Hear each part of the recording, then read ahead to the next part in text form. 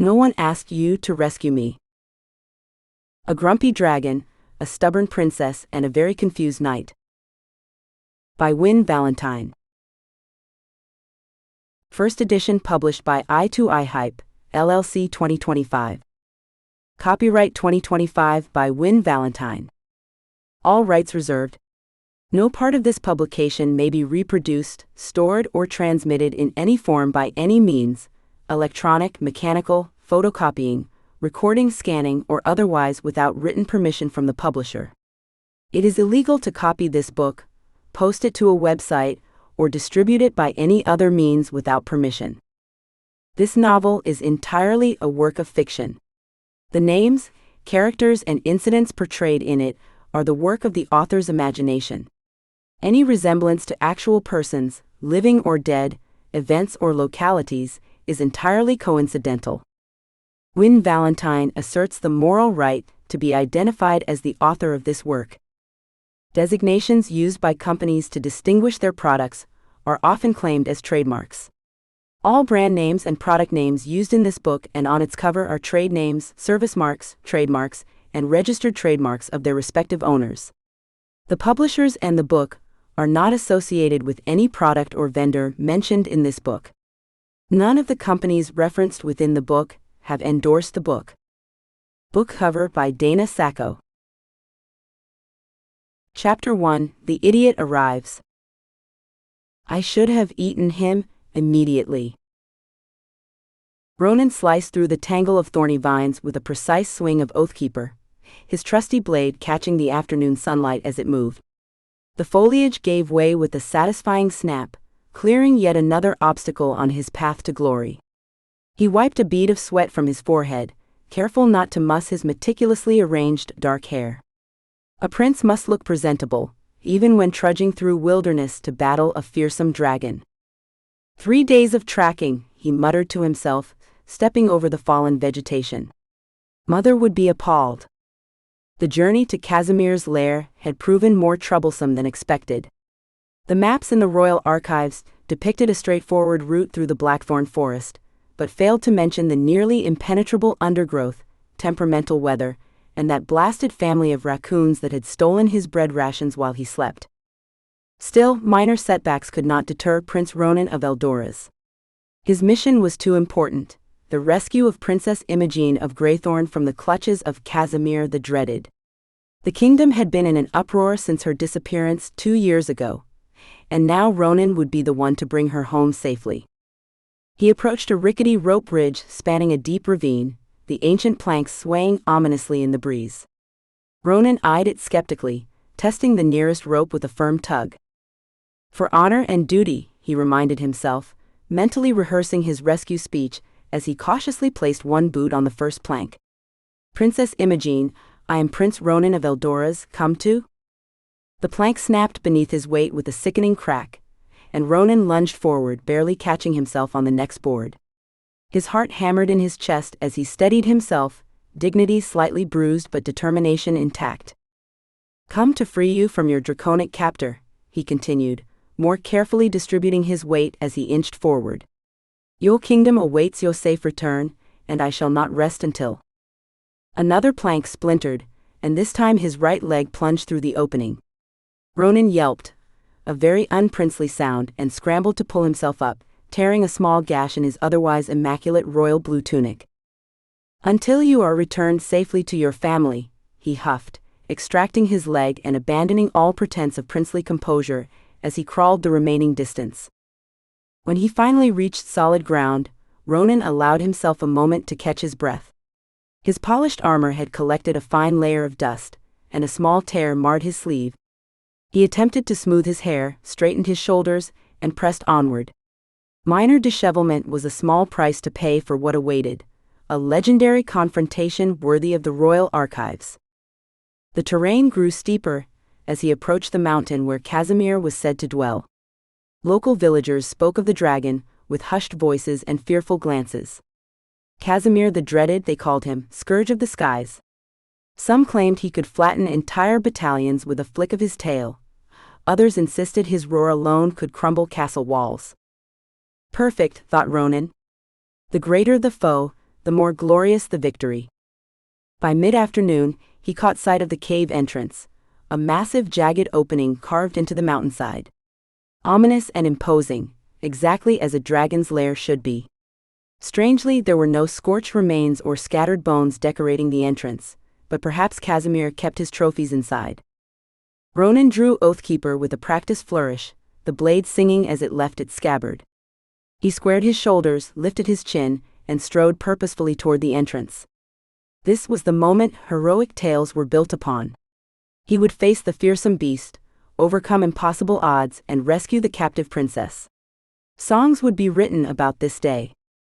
He took a deep, steadying breath, channeling 26 years of royal training into this pivotal moment. Then, with unwavering confidence, Ronan stepped into the cave's shadowy maw.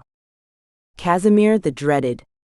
His voice echoed impressively against the stone walls. I am Prince Ronan of Eldoras, heir to the Sapphire Throne. I have come for Princess Imogen of Greythorn. Release her, or face the consequences. The dramatic declaration hung in the air for several seconds.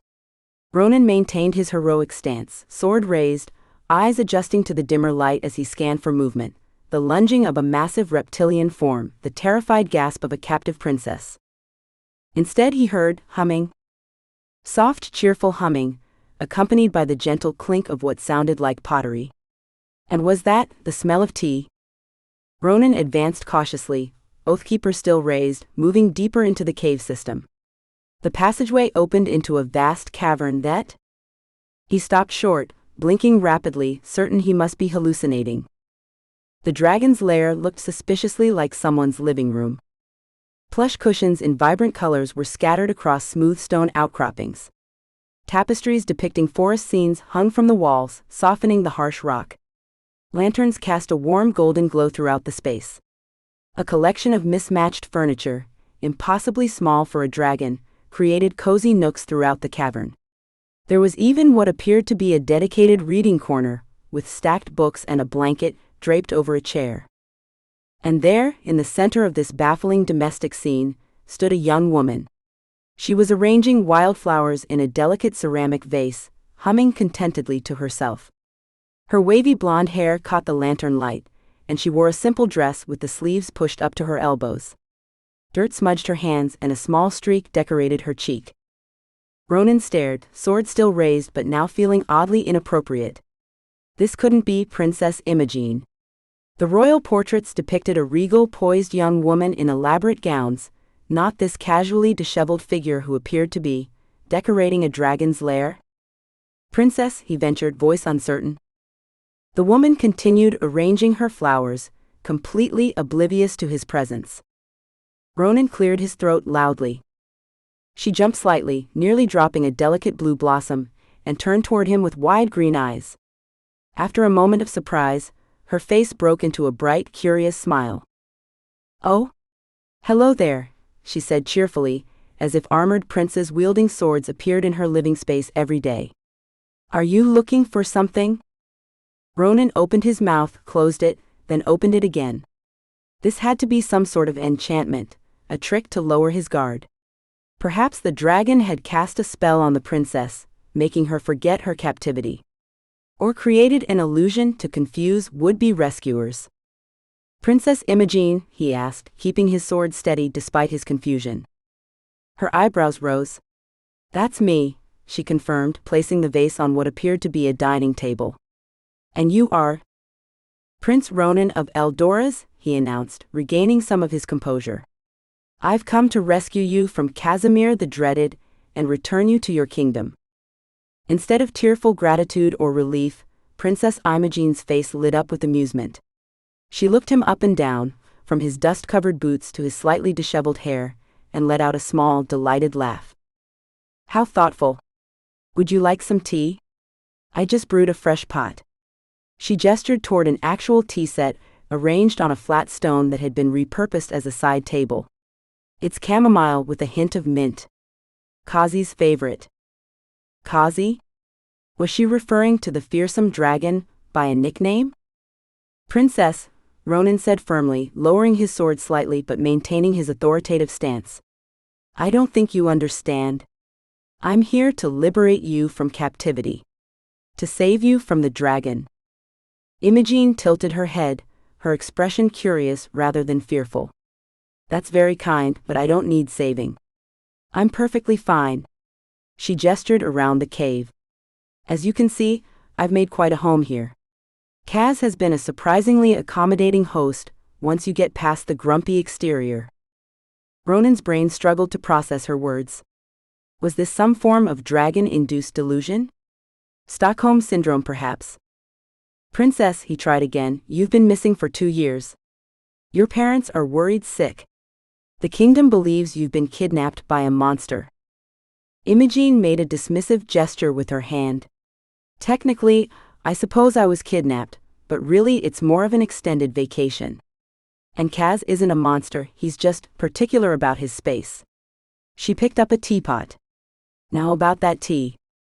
I don't want tea, Ronan interrupted, frustration creeping into his voice. I want to understand why you're arranging flowers and serving refreshments in a dragon's lair instead of trying to escape. A deep rumbling sound echoed through the cavern, vibrating up through the stone floor and into Ronan's boots. Heavy footsteps approached from a connecting passageway, each one sending small vibrations through the ground. Ronan spun, raising Oathkeeper once more, planting his feet in a defensive stance between Imogene and the approaching threat. Finally, he muttered, almost relieved to face a proper adversary rather than this bewildering domestic scene. The massive form of Casimir the Dreaded emerged from the shadows, his obsidian scales gleaming in the lantern light. He was enormous, even larger than the stories claimed, with powerful legs, wickedly curved claws, and magnificent wings currently folded against his massive body. His golden eyes narrowed as they fixed on Ronan, and the dragon's lips curled back to reveal teeth longer than daggers. Ronan tightened his grip on his sword, adrenaline surging through him. This was more like it, the confrontation he had prepared for. But instead of attacking or even roaring threateningly, Casimir the Dreaded, Scourge of the Skies, merely sighed. A deep, weary, exasperated sigh. Another one, the dragon rumbled, his voice like distant thunder. He looked at Imogene with what appeared to be annoyance. I thought we agreed to put up a sign. Imogene shrugged cheerfully. I did. But it kept falling down. Besides, this one's a prince, she added as if that made Ronan particularly interesting. Of course he is, Casimir muttered, settling his massive body onto what appeared to be a giant stone slab covered with, were those pillows? They're always princes or knights. Never a tax collector or sheep herder. That might actually be interesting. Ronan stood frozen, sword still raised, trying to reconcile the legendary terror of Casimir with this grumbling, apparently domesticated creature before him. Dread dragon, he finally managed, his voice only slightly less commanding than intended. Release Princess Imogene at once.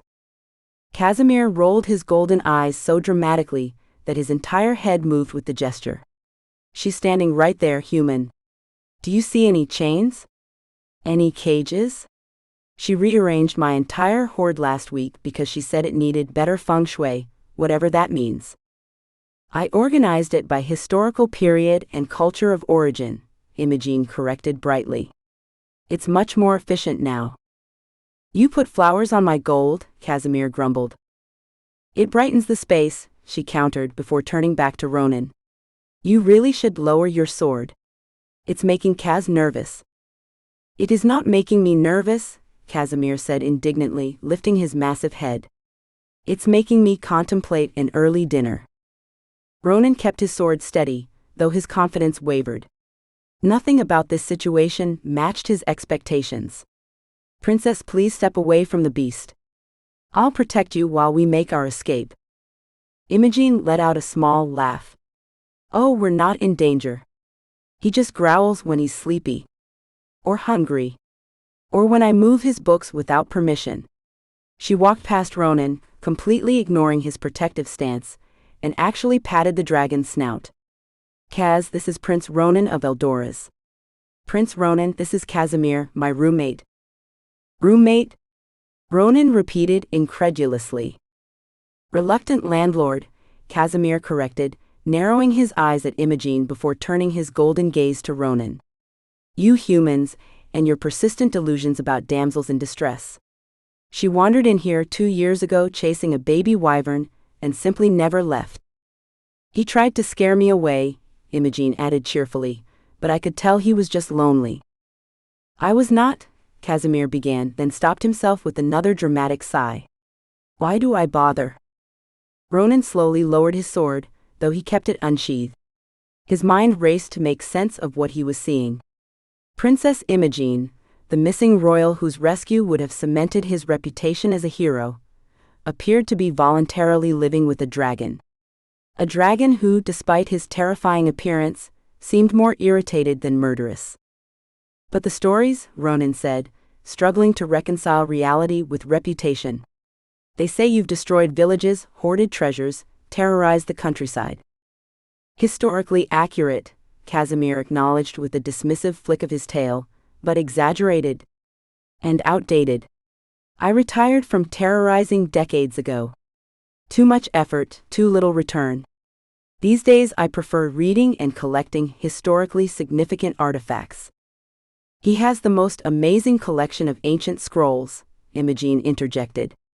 And he knows everything about pre-cataclysm architecture. It's fascinating.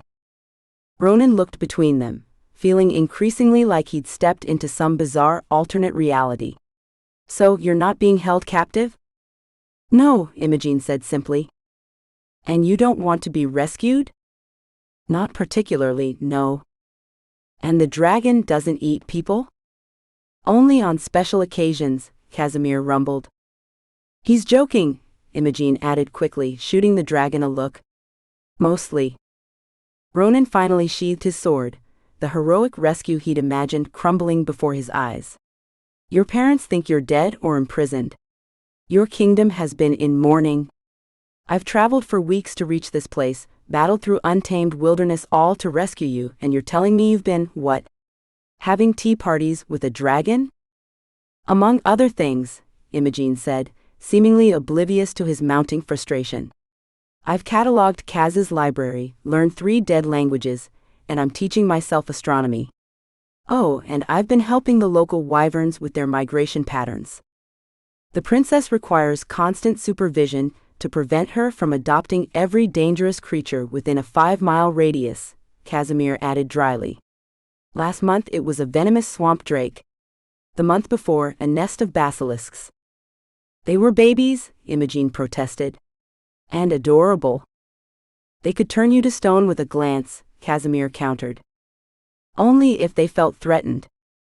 Ronan rubbed his temples, a headache forming. This makes no sense. If you're not a prisoner, why haven't you sent word to your family? Why let them believe you've been kidnapped? Imogen had the decency to look slightly abashed at this. I did send a letter. About 6 months ago. You sent a poorly drawn map with flowers pressed between the pages, and a note that said, "Having a lovely time, don't worry about me," Casimir corrected. See? I told them not to worry, Imogen said brightly. Ronan stared at her, speechless. The princess he'd come to rescue was nothing like he'd expected.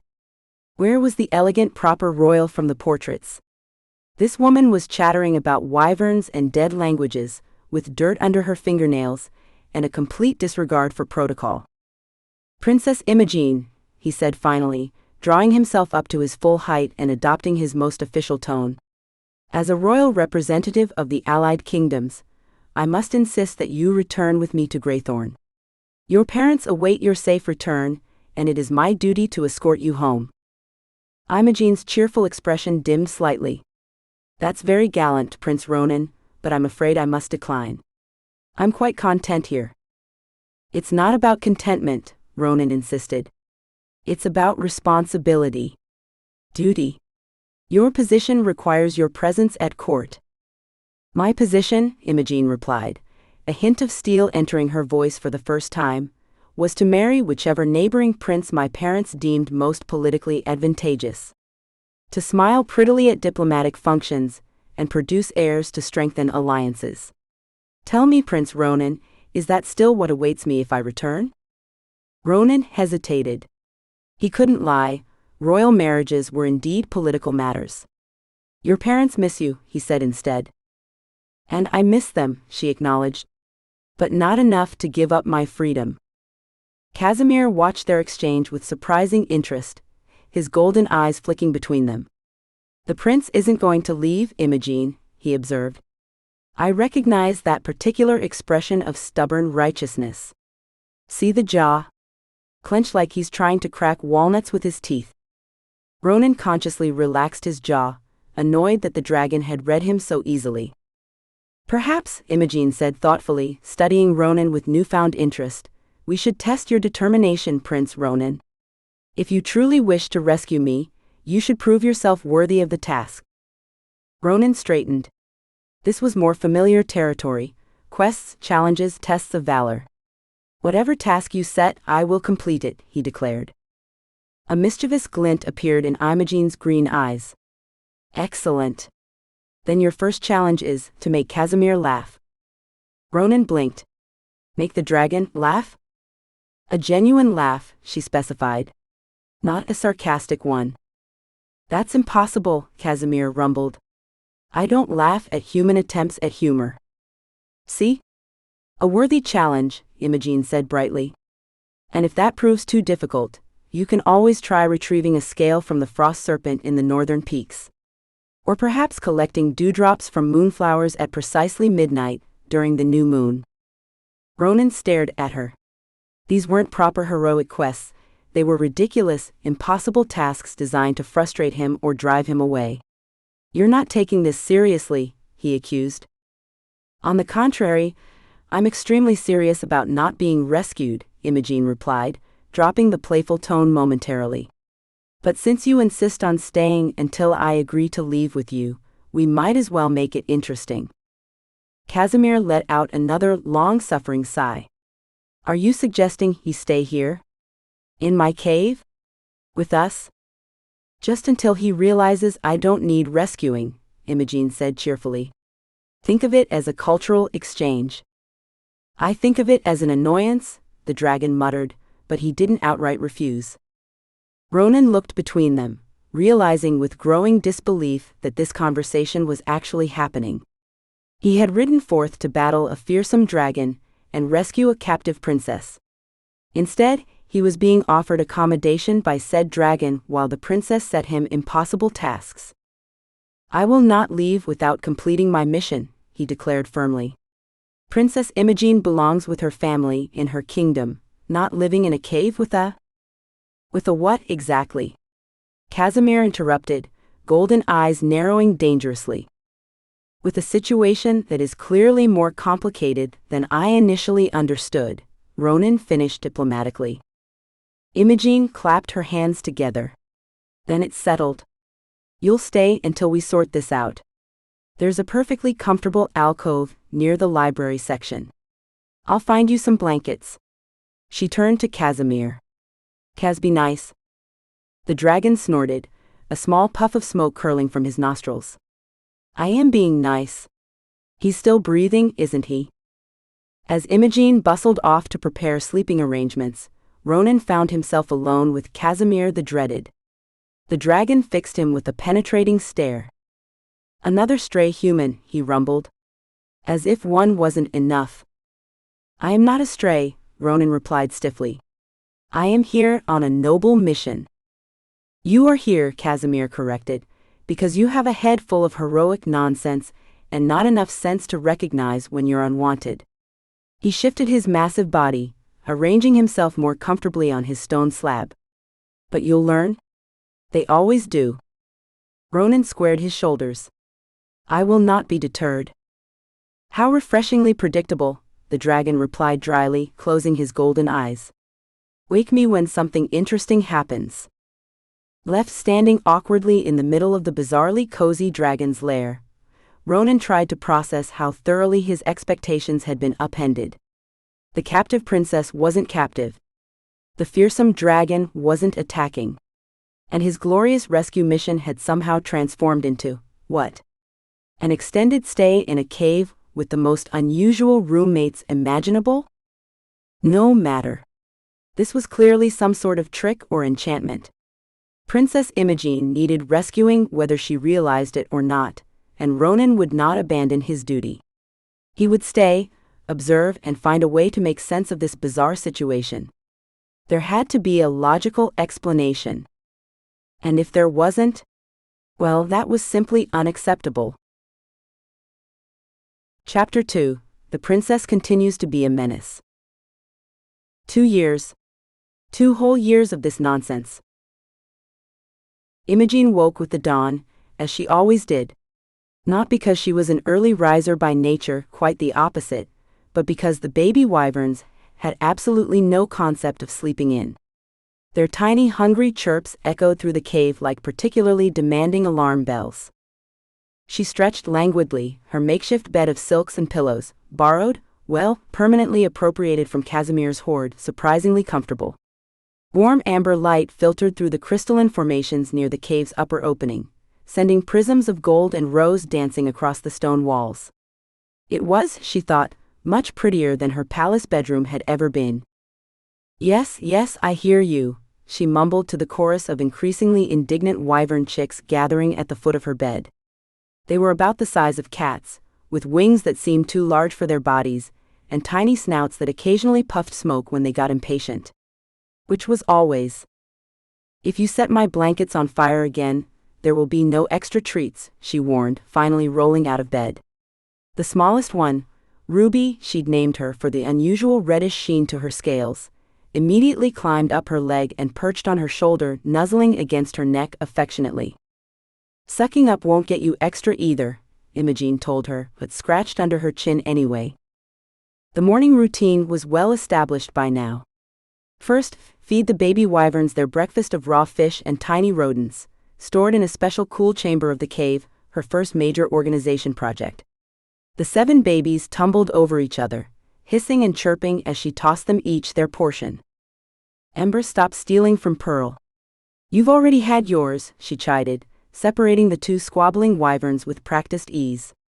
Honestly, it's like dealing with toddlers with flamethrowers. Next came the morning reorganization of whichever section of Casimir's hoard needed attention. Today it was the southeastern corner, where ancient goblets and ceremonial daggers had been carelessly piled together. Imogen hummed as she worked, sorting them by era and origin. You're making the Thevarian chalices touch the Rendish bloodletting tools again, Casimir's deep voice rumbled from behind her, making her jump only slightly. For something so massive, he moved with surprising quietness when he wanted to. Good morning to you too, she replied cheerfully. And they're not touching. There's at least 2 inches between them. 1 3/4, Casimir corrected with a sniff. The Thevarians and Rendish were sworn enemies. Well, it's been 400 years. I think they can get over it. She patted his giant clawed foot as she passed. I'll make your tea. The dragon made a non-committal grumble that Imogen had long ago learned to interpret as, thank you. The tea area was perhaps her proudest achievement. What had once been a barren corner of the cave was now a cozy nook with a fire pit, hanging herbs drying from the ceiling, and an assortment of teapots and mugs she'd gradually convinced passing merchants to trade. Turns out, people were very willing to part with kitchenware when a princess living with a dragon asked nicely. She prepared 2 blends, Dragon's Respite for Casimir, a mixture of mountain herbs with calming properties that took the edge off his perpetual grumpiness, and a fruity, energizing blend for herself. The familiar scent of warming herbs filled the cave, mingling with the natural mineral smell of stone and the faint smokiness that always accompanied Casimir.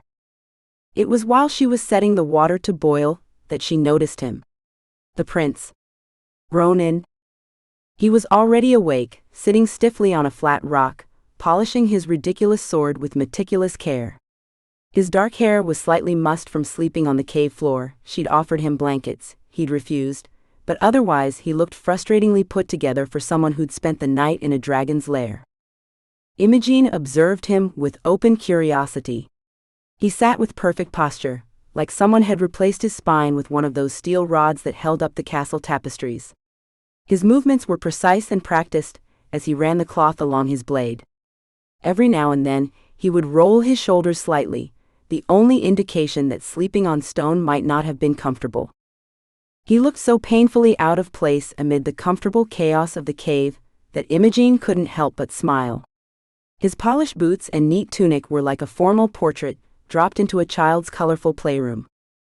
"Good morning, your royal rescuerness," she called brightly. "Sleep well on your bed of valor and discomfort?" Ronan's head snapped up, his expression quickly shifting to something more dignified. "Princess Imogen. Good morning." He stood because of course he did, and gave a slight bow because of course he would. "I slept adequately, thank you." "Adequately," she repeated, biting back a laugh. "How wonderfully lukewarm. Would you like some breakfast? We have dried fruits, nuts, some bread I traded for yesterday, and whatever Kaz might have hunted recently, though that's usually less identifiable." "I thank you, some bread would be sufficient." "Sufficient. You're really mastering the art of faint praise this morning."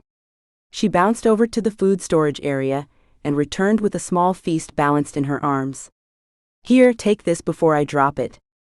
He hurried forward to help, their hands brushing as he took some of the items. Imogen noted with amusement how he tensed at the contact. "You can sit anywhere," she told him, gesturing vaguely around. "Though maybe not on the pile of gold to your left. It's enchanted to sink when weight is applied, part of Kaz's security system." Ronan looked at the innocent-looking pile of treasure with newfound suspicion, and chose a stone bench nearby instead. He sat as though attending a royal council meeting, back straight, shoulders squared, feet planted firmly on the ground. "He sits like someone shoved a sword down his spine instead of his scabbard," Imogen murmured to Ruby, who had returned to her perch on her shoulder. The wyvern made a soft chirping sound that Imogen chose to interpret as agreement. As if summoned by the completion of his tea, Casimir lumbered into the main chamber, his massive form briefly blocking the morning light from the upper opening. He completely ignored Ronan, moving to his usual morning spot, a large flat boulder that Imogen had outfitted with an enormous cushion she'd painstakingly stitched together from salvaged fabrics. "Your tea, oh grumpy one," Imogen announced, presenting him with a steaming cauldron-sized mug, actually a repurposed cooking pot with a handle attached.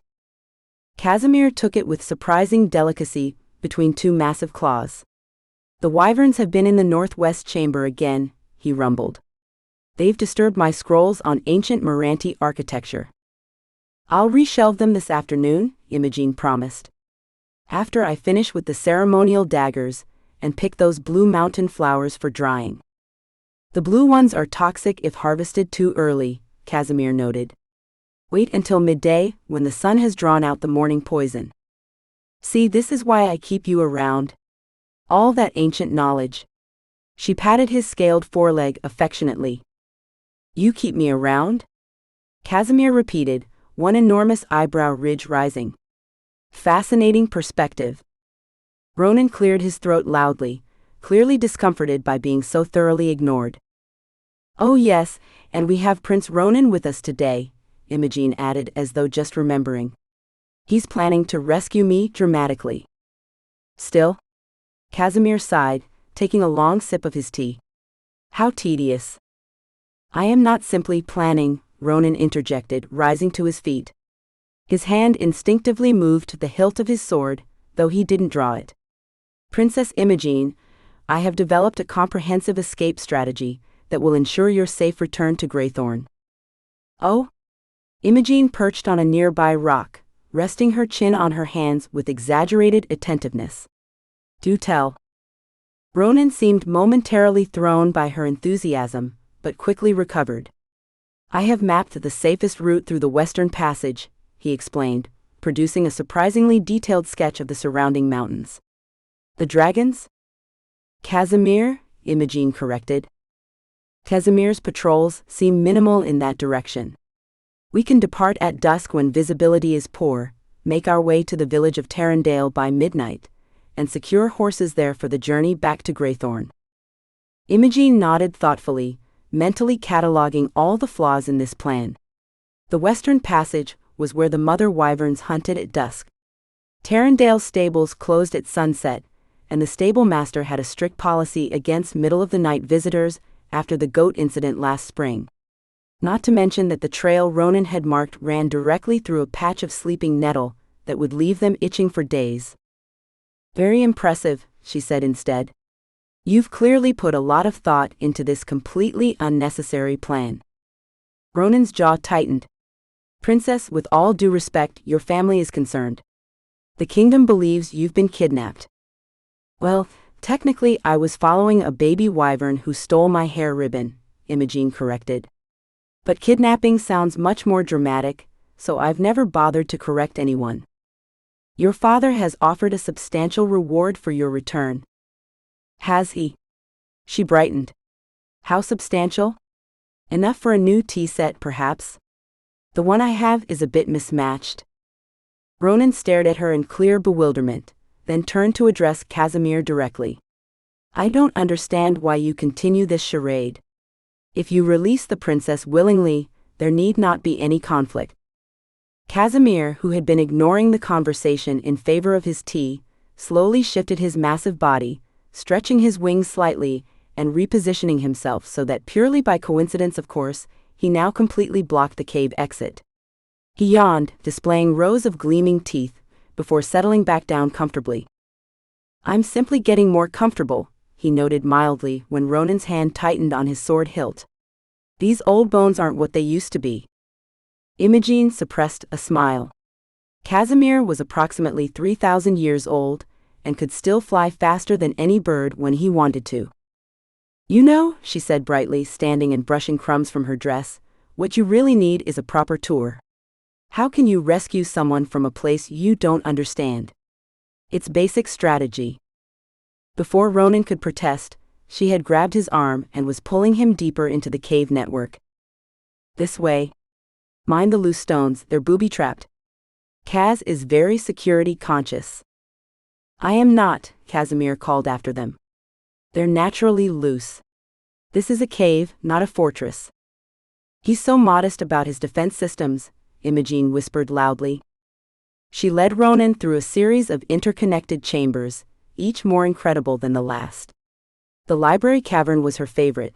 Thousands of books, scrolls, and tablets arranged on stone shelves that appeared to have been melted and reshaped by dragon fire.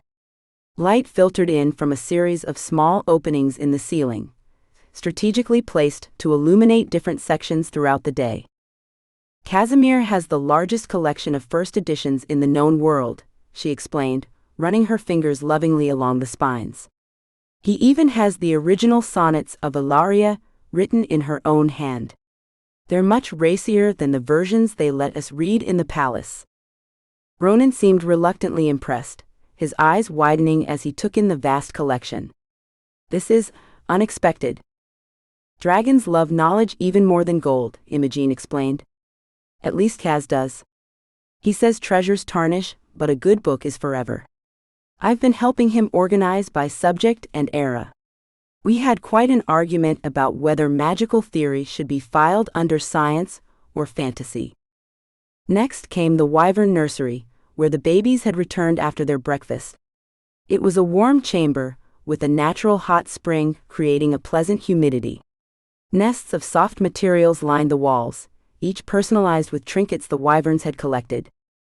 "This is ember, pearl, ruby, sapphire, onyx, topaz, and jasper," Imogene introduced, pointing to each tiny creature. "Their mother lets them stay here because it's safer than the wild until they're older. I help look after them." "They breathe fire," Ronan observed warily as Topaz hiccuped and released a small flame. "Only tiny flames so far. Barely enough to toast bread." She picked up Pearl, cradling the creature. "Would you like to hold one?" "I don't think," but Ronan's protest was cut short as Imogene gently transferred Pearl into his arms. The wyvern chirped curiously, head tilting as it examined this new person. To his credit, Ronan didn't drop the creature, though his posture went even more rigid.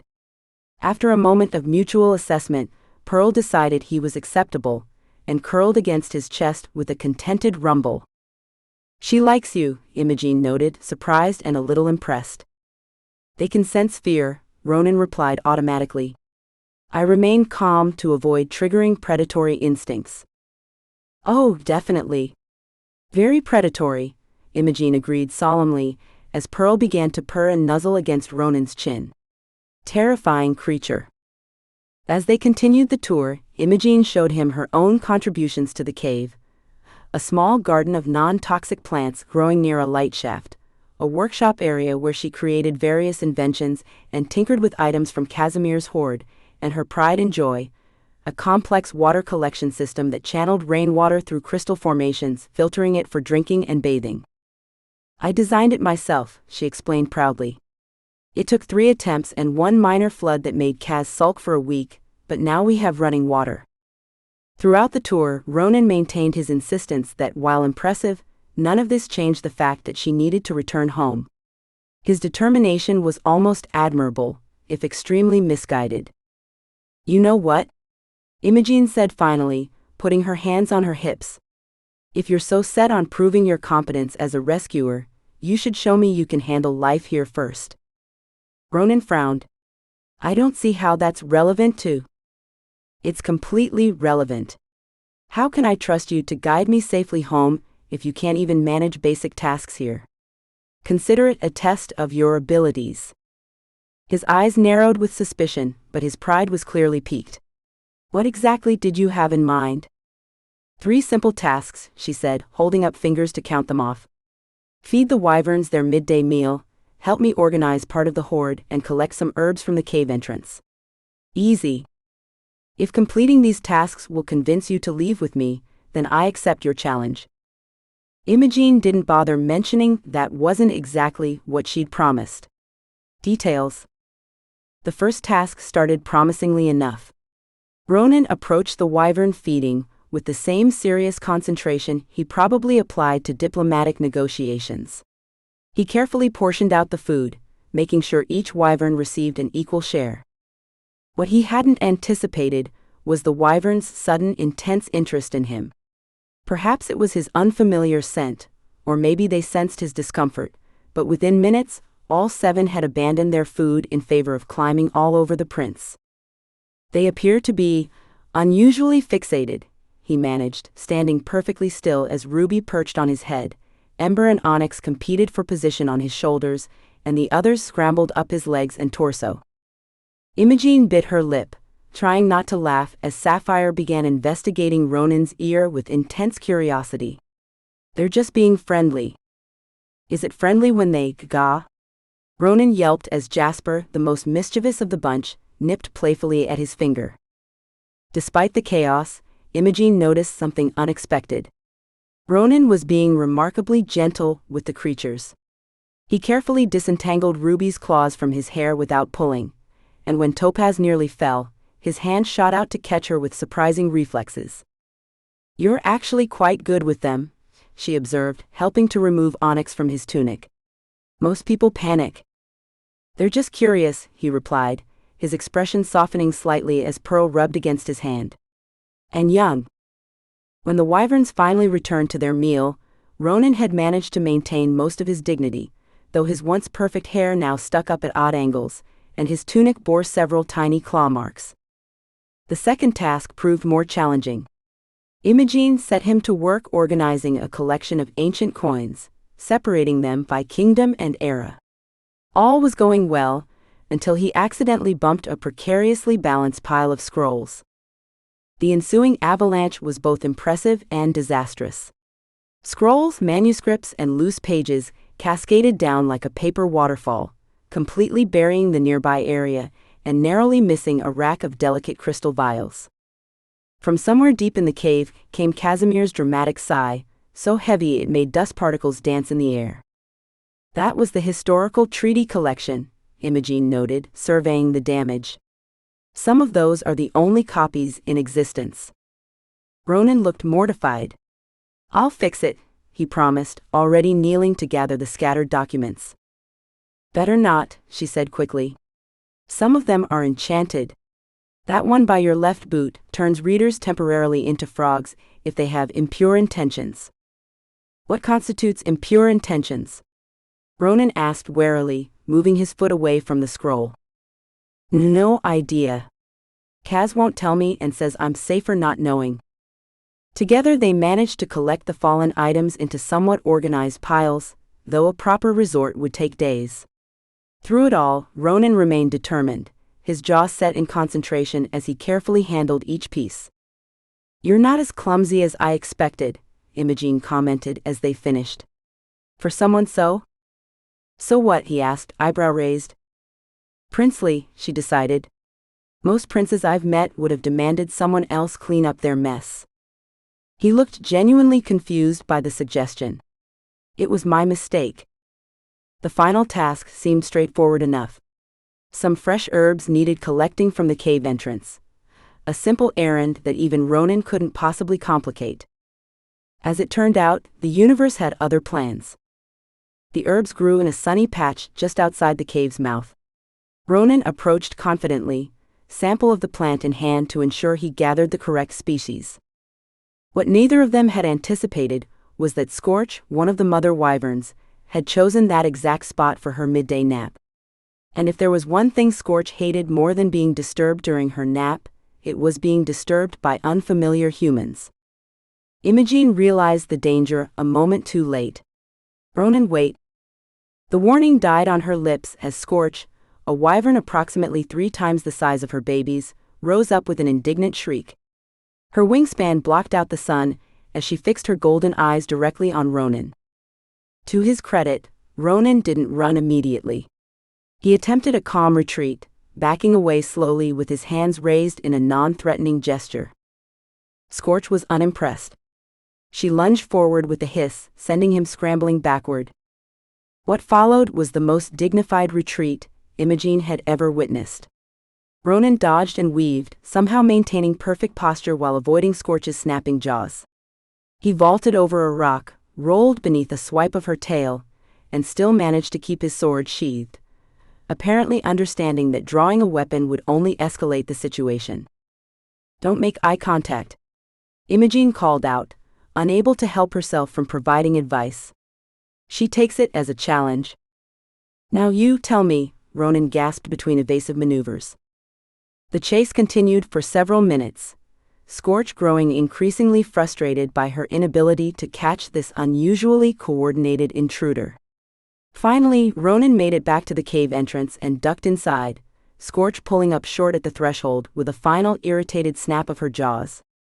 "She's territorial but respects Casimir's boundaries," Imogen explained, trying not to smile at the sight of the disheveled prince catching his breath. "Are you all right?" "Perfectly fine," Ronan insisted, though his perfect posture had finally abandoned him as he leaned against the cave wall. Then he winced, his hand moving to his upper arm where Scorch had managed a glancing blow. "She got you." Imogen rushed forward, concern overriding amusement. "Let me see." "It's just a scratch," he protested but allowed her to examine his arm. The wyvern's teeth had torn through his sleeve, leaving a shallow but painful-looking laceration. Imogen led him to her work area, sitting him down on a stool while she gathered supplies. "Wyvern bites can get infected if not treated properly," she explained, returning with a bowl of clean water, cloths, and a jar of salve. "They eat all sorts of things that shouldn't go into human bloodstreams." Ronan remained silent as she carefully cleaned the wound, his eyes fixed on her face with an intensity that made her unusually self-conscious.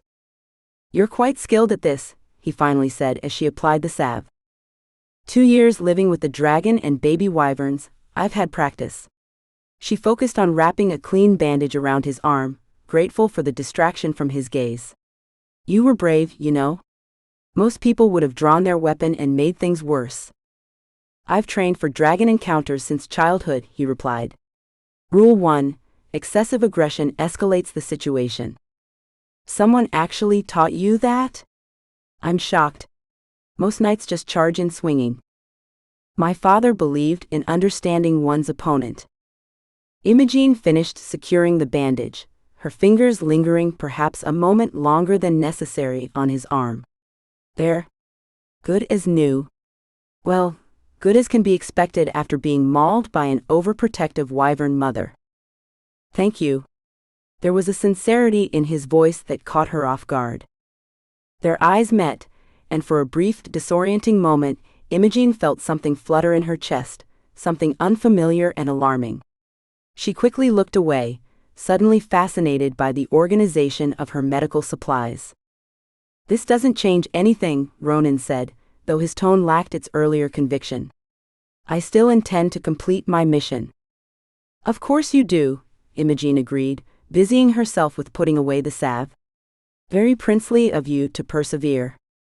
But as she stole another glance at him, sitting there with tousled hair, torn sleeve, and that stubborn determination still etched on his features, she found herself oddly impressed. Most princes would have given up after the first wyvern attack.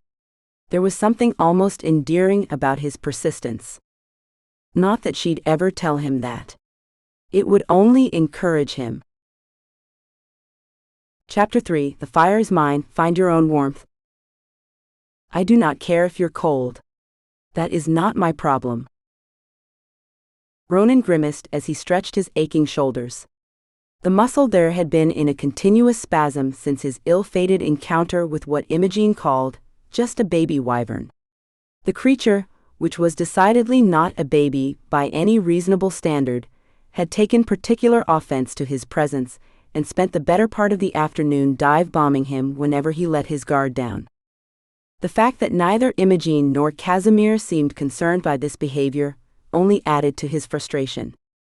"They're just saying hello," Imogen had explained cheerfully as the wyvern snapped its teeth inches from his face.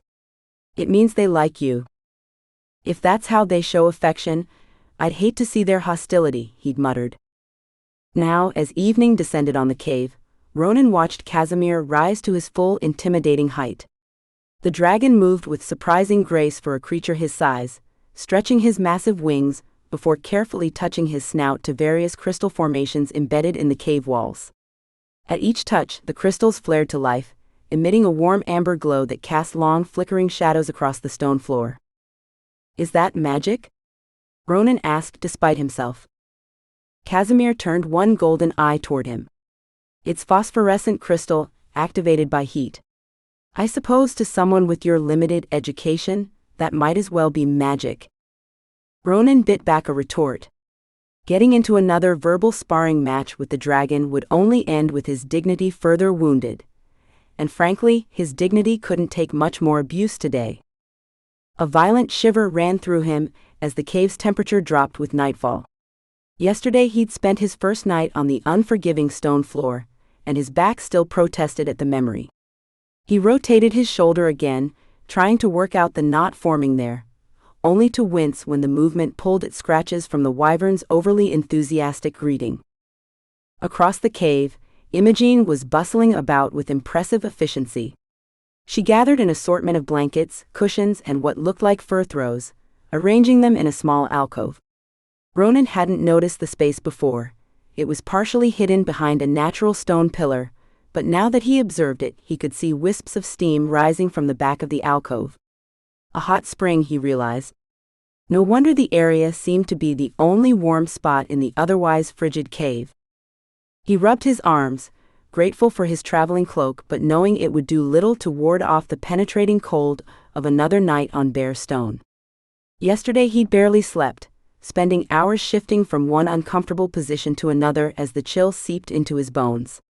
By morning, his entire body had felt like one giant bruise. "The pampered prince looks miserable," Casimir observed, settling his enormous body onto a massive ledge across the cavern. The dragon curled around himself like an oversized cat, his tail wrapping neatly around his body. "Are you finding your accommodations unsatisfactory? What a shame." Ronan straightened his posture, lifting his chin. "I've endured worse conditions during military campaigns." "Of course you have," Casimir's voice dripped with skepticism.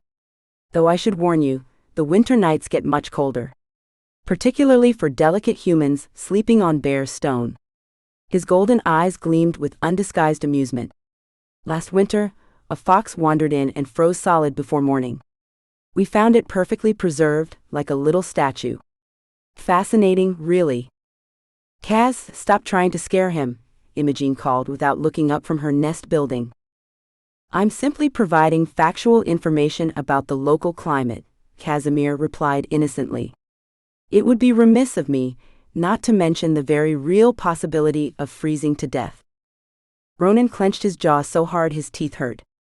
He would not give the dragon the satisfaction of seeing him rattled, even as another violent shiver racked his frame.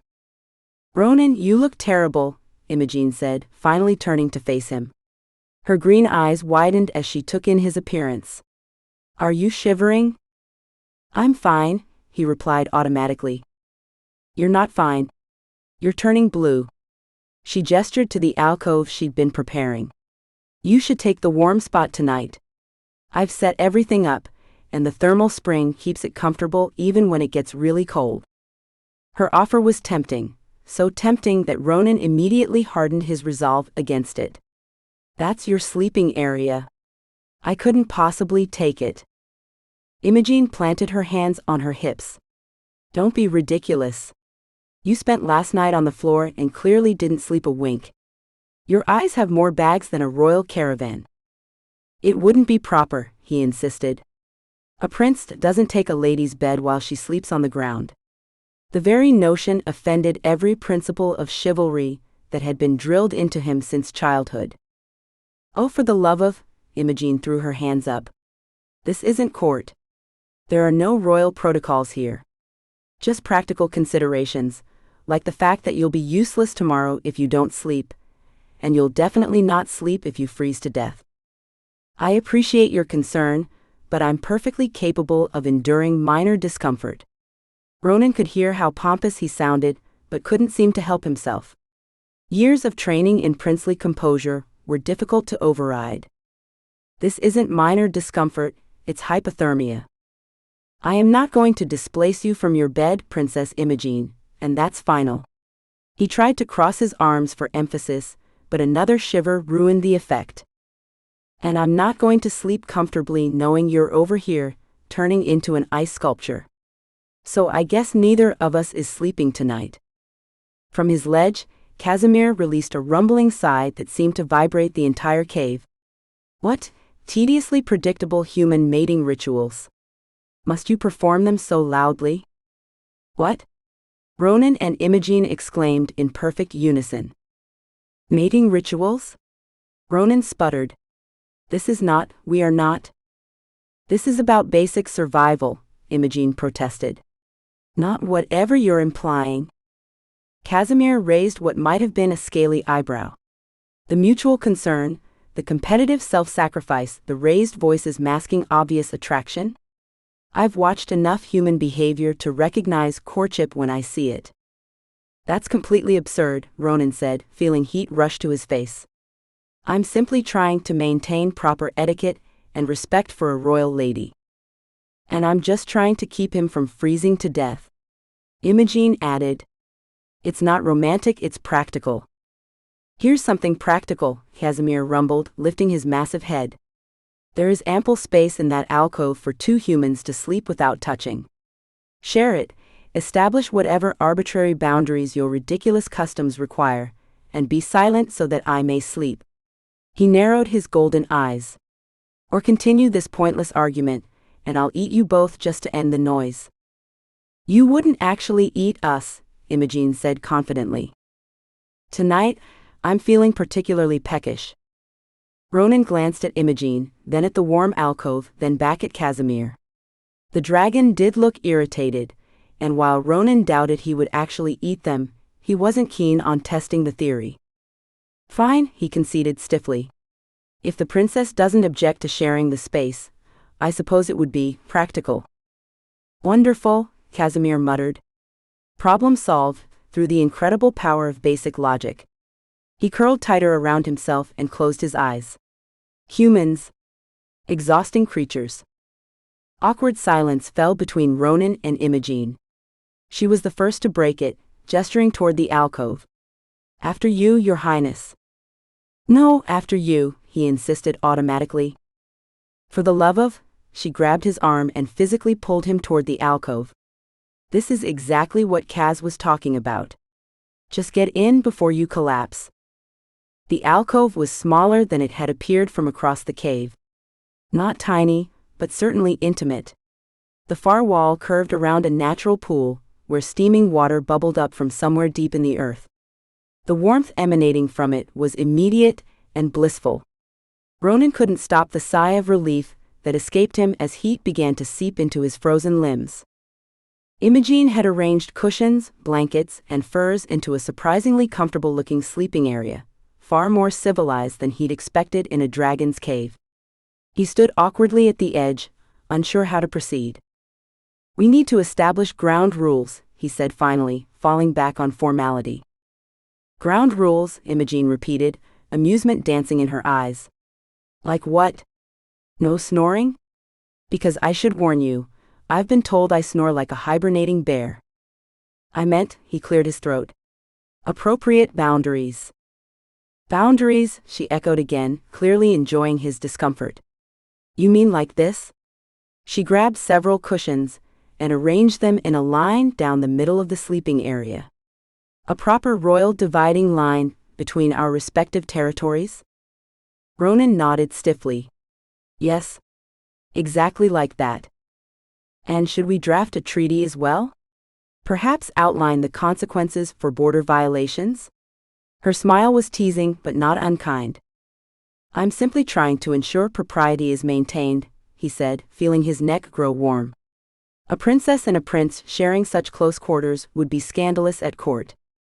Good thing we're in a dragon's cave in the middle of nowhere then." She plopped down on one side of the cushion line. "Your side," she said, pointing to the other half. "My side. Border established. Treaty in effect. Can we sleep now, Lord Propriety?" Ronan wished he could maintain his dignity, but exhaustion was rapidly winning out over principles. He carefully lowered himself to his designated side, moving gingerly to avoid aggravating his various aches and bruises. The difference between the padded comfort beneath him and last night's stone floor was so profound he nearly groaned with relief. "See? Isn't that better than freezing to death while standing on ceremony?" Imogene asked, arranging a blanket over herself. "It's agreeable," he admitted. They settled in, Ronan lying rigidly on his side, facing away from her, intensely aware of her presence just inches away.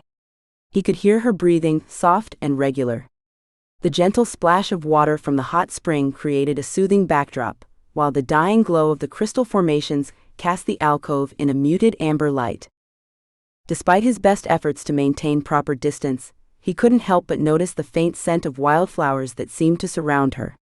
It was unexpected in the midst of a stone cave, fresh and alive like spring meadows and sun-warmed fields. "You're still tense," Imogene observed after a while. "I can practically hear your muscles creaking." "I'm fine," he said automatically. "You know, for someone who says I'm fine so often, you're remarkably not fine most of the time." Ronan shifted uncomfortably. She wasn't wrong. Every muscle in his body ached from a combination of yesterday's stone floor, today's wyvern attacks, and his current rigid posture. "May I ask you something?" Imogene's voice had grown softer in the dim light. "Of course." Ronan was raised too well to deny a direct question, especially from a princess. "Why are you so determined to rescue me?" The question hung in the warm air between them. The real reason, not just duty or honor or whatever royal motto you've memorized. Ronan opened his mouth to deliver exactly the principled explanation she'd predicted, then closed it again. In the quiet intimacy of the alcove, with no audience but the two of them, his rehearsed speeches suddenly felt hollow. "It's what a prince is supposed to do," he said finally. "When word reached our kingdom that Princess Imogene had been kidnapped by the fearsome dragon Casimir, I volunteered for the rescue mission. It was expected." "Expected by whom?" "Everyone. My father, the royal court, the neighboring kingdoms. A princess in distress, a dragon to defeat, it's what princes train for our entire lives." He shifted, rolling onto his back to stare up at the shadowy ceiling. "I've spent years preparing for a moment like this. Training with sword and shield, studying battle strategy, learning the proper protocol for rescuing nobility from various dangerous situations." "There's a protocol for dragon rescues?" Imogene sounded amused. "There's a protocol for everything," Ronan said with a faint smile. "Rule 1. Assess the size and temperament of the dragon. Rule 2. Determine the condition of the captive. Rule 3. Engage the dragon in honorable combat if possible. Employ strategic diversion if necessary. And how's that working out for you? Ronan couldn't help the short laugh that escaped him. Not especially well, considering the dragon refuses to fight me, and the captive refuses to be rescued. Because I'm not a captive, Imogen said. And Kaz isn't holding me against my will. I'm beginning to understand that, Ronan admitted. He paused, then asked a question of his own. Why did you leave your kingdom? What made you decide to live in a cave with a dragon, rather than in a castle where you belong? Imogen was quiet for so long that Ronan thought she might not answer. When she finally spoke, her voice was soft and thoughtful. Have you ever felt trapped by who you're supposed to be? By all the rules and expectations that come with your title? Ronan considered this.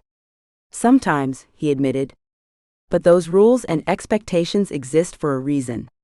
They maintain order, provide structure. They suffocate, Imogen countered. Every day at court was the same. Lessons in proper etiquette, diplomatic speech, appropriate royal behavior. Don't speak unless spoken to, don't laugh too loudly, don't show too much spirit or independence because it might frighten potential suitors. She shifted, and Ronan could feel her gaze on him even in the dim light. My parents were planning to marry me off to a prince from the Northern Isles.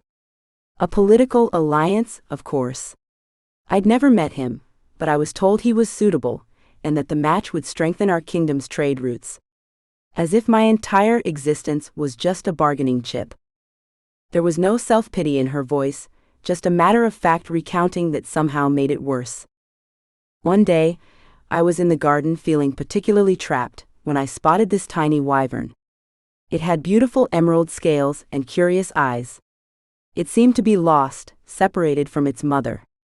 I followed it, thinking I would help it find its way home. She laughed softly. I ended up following it straight to Casimir's cave. I expected to be eaten on the spot, but instead, he just looked at me like I was the strangest thing he'd ever seen, and asked if I always made a habit of trespassing. And you just stayed? Ronan couldn't fathom it. Not immediately. But I kept coming back. Kaz had this incredible collection of books, volumes I'd never seen before, knowledge from places I'd never heard of. He grumbled about my presence, but he never actually made me leave. Eventually, I started staying longer, bringing things to make the cave more comfortable. She paused.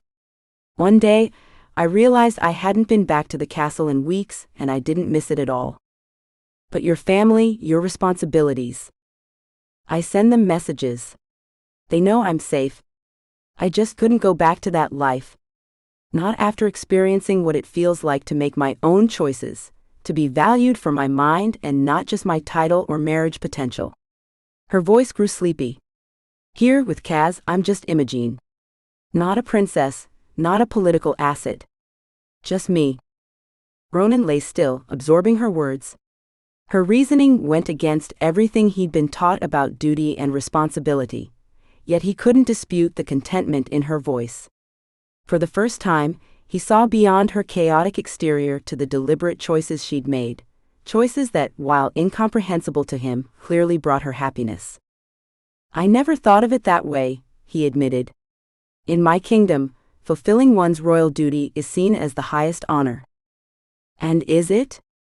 Honorable, I mean? Imogen's words were becoming slower, dreamier. Does it make you happy, Ronan? All that, duty and protocol and rescuing people who don't want to be rescued? Before he could formulate an answer, her breathing deepened. He glanced over to find her eyes closed, her face relaxed in sleep. Even as he watched, she shifted unconsciously, seeking warmth. The cushion barrier he'd so carefully constructed proved no match for her sleeping movements. She rolled right through it, her head coming to rest against his shoulder. Ronan froze. His heart pounded so loudly, he was certain it would wake her. He should move away, re-establish the boundary, maintain propriety. That's what a proper prince would do. Instead, he remained perfectly still, acutely aware of the warmth of her against his side, the softness of her hair brushing his cheek, the gentle weight of her head on his shoulder. With careful, deliberate movements, he reached for a blanket that had slipped down and pulled it higher, covering her shoulder. Something protective and unnamed unfurled in his chest as he watched the play of soft amber light across her peaceful face. Her golden hair was spread in waves across the cushions, and one hand was curled loosely near her face, a small smudge of dirt still visible on her knuckles from whatever adventure she'd gotten into earlier. Ronan's thoughts were a jumbled mess. How had his straightforward rescue mission become so complicated? Everything about this situation defied the rules and protocols he'd spent his life mastering. Rescuing someone who didn't want to be rescued felt wrong, yet the thought of leaving, of returning to his kingdom without her, felt equally impossible. And that impossibility, he realized with a growing sense of alarm, had less to do with failed duty and more to do with the inexplicable pull he felt toward the sleeping woman beside him. A pull that had nothing to do with royal obligation and everything to do with the way she challenged him, confounded him, and made him question everything he thought he knew. As Imogen shifted closer in her sleep, Ronan stared up at the shadowy ceiling of the cave, his carefully constructed view of the world crumbling around him piece by piece. Chapter 4: The Knight attempts an escape, fails miserably. Imogen woke to unfamiliar warmth curled against her back. Her sleepy brain registered several things in quick succession: the soft glow of dawn light filtering through the cave entrance, the distant drip of water from stalactites, and most alarmingly, the solid weight of an arm draped over her waist. She froze. That was definitely not a part of her normal morning routine. Turning her head slightly, Imogen confirmed what her body already knew. She was practically nestled against Prince Ronan of Eldoras, their limbs tangled together like vines on a trellis. Sometime during the night, they had migrated from their respectful distance to what could only be described as aggressive cuddling. His face was peaceful in sleep, all the rigid princely tension drained away, leaving something softer and infinitely more dangerous to look at. Oh no. This was not part of the plan. Imogen's brain switched instantly from sleepy confusion to full-blown panic. She needed to extract herself from this situation immediately, preferably before Ronan woke up and made everything weird and formal, and probably apologized 17 times while standing at attention. "This is fine," she whispered to herself, which was obviously a lie. "Just a little predicament. Nothing I can't handle." With the delicate precision she usually reserved for relocating Casimir's grumpiest wyverns, Imogen began Operation Extraction. She tried to slide out from under Ronan's arm, only to have him mumble something incoherent and pull her closer. Wonderful. Her heart hammered traitorously against her ribs as she tried again, this time lifting his arm with excruciating slowness. Just as she was about to make her escape, Ronan shifted in his sleep, his nose brushing against her hair. "For the love of," she hissed, cutting herself off when he stirred again. This was ridiculous. She had faced down a grumpy dragon, tamed wild wyverns, and reorganized an ancient treasure hoard. She would not be defeated by an unconscious prince with surprisingly strong arms. Taking a deep breath, Imogen executed her final strategy. She pinched Ronan's hand just hard enough to make him reflexively loosen his grip, then rolled away with the speed and grace of someone escaping a collapsing cave. Freedom at last. She scrambled to her feet, smoothing down her rumpled clothes and running fingers through her tangled hair, determined to look as though she'd been awake and productive for hours if Ronan happened to open his eyes. Which, thankfully, he didn't. Imogen backed away from the sleeping prince, her cheeks burning with a warmth that had nothing to do with the dying embers of last night's fire. This was absurd. She'd shared the sleeping area with Casimir for 2 years without incident. Granted, he was a massive dragon who slept curled in the corner, but still. One night next to a stuffy prince shouldn't leave her feeling this flustered. "It's just body heat," she muttered, busying herself with stoking the fire. "Perfectly natural survival instinct.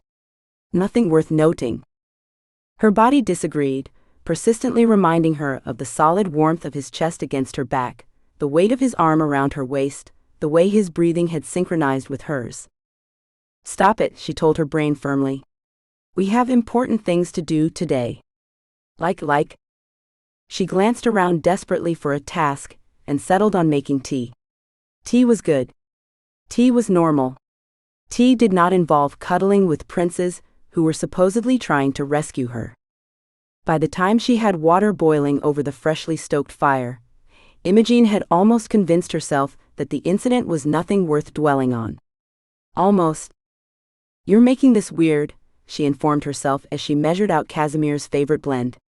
He was asleep. You were asleep. Bodies seek warmth. End of story. She arranged 3 cups near the fire, one enormous dragon-sized mug, one chipped blue cup that had become unofficially hers, and one sturdy pewter goblet she'd found in Casimir's hoard for Ronan. See? Totally normal morning routine. Nothing unusual happening here. Except her cheeks still felt warm, and her heart still performed little flips whenever she glanced at Ronan's sleeping form. Ridiculous, she whispered mostly to herself. You are a grown woman who has faced actual danger. You are not going to be undone by accidental snuggling. A rumbling sound from deeper in the cave announced Casimir's awakening.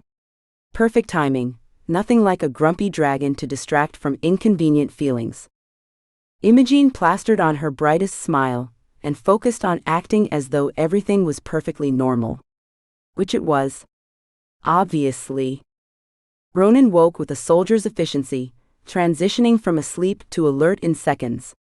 Imogen watched from the corner of her eye as he sat up, glanced around the cave, and immediately adopted his formal posture, shoulders back, chin up, looking ready for battle despite his rumpled clothes and sleep-tousled hair. Good morning, princess, he said, his voice carrying that official royal tone that always made Imogen want to ruffle his hair just to see what would happen. I trust you slept well. She handed him a steaming cup of tea, careful to avoid any accidental finger brushing. Like a princess on a properly tested mattress, she replied cheerfully. Tea? Casimir prefers his with honey, but I wasn't sure about your royal preferences. Thank you, he said, accepting the cup with a slight bow that somehow made the simple gesture look like a courtly ritual. Did they teach that in print school? I appreciate the hospitality, despite the unusual circumstances. Behind them, Casimir lumbered into the main chamber of the cave, his massive form blocking the morning light momentarily. He settled near the fire with a dramatic sigh that sent several small pebbles skittering across the floor. The prince lives, he observed dryly. How tragically persistent. Imogen handed Casimir his massive mug. Play nice, Kaz. He survived the night without being eaten. That's progress. The night is young, Casimir rumbled, but accepted the tea with surprising delicacy for creatures with claws the size of broadswords. Ronan watched their interaction with that particular wrinkle between his eyebrows that appeared whenever things didn't align with his worldview. Imogen had catalogued his expressions over the past days. This one ranked just below Princess Touch Dragon Snout and slightly above Wyvern Stole Royal Boot. I've come to a decision, Ronan announced suddenly, setting down his half-finished tea. Imogen raised an eyebrow. Is the decision that you're staying for breakfast? Because I found some honey in the back stores, and I'm leaving, he interrupted, standing with princely determination. Casimir perked up, golden eyes brightening. Excellent news. The exit is that way. He gestured one massive claw toward the cave entrance. Not permanently, Ronan clarified, and Casimir's hopeful expression fell. I'm going to gather reinforcements. Imogen paused with her cup halfway to her lips. Reinforcements, she repeated flatly. Yes, Ronan nodded, looking unbearably earnest. Since you won't listen to reason, and him, he gestured vaguely toward Casimir, who was making a show of looking deeply offended, won't engage in honorable combat, I'll need to return with additional help to facilitate your rescue. Imogen snorted into her tea, then tried to cover it with a cough.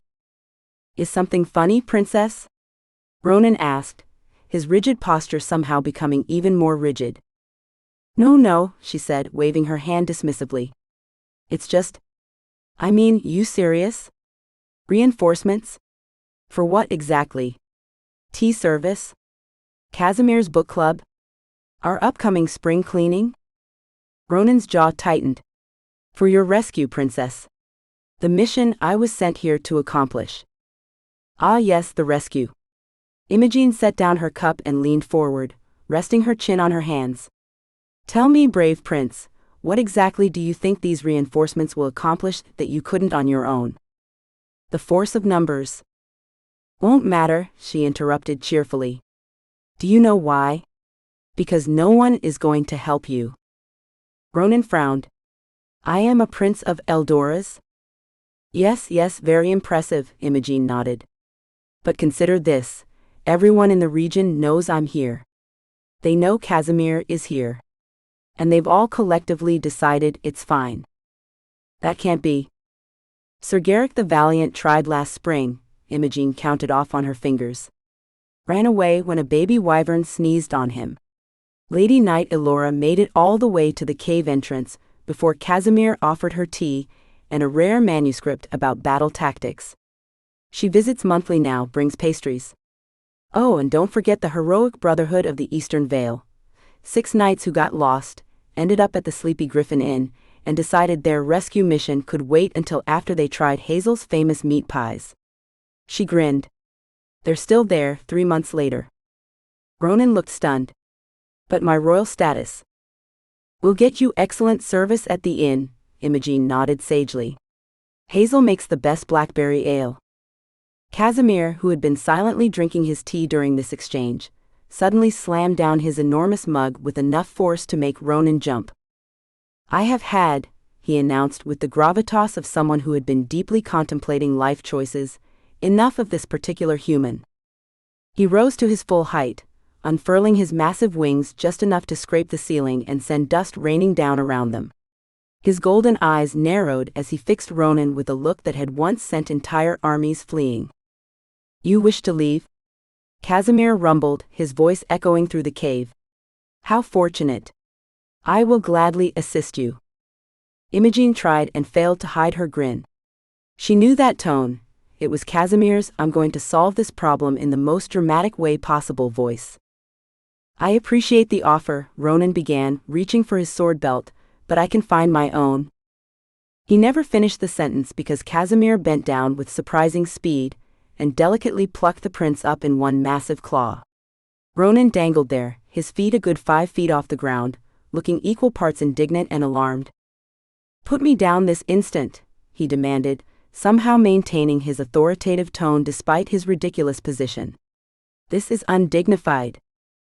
Undignified, Casimir repeated thoughtfully. How tragic for you. Imogen burst out laughing as Casimir began lumbering toward the cave entrance, prince in claw. She hurried after them, not wanting to miss a moment of this spectacle. I am a royal emissary. Ronan protested, struggling uselessly against Casimir's grip. This is no way to treat a diplomatic representative of Eldoras. Consider it expedited travel, Casimir replied, sounding bored. Imogen jogged alongside them, admiring how Ronan somehow maintained his perfect posture even while being carried like a rag doll. Look at it this way, she offered brightly. Most people have to pay good money for dragon rides. You're getting one for free. This is not a ride, Ronan sputtered. This is kidnapping. Oh, now you understand how it works, Casimir said dryly. They reached the cave entrance, where morning sunlight spilled across the rocky threshold. The mountain path stretched below them, winding down toward the valley and the distant rooftops of the village where the Sleepy Griffin Inn stood. Casimir held Ronan out over the edge, just long enough to make the prince's eyes widen before setting him down with surprising gentleness. There, the dragon said, sounding satisfied. Freedom. Enjoy it. Ronan straightened his clothes with as much dignity as possible, which wasn't much.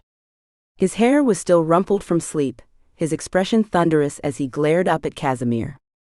A sudden impulse seized Imogen as she watched him adjusting his sword belt. You'll be back by morning? She called out, leaning against the cave entrance with what she hoped was casual confidence. Ronan paused. Excuse me? You heard me, she grinned. I'll bet you anything you'll be back here by dawn tomorrow. Specifically, I'd say you'll reach the Sleepy Griffin by midday, spend exactly 1 hour trying to recruit help, another 2 hours arguing with Hazel about local customs, and then start back up the mountain around sunset when you realize I'm right. Ronan's jaw tightened. Your confidence is misplaced, princess. Is it though? She tapped her chin thoughtfully. Tell you what, when you return, I'll have your favorite tea waiting. The blend with the mountain sage that you pretended not to like but drank 3 cups of yesterday. His cheeks colored slightly. I will not be returning without reinforcements. MMHMM, Imogene nodded, not bothering to hide her disbelief. Sure. Very intimidating. Very princely. I'm positively quaking in my unrescued boots. Ronan's gaze held hers for a moment longer than necessary, and something warm and complicated flickered in his eyes. Then he gave a stiff bow, turned sharply on his heel, and began marching down the mountain path with exaggerated purpose. Was that necessary? Casimir asked as they watched Ronan's retreating figure. Completely, Imogene replied, crossing her arms. Someone needs to deflate that heroic ego of his. And that someone must be you? Obviously. She grinned up at the dragon. Who else would do it with such style? Casimir sighed, a sound like distant thunder. Let's go inside. I can feel my intelligence decreasing the longer I participate in this conversation. From a rocky outcropping near the cave entrance, Imogene watched Ronan's progress down the mountain path. His figure grew smaller with distance, but she could still make out his rigid posture and purposeful strides. Even in retreat, he managed to look noble, which was irritatingly impressive. She told herself she was only watching to make sure he didn't get ambushed by the more mischievous wyverns that nested on the lower slopes. It had nothing to do with the strange hollow feeling that had appeared in her chest the moment he'd marched away. He'll be back, she muttered to herself. Stubborn princes always come back. She wasn't entirely sure why that thought was so comforting. When Ronan disappeared around a bend in the path, Imogene reluctantly returned to the cave. Casimir had settled back into his favorite corner, a massive ancient tome propped open before him. Finally, he rumbled without looking up.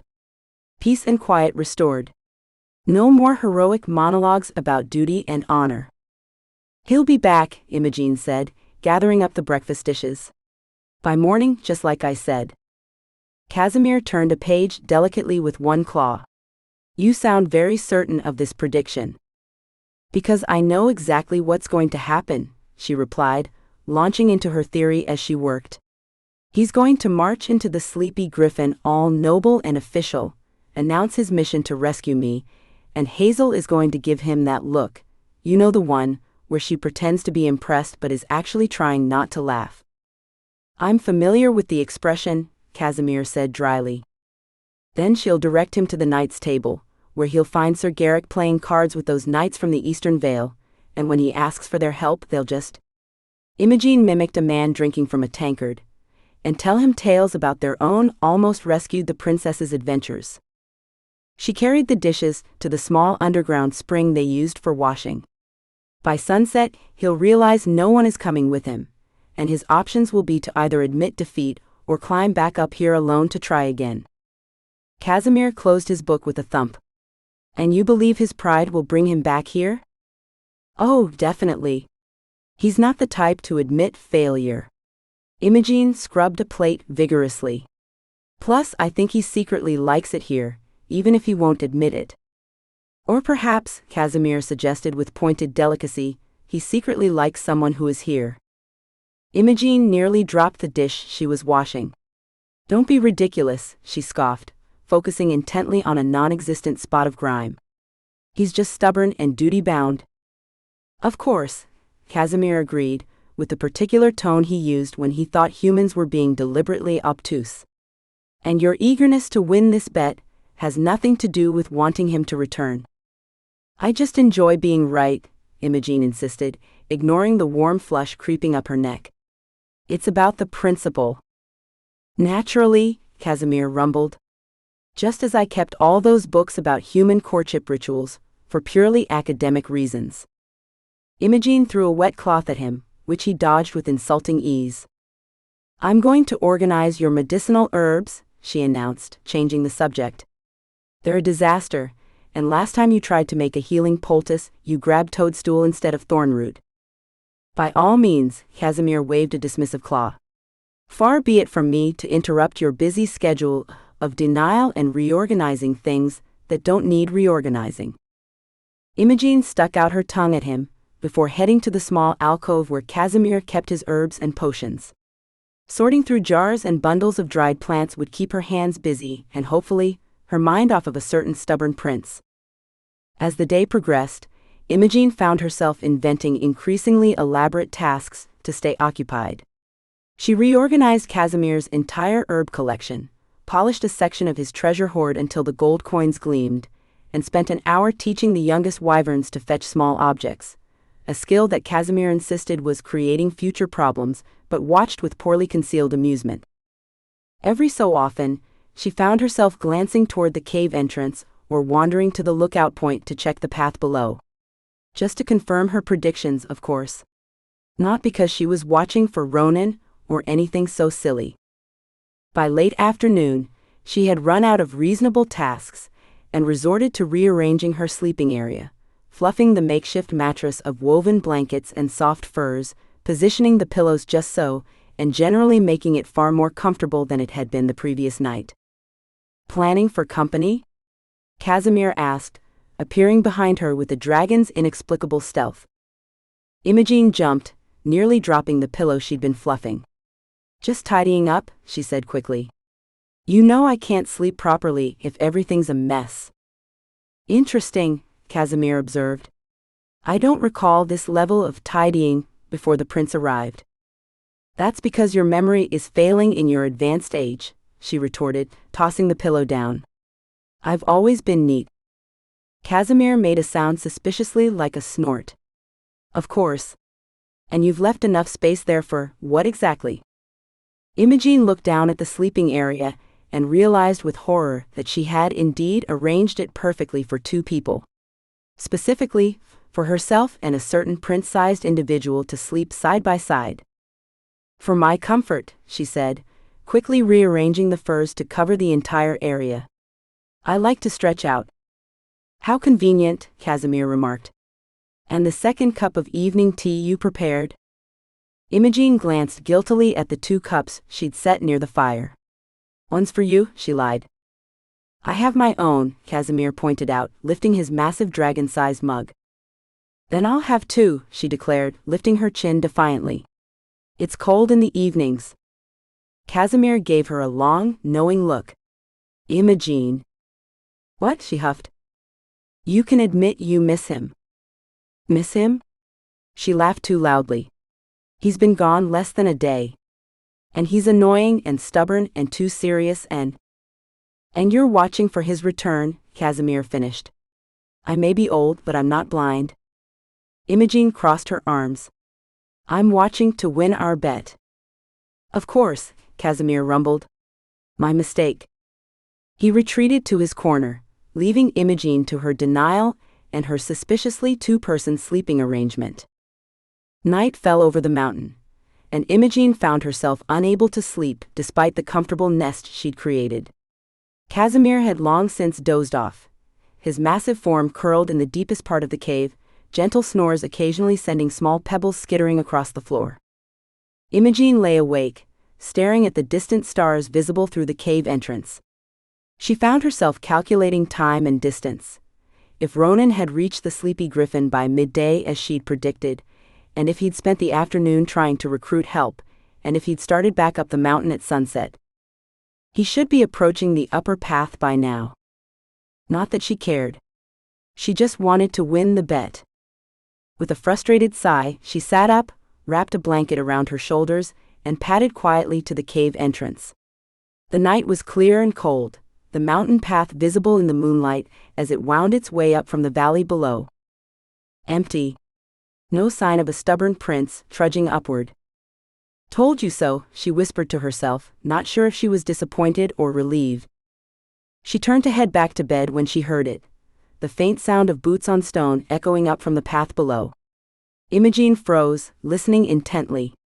The sound grew clearer, definitely footsteps, definitely heading upward, definitely human.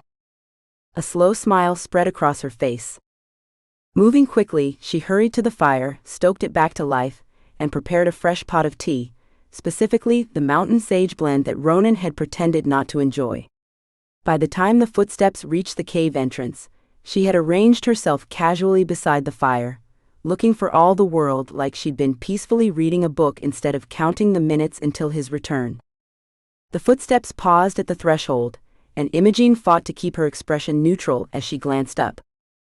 "Right on schedule," she said softly, pouring a cup of steaming tea. "I believe I promised this would be waiting." Chapter 5: The Hoard Debate and Why I Am Always Right. Gold is treasure. Rocks are not. Stop touching my things.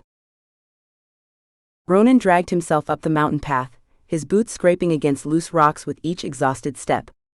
The first rays of dawn illuminated his disheveled appearance, rumpled tunic, dirt-smudged trousers, and hair that looked like it had been styled by a particularly enthusiastic windstorm. His dignity hung by a thread, much like the torn edge of his once pristine cloak. He paused at the cave entrance, squaring his shoulders and attempting to smooth down his hair. The internal pep talk he'd been rehearsing all the way up the mountain suddenly seemed pathetically inadequate. With a deep breath that did absolutely nothing to calm his nerves, he stepped into the dragon's lair. Imogen sat cross-legged near the fire pit, her face lighting up with that infuriating mix of delight and smugness the moment she spotted him. A steaming teapot sat beside her, as if she'd been expecting him all along. "You're right on time for breakfast," she called cheerfully. "I told Kaz you'd be back before the sun cleared the eastern ridge." Ronan's jaw tightened. I didn't," he stopped, suddenly aware of how petulant he sounded. "I simply recognized that abandoning my mission would be dishonorable." "MMHMM." Imogen patted the stone floor beside her. "Have some tea. You look like you've been dragged backward through a thorn bush." His pride demanded he refuse, but his aching body had other ideas. Ronan lowered himself to the floor with as much dignity as his sore muscles allowed, wincing as his backside made contact with the hard stone. "Rough night at the inn?" Imogen handed him a clay mug, her fingers briefly brushing his. Ronan accepted the tea with a grunt that might have been interpreted as gratitude if one were feeling exceedingly generous. The warmth of the mug seeped into his cold fingers, and he couldn't stop the small sigh that escaped his lips at the first sip. "It's Dragon's Respite," Imogen explained, refilling her own mug. "Casimir's favorite. I've been experimenting with the blend. It's..." Ronan paused, surprised by the complex soothing flavor. "Adequate." Imogen's eyes sparkled with amusement. High praise indeed from his royal grumpiness. "So, are you going to tell me what happened at the Sleepy Griffin, or should I guess?" Ronan stared into his mug, as if it might contain an escape route from this conversation. "Nothing happened." "Really?" "Because your left eye is twitching, and that tends to happen when you're lying." "My eye does not." Ronan caught himself mid-denial when he realized he was indeed fighting an eye twitch. Imogen leaned forward, resting her chin on her palm. "Let me see. Hazel laughed at you, didn't she?" "She has this particular laugh. Starts as a snort and builds into something that sounds like a donkey being tickled." The accuracy of this description made Ronan choke on his tea. "She did not," but the memory of the innkeeper's braying laughter as he'd marched through the door of the Sleepy Griffin was still mortifyingly fresh. "Fine," he snapped. "Yes." The entire inn found my situation hilarious. Imogen settled back, clearly preparing to enjoy this tale of woe. "Details, please." "I want all of them." Ronan sighed, his shoulders slumping. "I entered the establishment with the intention of gathering information and potentially recruiting assistants." "You mean you stomped in demanding help to rescue the kidnapped princess?" "I did not stomp," Ronan muttered. "I proceeded with princely authority." "Go on." "I announced my identity and purpose, and..." He paused, the humiliation washing over him anew. The innkeeper, Hazel, she just stared at me for approximately 3 seconds before bursting into that awful laugh you described with disturbing accuracy. Imogene nodded encouragingly. And then? And then she called over to the entire room, "Look, everyone. Another one trying to save the princess who doesn't need saving." Ronan's voice rose in a poor imitation of Hazel's hearty timbre. The patrons raised their tankards in what appeared to be a toast to my imminent failure. "They've done that toast for years," Imogene said with a hint of pride. "It's practically a local tradition now." Ronan scowled. "I noticed they have a betting board. With odds. Against me." "Ooh, what were they?" 5 to 1 that I'd return to the cave within 24 hours, Ronan admitted through gritted teeth. 3 to 1 that I'd leave the territory entirely within a week. And? He trailed off, feeling his face heat. And? Imogene prompted, eyes wide with anticipation. And 10 to 1 that I'd end up staying permanently, he finished miserably. Apparently there's a secondary wager about whether I'll be the first to domesticate Casimir, whatever that means. Imogene howled with laughter, clutching her sides. That's a new one. Usually they just bet on how quickly the knights will run away screaming. I am not a knight, Ronan corrected stiffly.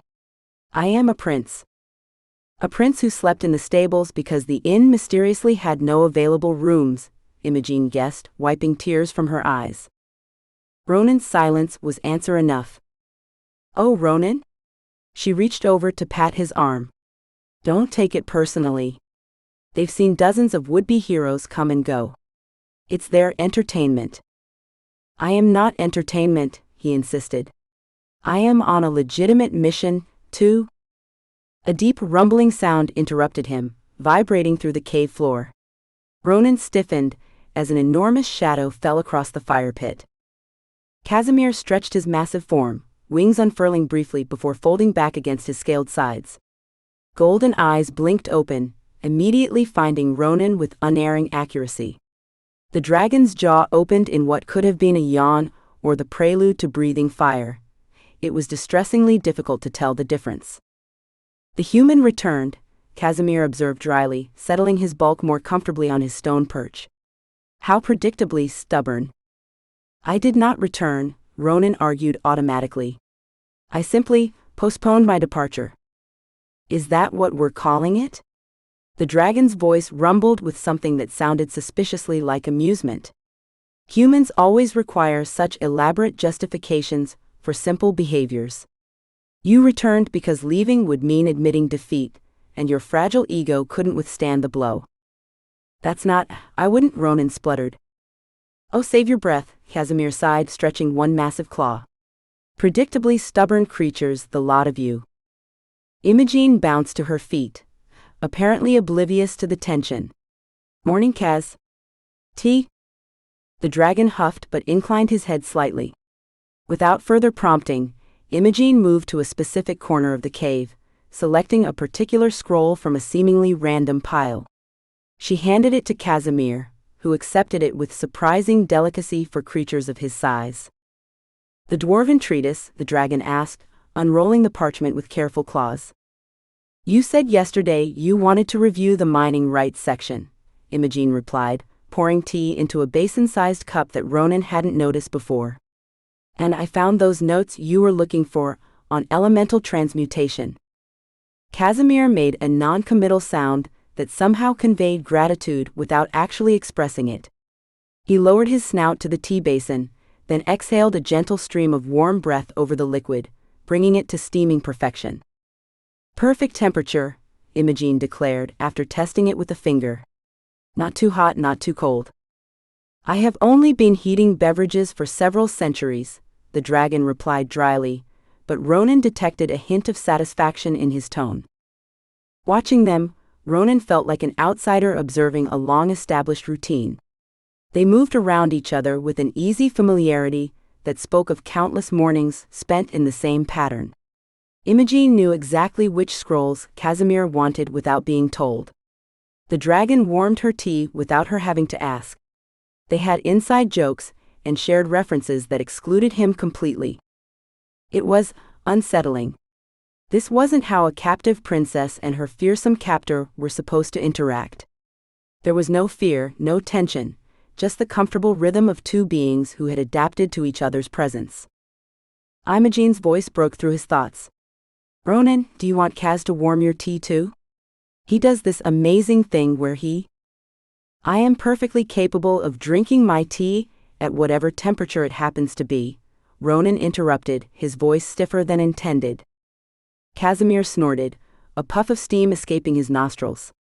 The prince believes accepting comfort would somehow diminish his heroic suffering. I do not believe, Ronan began, then stopped himself. He was arguing with the dragon about tea temperature. This was not how his noble rescue mission was supposed to go. Imogene rolled her eyes at both of them and disappeared into a side chamber, her footsteps echoing off the stone walls. She returned moments later, arms laden with what appeared to be a collection of junk. She dumped her burden onto the floor with a clatter. Colorful feathers scattered across the stone, along with oddly shaped rocks, dried flowers pressed between parchment, and a tangle of interesting twigs. Look what I've been collecting, she announced proudly. I think it's time to expand your hoard, Kaz. Ronan watched as the dragon's expression transformed from sleepy indifference to absolute horror. Casimir's golden eyes widened, his pupils contracting to slits as he stared at the pile of forest debris. What, the dragon asked with deathly calm, is that? Treasures, Imogene declared, holding up a particularly shiny rock. Look at this one, it sparkles in the sunlight. That, Casimir said slowly, is a piece of common quartz with mica inclusions. It is worth approximately nothing. But it's pretty, Imogene argued, undeterred. And these feathers are from that rare blue jay species that only lives in the eastern valleys. Casimir drew himself up to his full height, which was considerably impressive even when he was lying down. Princess Imogene of Greythorn, are you suggesting that I, Casimir the dreaded, scourge of the skies, hoarder of knowledge, first of my name, should include common forest detritus in my ancestral hoard? Yes? Imogene offered, hopefully. The dragon closed his eyes briefly, as if summoning patience from some deep reservoir. When he opened them again, he fixed Imogene with a stern glare. Allow me to educate you on proper dragon hoarding etiquette, since you appear to be laboring under some grave misapprehensions. Casimir's voice took on a lecturing tone. A respectable dragon's hoard consists of 4 primary categories of items. He raised one talon. First, precious metals, particularly gold, silver, and platinum, with a preference for artistically wrought pieces that demonstrate the fleeting creative spark of shorter-lived beings. Another talon rose. Second, gemstones of exceptional quality and rarity. Not, he eyed the quartz with disdain, common minerals that can be found in any hillside. Third, he continued, raising a third talon, artifacts of significant historical or magical value. Ancient weapons, enchanted objects, items touched by the old powers. Ronan found himself oddly fascinated by this impromptu lesson in dragon culture. And fourth, Casimir concluded, knowledge repositories, rare books, scrolls, maps, and records that contain wisdom otherwise lost to time. He swept a dismissive claw toward Imogene's collection. Nowhere in these categories will you find pretty rocks or dead plants. Imogene set her hands on her hips. But why should hoard items only be valuable in traditional ways? Why can't something be worthy because it brings joy or beauty? Because that is not how hoarding works. Casimir huffed, a small flame escaping with his exasperation. There are traditions, standards, cultural expectations. Dragons have been building hoards according to these principles since before your ancestors learned to walk upright. Imogene, Ronan heard himself say, the dragon is right. Both Imogene and Casimir turned to stare at him with equal surprise. Ronan cleared his throat, seizing the unexpected opportunity to challenge Imogene. As someone who has extensively studied dragon lore, this was a complete fabrication, but he pressed on authoritatively. I can confirm that dragon hoards follow strict traditional guidelines. When did you study dragon lore? Imogene asked skeptically. At the Royal Academy, Ronan improvised, warming to his topic. Dragon hoarding practices are deeply rooted in their cultural identity. It would be disrespectful to suggest Casimir compromise his heritage by including, he gestured vaguely at a twisted twig, whatever that is. It's a naturally occurring wand made of lightning-struck oak, Imogen said defensively. Very rare. Very common, Casimir corrected. And I find myself in the unsettling position of agreeing with the prince. Ronan couldn't suppress the smug smile that crept across his face at Imogen's growing frustration. For the first time since entering the cave, he had managed to gain the upper hand. Fine, Imogen said, crossing her arms. If you both think you're such experts on what makes a good hoard item, then let's settle this properly. There's nothing to settle, Casimir said. I've explained the standards. I challenge you, Imogen proclaimed, pointing dramatically at Ronan, to a hoard-building competition. Ronan blinked. A what? A competition, Imogen repeated. You and I will each collect items until sunset. They must satisfy both traditional dragon standards and have aesthetic appeal. She turned to Casimir. And you will be the judge. I will not, the dragon began. Unless you'd prefer I continue bringing in my forest treasures without any guidelines at all, Imogen added sweetly. Casimir closed his mouth with an audible snap. The terms, she continued, eyes gleaming with competitive fire, are simple. Whoever builds the superior collection wins. The loser sleeps in the cold part of the cave for a week. The cold part? Ronan asked, glancing around. The cave seemed uniformly cold to him, except near the fire. The northwestern corner, Imogen explained. It gets a terrible draft. Even Kaz avoids it. This is childish, Ronan protested, though he was already mentally cataloging potential locations to search for valuable items. I am a prince on a diplomatic. Scared you'll lose? Imogen taunted. And just like that, Ronan found himself nodding curtly. Fine. I accept your challenge. Casimir sighed deeply, sending a small cloud of smoke drifting toward the ceiling. Congratulations. You've dragged me into yet another human squabble. You love it, Imogen declared, patting his scaled foreleg. Don't pretend you don't. For the next hour, Ronan prepared for the competition with military precision, mapping out potential search areas on a scrap of parchment Imogen had provided. He mentally cataloged everything he knew about valuable objects, which was admittedly limited to what palace treasurers had deemed worthwhile. Meanwhile, Imogen casually gathered a few cloth bags, chattering away to Casimir about potential find spots, completely unconcerned with strategy. Her confidence only fueled Ronan's determination to win. Remember, Casimir rumbled as they prepared to depart, I will be evaluating based on established draconic standards as well as, he seemed to struggle with the words, aesthetic qualities. Define aesthetic qualities, Ronan demanded. I cannot, Casimir admitted with a grimace. It appears to be entirely subjective, which is precisely why it has no place in proper hoarding practices. Ha! Imogen exclaimed. But, the dragon continued, since I have been coerced into this ridiculous contest, I will attempt to judge fairly. You'd better, Imogen said, poking a finger in his direction. No favoritism just because I brought you chamomile last week. Casimir's expression suggested he'd never shown favoritism to anyone in his extremely long life, and found the very suggestion offensive. As they prepared to head out in opposite directions, Ronan found himself watching Imogen with grudging admiration. She approached the ridiculous challenge with infectious enthusiasm, utterly convinced of her eventual victory. May the best hoarder win, she called over her shoulder as she bounced toward the eastern path. Indeed, Ronan murmured, setting off with determined strides toward the western slopes. For the next several hours, Ronan scoured the mountainside with intense focus.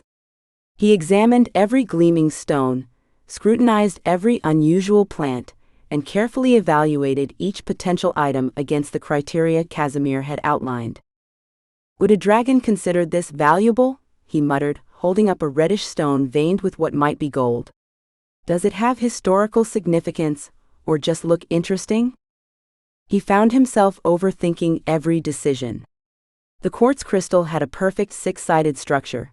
Was that enough to qualify as aesthetically pleasing? The eagle feather came from a royal species. Did that count as historically significant? The small waterfall had deposited interesting minerals in the rocks. Were they rare enough to impress a creature who had seen centuries of geological formations? With each item he collected, Ronan found himself thinking less about winning the competition and more about the actual criteria. What would Casimir value? What would Imogen find beautiful? The questions had somehow become genuine rather than strategic. By the time the sun began its descent toward the western peaks, Ronan's collection bag was heavy with carefully selected treasures. He made his way back to the cave, rehearsing his arguments for each item's value. The fact that he was actively participating in a dragon's household activities, rather than rescuing the princess as planned, nagged at the back of his mind. This was ridiculous.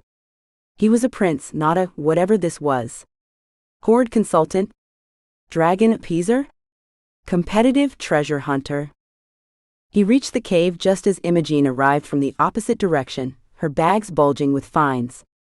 Her hair was wild, cheeks flushed with exertion, and her expression radiated competitive excitement. Casimir was waiting, looking deeply put upon. "Let us get this over with," he sighed, settling onto his rock throne, which Ronan now noticed did indeed have a pillow strategically placed on it. "I'll go first," Imogen declared, emptying her bags with a dramatic flourish. As she began arranging her collection and presenting her first treasure to an impressively unimpressed Casimir, Ronan found himself smiling involuntarily. There was something infectious about her enthusiasm, even when it was directed at something as absurd as a dragon hoard competition. His smile froze as the realization hit him: he was enjoying this. Not just tolerating it, not just participating to win, but actually enjoying the ridiculous contest. Panic flared briefly in his chest. He was supposed to be rescuing Imogen, not getting caught up in her chaotic lifestyle. But as Imogen held up what appeared to be a perfectly ordinary rock and launched into an impassioned explanation of its historic significance as the exact type of stone used in the foundation of the first dragon temple, Ronan's smile returned. Perhaps, just this once, he could allow himself to enjoy the absurdity before returning to his mission. Chapter 6: The Wyvern Declares War Again. Frankly, I'm rooting for her. Imogen woke with the sun, as she always did in the cave. Not because she was naturally a morning person, she'd slept until noon in her palace bedroom, but because baby wyverns had absolutely no concept of appropriate breakfast hours. Their high-pitched hungry chirps echoed through the cave like tiny demanding alarm bells, impossible to ignore.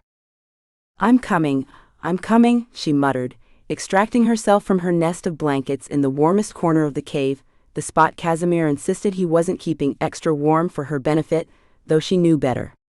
She tugged on her boots, finger-combed her tangled blonde hair, and grabbed the bucket of fish scraps she'd prepared the night before.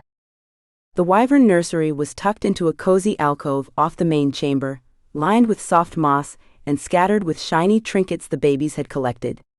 5 miniature wyverns immediately launched themselves at her, a whirling mass of iridescent scales and flapping wings.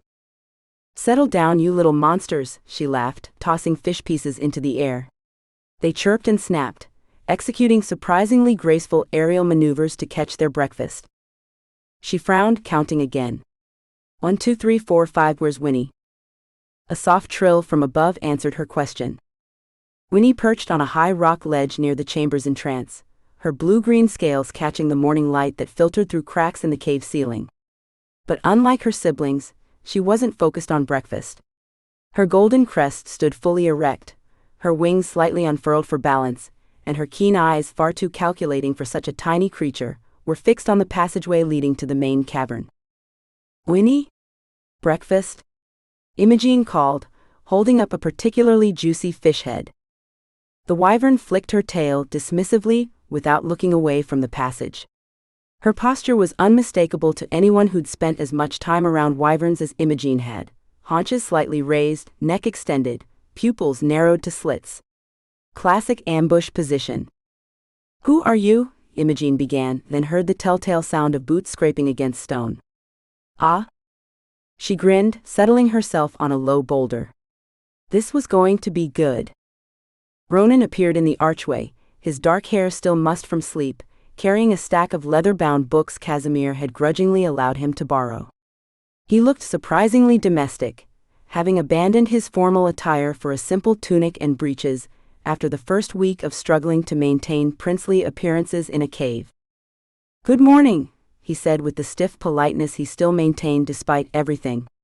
Casimir mentioned these tomes contain information about. Winnie tensed, her entire body vibrating with anticipation.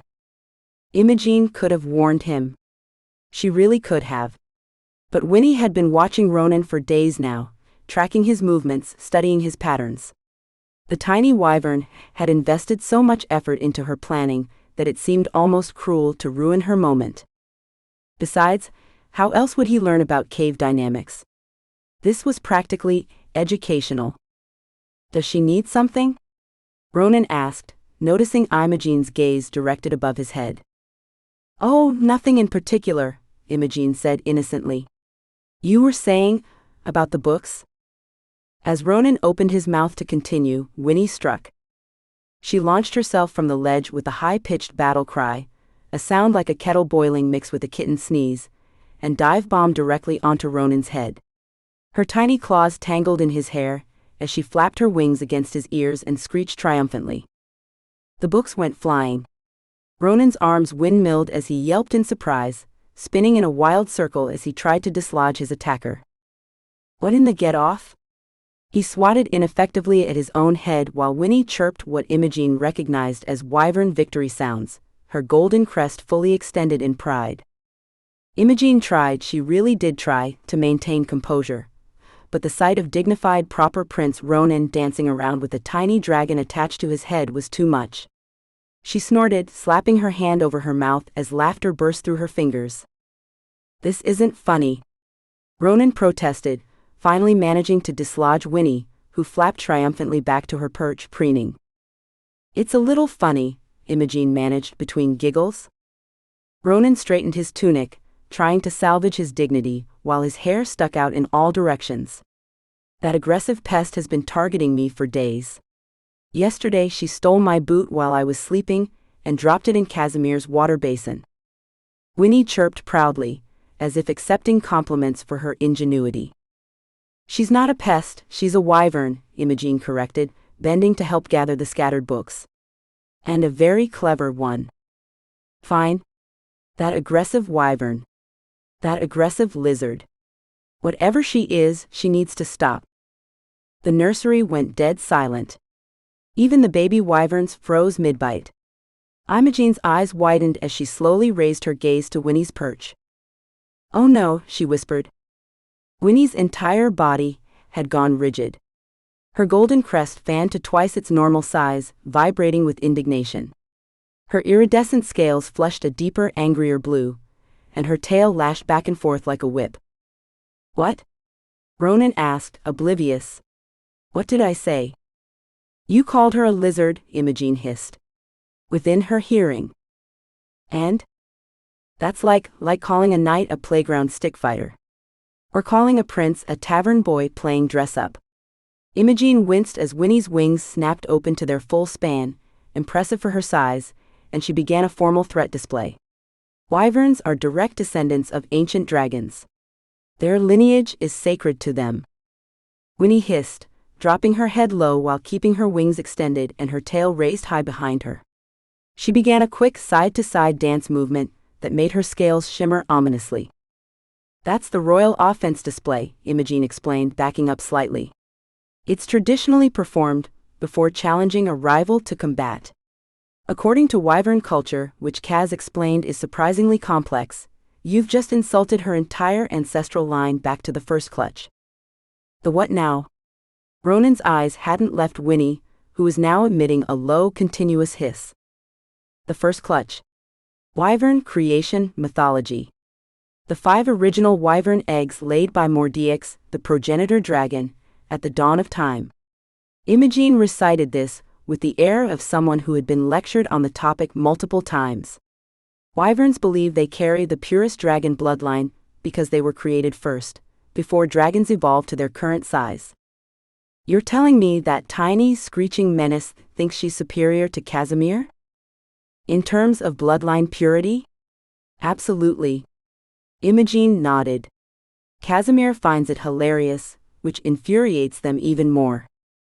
Winnie finished her display with a sharp, staccato chirp that echoed around the chamber. Ronan sighed, running a hand through his disheveled hair. Fine. How do I fix this? Well, Imogen tapped her chin thoughtfully. Traditionally, you'd offer a peace gift. Something shiny. Wyverns love adding to their collection. Ronan patted his pockets and produced a small silver coin. He held it up, letting it catch the light. Will this work? Winnie's threat display paused, as her eyes locked onto the gleaming object. Her head tilted slightly to one side. That's promising, Imogen whispered. Now hold very still and let her approach you. Ronan extended his hand, the coin resting on his palm. For a long, tense moment, Winnie remained motionless on her perch. Then, with deliberate slowness, she spread her wings and glided down to land on a rock near Ronan's outstretched hand. She studied the offering, her golden crest lowering slightly as she extended her neck for a closer look. Her nostrils flared as she sniffed the coin. I think it's working, Ronan whispered, not moving. Winnie chirped softly, took 2 careful steps forward, and then with lightning speed, smacked the coin from Ronan's palm with her tail. It clattered across the stone floor as she launched back to her high perch, emitting a series of chirps that had the other wyverns trilling in what sounded suspiciously like laughter. What did she say? Ronan asked through gritted teeth. Imogen bit her lip. You probably don't want to know. But it involved questioning your ancestral lineage, your intelligence, and some anatomical suggestions that I didn't know wyverns were aware of. Great. Just great. Ronan bent to retrieve the rejected coin, then jumped back as one of the baby wyverns darted forward to steal it instead. Are we done here? I have actual productive things to accomplish today. Oh yes. Let's get started on the morning tasks. Imogen smiled brightly, gesturing for him to lead the way out of the nursery. She deliberately didn't mention that Winnie had already launched herself from her perch to follow them, slinking along the cave ceiling with predatory focus. The morning progressed with predictable chaos. While Ronan attempted to sort through Casimir's ancient scrolls in the library alcove, Winnie positioned herself on a stalactite directly above and systematically dropped tiny pebbles on his head every time he turned a page. When he finally looked up in frustration, she was nowhere to be seen. Did you see that? He demanded. Imogen, cross-legged on a nearby cushion with her own book, widened her eyes innocently. See what? When they moved to the water basin to fill Casimir's tea kettle, Winnie lurked beneath a stack of scrolls, darting out to nip at Ronan's ankles when he passed by. Each time he turned to catch her, she'd already vanished, leaving only the sound of tiny claws skittering across stone. By mid-morning, Ronan's concentration was shattered. He'd check over both shoulders before taking a step, flinch at small noises, and cast suspicious glances at every shadow. Which was exactly when Winnie switched tactics. While he focused on watching for aerial attacks, she began stealing small items. First a quill he'd set down, then the small knife he used to cut scroll bindings, and finally, most boldly, the ribbon marker from the book he was actively reading, snatching it right from between the pages. This is ridiculous, he said, slamming the book shut. I cannot work under these conditions. It's not so bad, Imogen said, hiding her amusement behind her own book. She's just playing. This is not playing. This is psychological warfare. On cue, a tiny blue trinket fell from somewhere above and bounced off Ronan's head. By lunchtime, even Imogen had to admit Winnie's dedication to tormenting Ronan was impressive. The tiny wyvern hadn't taken a break to eat, rest, or even join her siblings for their mid-morning flight around the cave's main chamber. Her sole focus was making Ronan's life miserable. Casimir lumbered into the dining alcove just as Imogen was setting out bread, cheese, and dried fruit. His massive form barely fit in the small space, but he settled himself carefully beside Imogen's cushion, folding his wings tight against his body. "I see the war continues," he rumbled, golden eyes tracking Winnie, who was currently stalking Ronan from behind a stack of books. "It's quite the campaign," Imogen agreed, passing Casimir a goblet of water large enough to qualify as a bucket.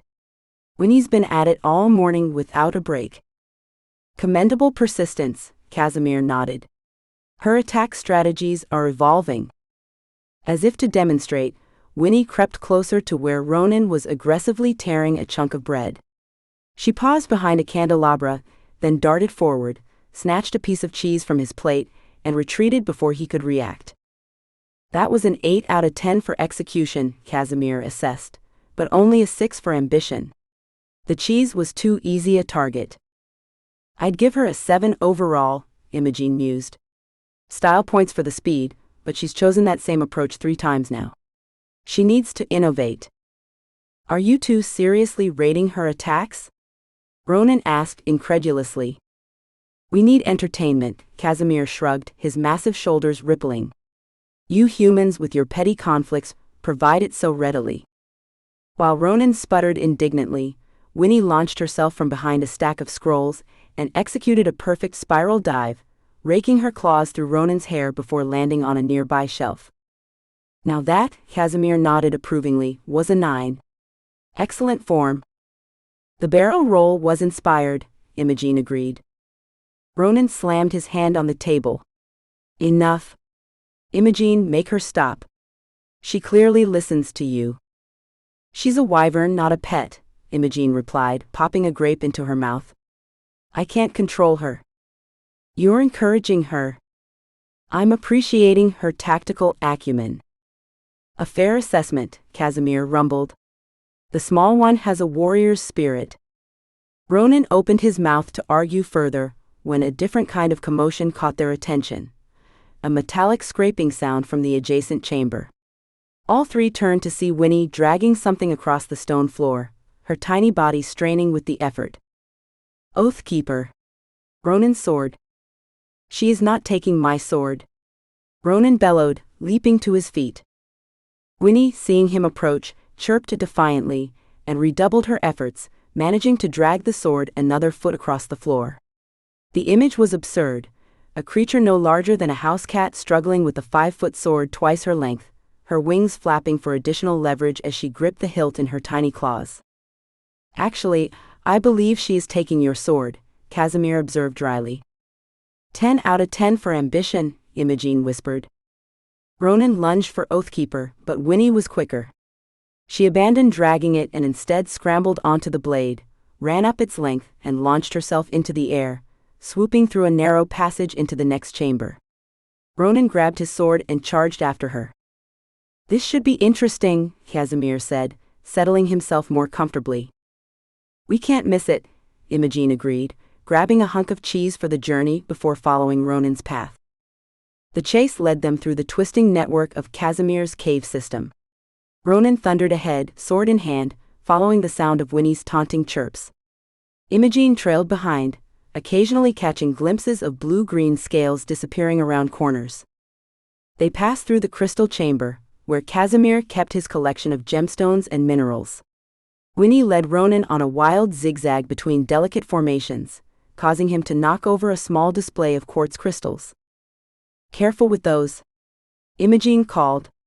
"They're from the Southern Isles." "I'm a bit busy," Ronan shouted back, ducking under a low crystal formation. They tore through the map room, where ancient charts covered the walls and tables. Winnie dive-bombed Ronan, causing him to stumble into a stack of scrolls that collapsed in a papery avalanche.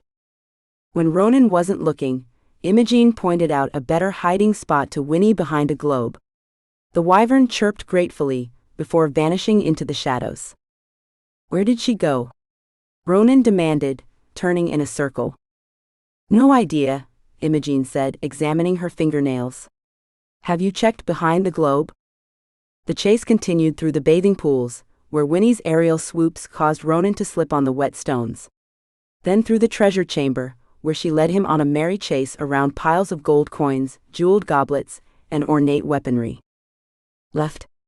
No, your other left. Imogene called out, deliberately confusing him as Winnie snaked between treasure piles. Finally, the chase culminated in the stargazing chamber, a high-ceilinged cavern where part of the roof had collapsed centuries ago, creating a natural skylight. Winnie, exhausted but triumphant, perched on a narrow ledge near the ceiling, chirping victoriously down at Ronan. Got you now, Ronan panted, sheathing his sword and eyeing the rock face. Nowhere left to fly. Ronan, I don't think that ledge will hold you, Imogene cautioned as he began to climb. The rocks did look precarious, worn smooth by centuries of water seepage from above. I'm not letting her win, he grunted, pulling himself higher. Winnie watched with curious head tilts as Ronan scaled the wall. When he was halfway up, small pebbles began raining down as his movements dislodged loose stones. Seriously, Ronan, that doesn't look stable, Imogene called, a genuine note of concern creeping into her voice. Ronan ignored her, climbing higher. He was almost within arm's reach of Winnie when a larger chunk of rock broke beneath his foot, sending him scrambling to maintain his grip. The entire ledge gave an ominous creak. Ronan? Imogene lunged forward, suddenly afraid this ridiculous game had gone too far. Come down now. More rocks fell as the ledge began to crumble under Winnie's claws.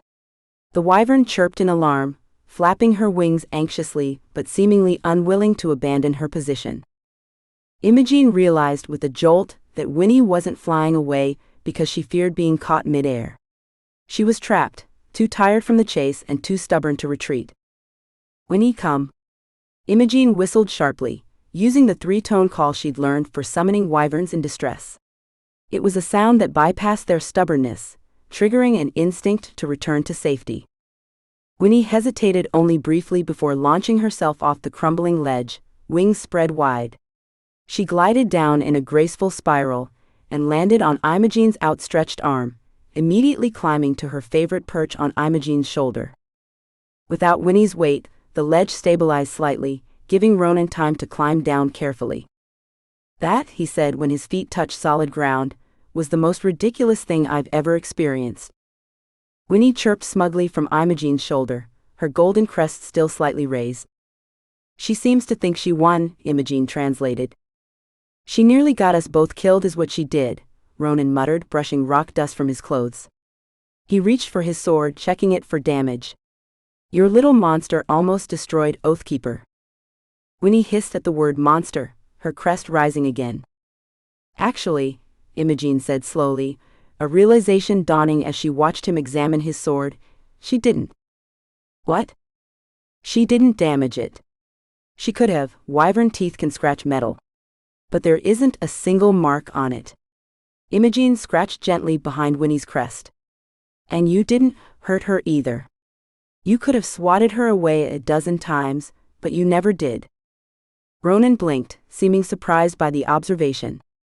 Well, of course not. She's small. It wouldn't have been. He paused, searching for the right word. Honorable?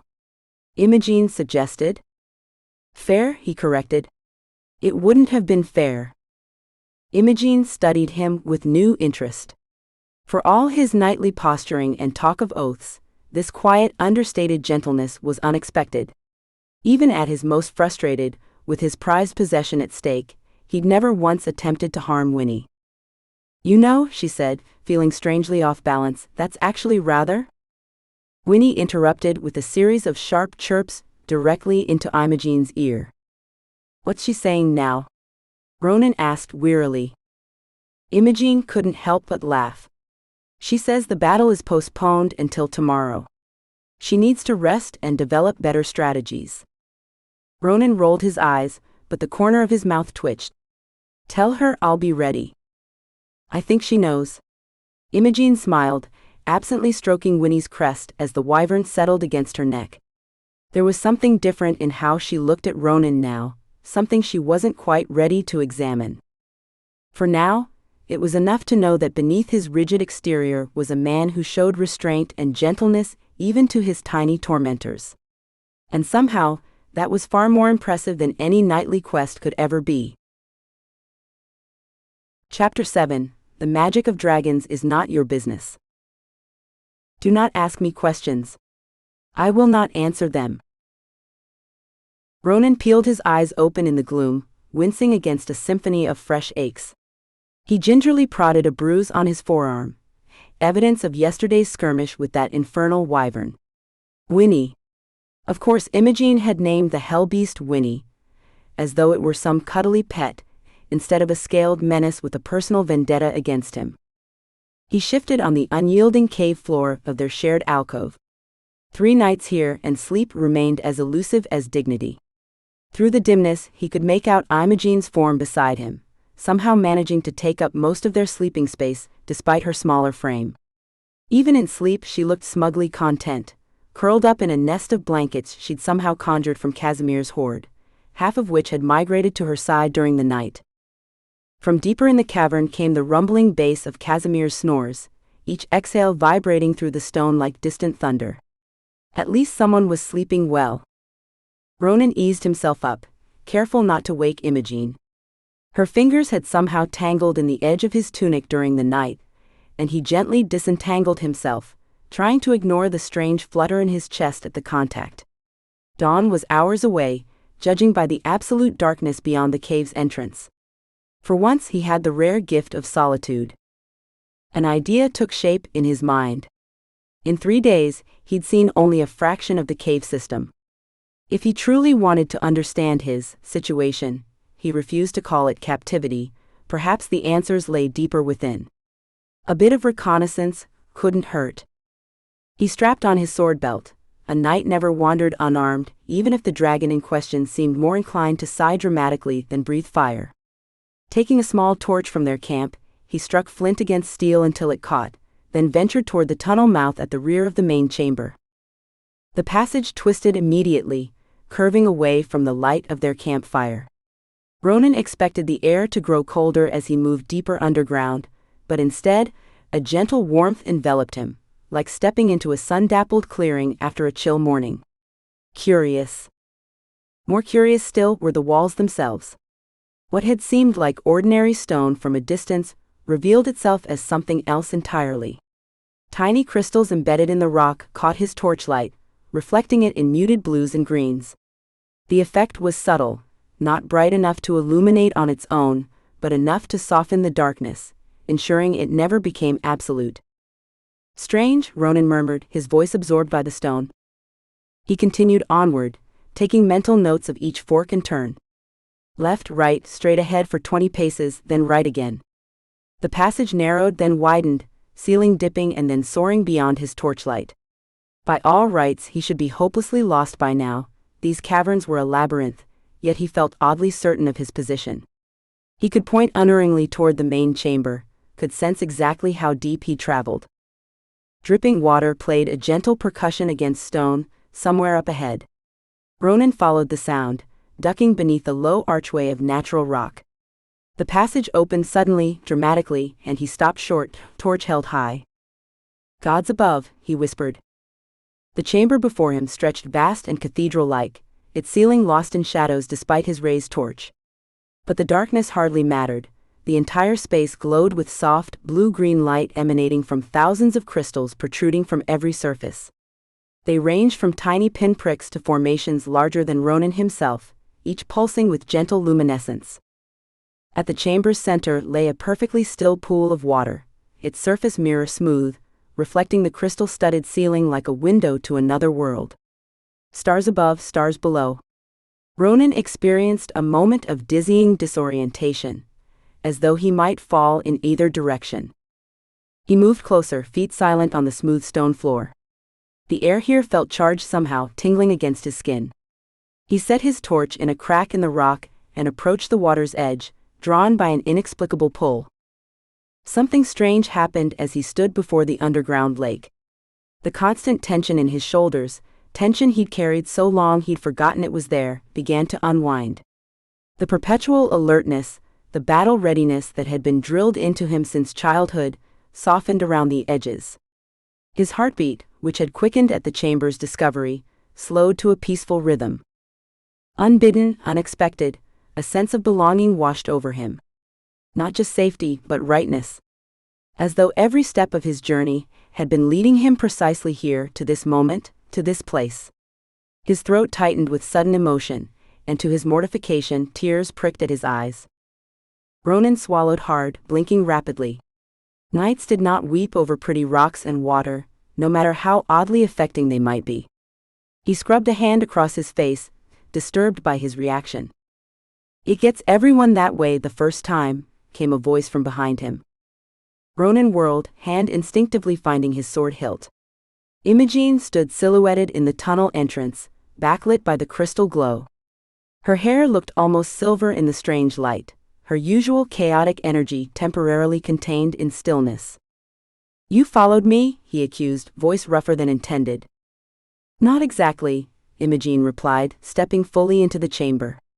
"The cave told me you were here." She said this as casually as one might comment on the weather. "The cave told you?" Ronan dropped his hand from his sword, too confused to maintain alertness. "Well, not in words." Imogen walked closer, trailing her fingers over crystal formations as she passed. "But I felt it responding to you. It was so excited, I couldn't sleep through the commotion." "Responding to me?" Ronan echoed, feeling stupid but unable to formulate more coherent questions. Imogen smiled, that particular smile that somehow managed to be both maddening and captivating. "The cave seems to like you," she said, as if this explained everything. "Caves don't like or dislike people," Ronan said firmly. "They're rock." "This one does." Imogen settled herself cross-legged at the water's edge, patting the ground beside her in invitation. "Come sit. You found my favorite spot, by the way. I didn't expect the cave to show it to you so soon." Ronan remained standing, crossing his arms. "Is this another of your games?" "I'm not in the mood, Imogen." "Not a game?" Her expression turned more serious than he'd yet seen it. "I promise. Sit and I'll explain." Something in her tone convinced him. Reluctantly, he lowered himself beside her, keeping a careful distance between them. "Have you noticed anything strange as you explored?" she asked. Ronan hesitated. "The temperature. It got warmer instead of colder." "What else?" He frowned. "I should be lost. These tunnels twist like a snake pit, yet I know exactly where the main chamber is. I could walk back without a torch if needed." Imogen nodded encouragingly. "The darkness too. It never gets completely black, does it? Even away from the crystals." "What is this place?" Ronan asked quietly. Imogen trailed her fingers through the still water, creating gentle ripples. "It's Casimir's territory, shaped by centuries of his presence. Ancient dragons like him, they change places. Or places change to accommodate them. Either way, their magic seeps into their surroundings, especially their hoards." "Casimir said he doesn't do magic," Ronan objected. "He doesn't, not actively. But passive magic?" Imogen shrugged. "That's different. He extends protective enchantments over his territory without even trying. And those enchantments recognize those under his protection." Ronan barked out a laugh. "I'm hardly under his protection. He dislikes me intensely. What Casimir thinks he feels and what his magic reveals are two different things," Imogen said with a small smile. "His conscious mind can be as grumpy and contrary as he likes, but deeper truths will out." "This is..." Ronan shook his head. "There must be another explanation. Perhaps I'm simply good with direction. The warmth could be from thermal vents. The light?" "Close your eyes," Imogen interrupted. "What?" "Just do it. Please." Ronan sighed but complied, plunging himself into darkness. "Now," Imogen's voice came softer, "think about our camp.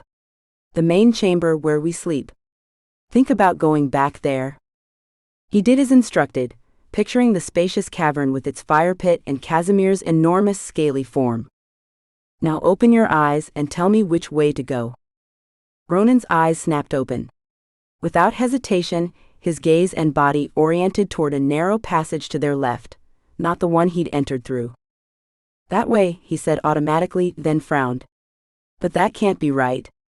I came from a different direction. Yes, Imogen finished. There are dozens of paths through these caves. The magic guides those it recognizes, along the paths they need. You just chose the most direct route back, even though you've never seen it before.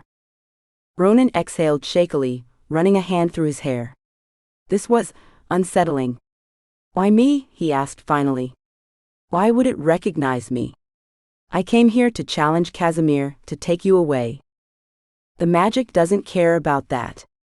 Imogen stood, brushing off her dress. Come on, I'll show you something on the way back. Reluctantly, Ronan followed her to the passage he'd instinctively identified.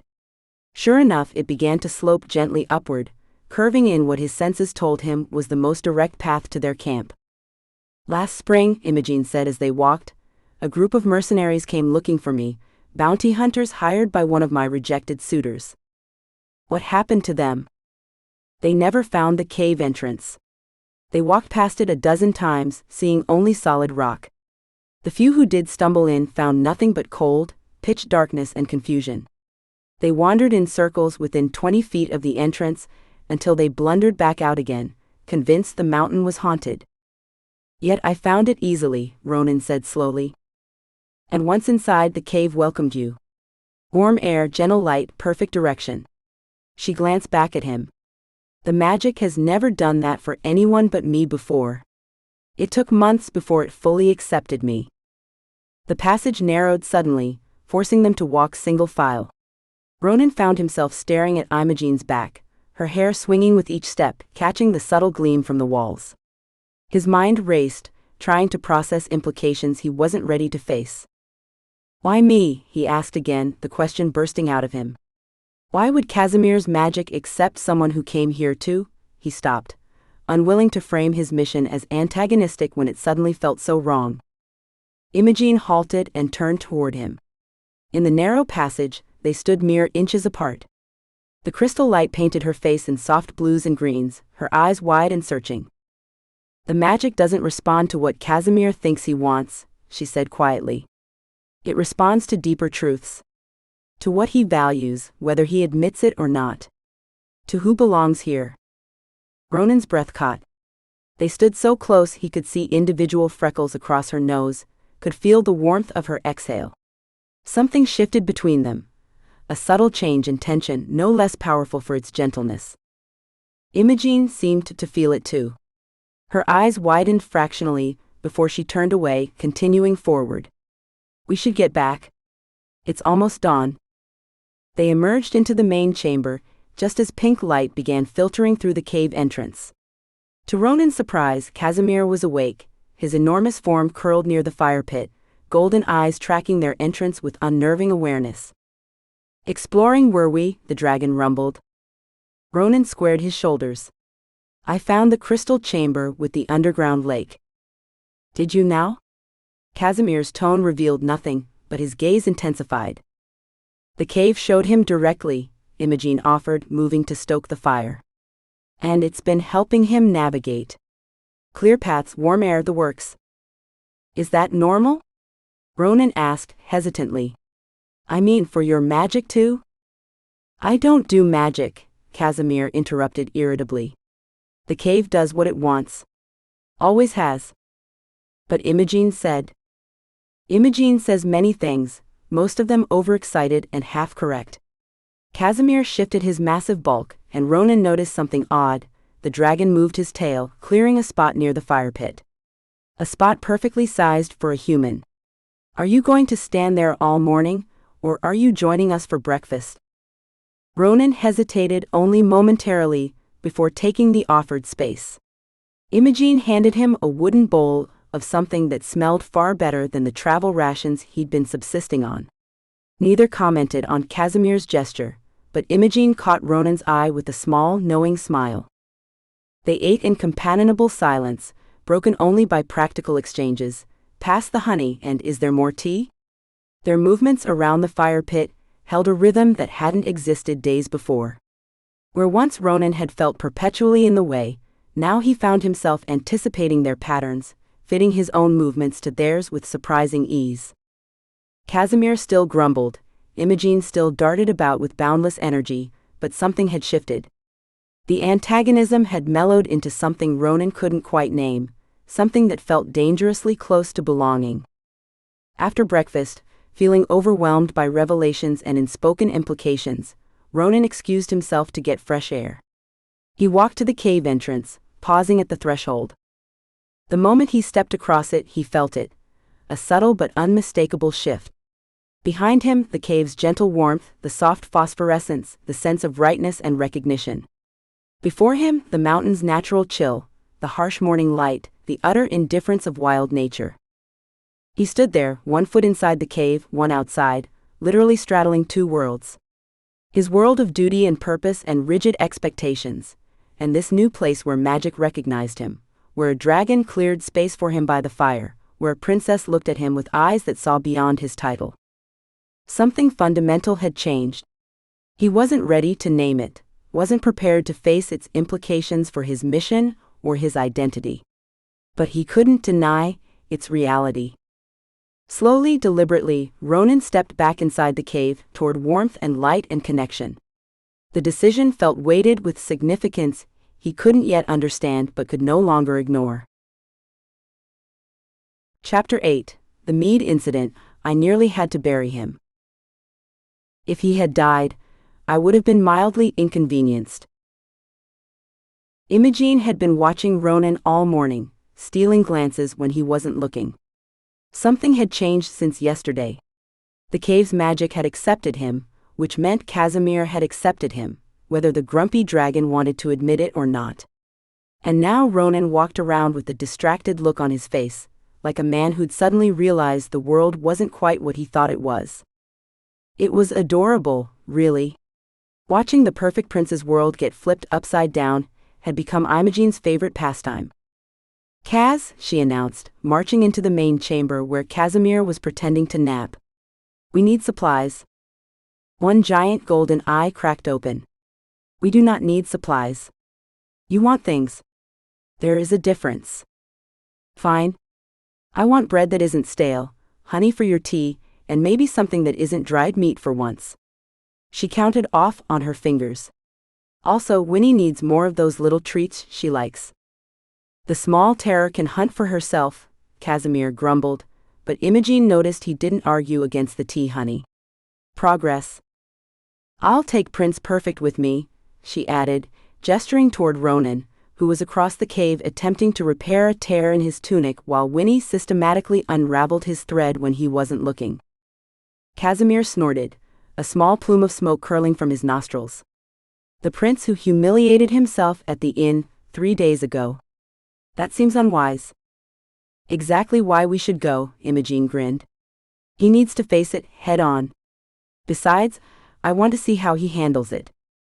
Ronan looked up then, seeming to realize they were talking about him. "I'm not going back there," he said flatly. "Those people think I'm a joke." "You are a joke," Casimir offered helpfully. "A very persistent one." Imogen tossed a small ball of fabric at the dragon's snout. "Stop helping." She turned to Ronan. "You can't hide in a dragon's cave forever." "I'm not hiding," Ronan protested, standing up straighter. "I'm strategizing." "Is that what we're calling pouting now?" Imogen raised an eyebrow. She lowered her voice to a stage whisper. "Besides, don't you want to show those tavern folk you're not easily scared off?" The heroic Prince Ronan, facing ridicule with the same bravery he faces. "Well, nothing, because Kaz refuses to fight you." Casimir yawned dramatically. "Too much effort." "I don't need to prove anything," Ronan said, but Imogen could see his pride awakening. The slightest twitch at the corner of his mouth, the way he squared his shoulders. "Of course not," she agreed pleasantly. "You're just scared of Hazel." That did it. His eyes snapped to hers. "I am not scared of an innkeeper." "Prove it." 30 minutes later, they were making their way down the mountain path, a small canvas bag slung over Imogene's shoulder, containing coins Casimir pretended he didn't have. Gold has no value to me, he'd insisted while pushing a small pouch toward her with one claw. The morning was bright and clear, the kind of perfect autumn day that made Imogen want to climb trees and chase clouds. Beside her, Ronan walked in silence, still maintaining his formal posture but different somehow. Softer around the edges. The magic revelation had rattled him, in a good way, she thought. So she began, jumping onto a fallen log and balancing along it with her arms outstretched. Are we going to talk about it? Ronan glanced up. About what? About the fact that Kaz's cave likes you. He winced slightly. I'd rather not. Why? It's a compliment. His magic doesn't accept just anyone. She hopped off the log, landing with a satisfying crunch of leaves. In 2 years I've only seen it happen with a wounded fox, 3 baby wyverns, and now you. So I rank with injured animals. Wonderful. She laughed, the sound echoing through the trees. You're missing the point. Kaz can pretend all he wants that he's just tolerating you, but his magic knows better. It responds to his true feelings, not the grumpy face he puts on. Ronan was quiet for a long moment, and Imogen found herself studying his profile. The sunlight filtered through the trees, catching on the sharp line of his jaw, the slight furrow between his brows. When had she started noticing these things? The way his perpetually perfect posture relaxed slightly when he thought no one was watching, how his eyes seemed to change color depending on his mood, steely when determined, softer blue when amused. Purely scientific observation, she told herself. I've spent my entire life following rules, he finally said, ducking under a low-hanging branch. Training to be the perfect knight, the perfect prince. And now I'm living in a dragon's cave with a princess who refuses to be rescued, and a wyvern who's plotting my demise. Imogen grinned. Winnie just has high standards. Everything I thought I knew about dragons, about princesses, about myself. He shook his head. It's all turned upside down. And is that so terrible? She bumped her shoulder against his arm, a gesture that would have been unthinkable a week ago. He looked down at her, his expression unreadable. I'm still deciding. The rest of their journey passed in companionable silence, broken only by Imogen's occasional commentary on interesting plants or clouds that looked like creatures. As they approached the village, the quiet hum of distant activity grew louder, voices, laughter, the clang of a blacksmith's hammer. And nestled in the center, the sleepy Griffin Inn with its weathered wooden sign creaking gently in the breeze. Imogen felt a smile spread across her face. It had been too long since she'd visited. Ready? She asked, glancing at Ronan, whose jaw had tightened noticeably.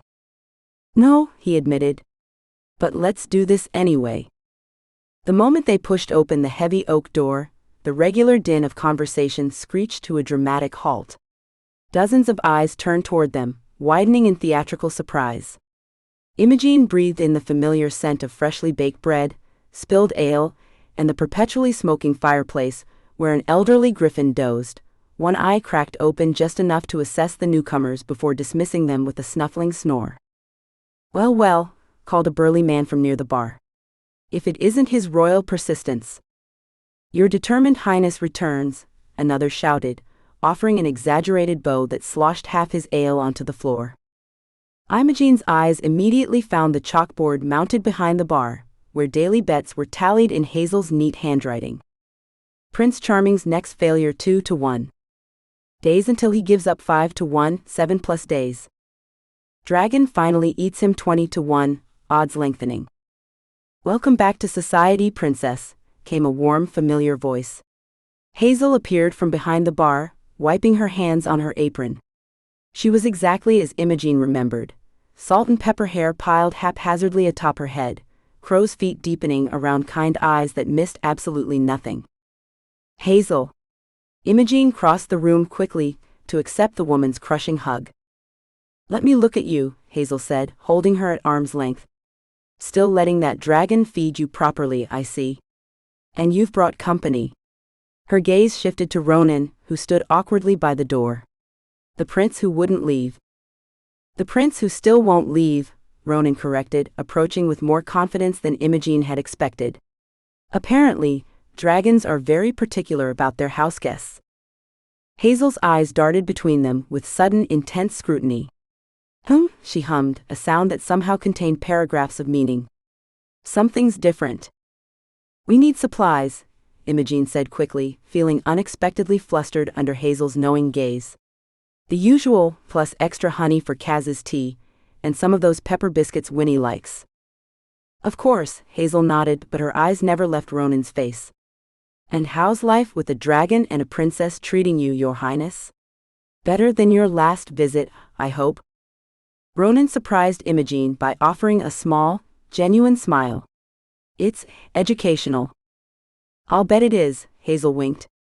Why don't you get comfortable while the princess and I catch up? First ales on the house, as an apology for how these ruffians treated you last time. Imogen followed Hazel to the storeroom behind the kitchen, stealing a backward glance at Ronan, who was already being surrounded by curious locals. She felt a twinge of something. Worry? No, that wasn't right.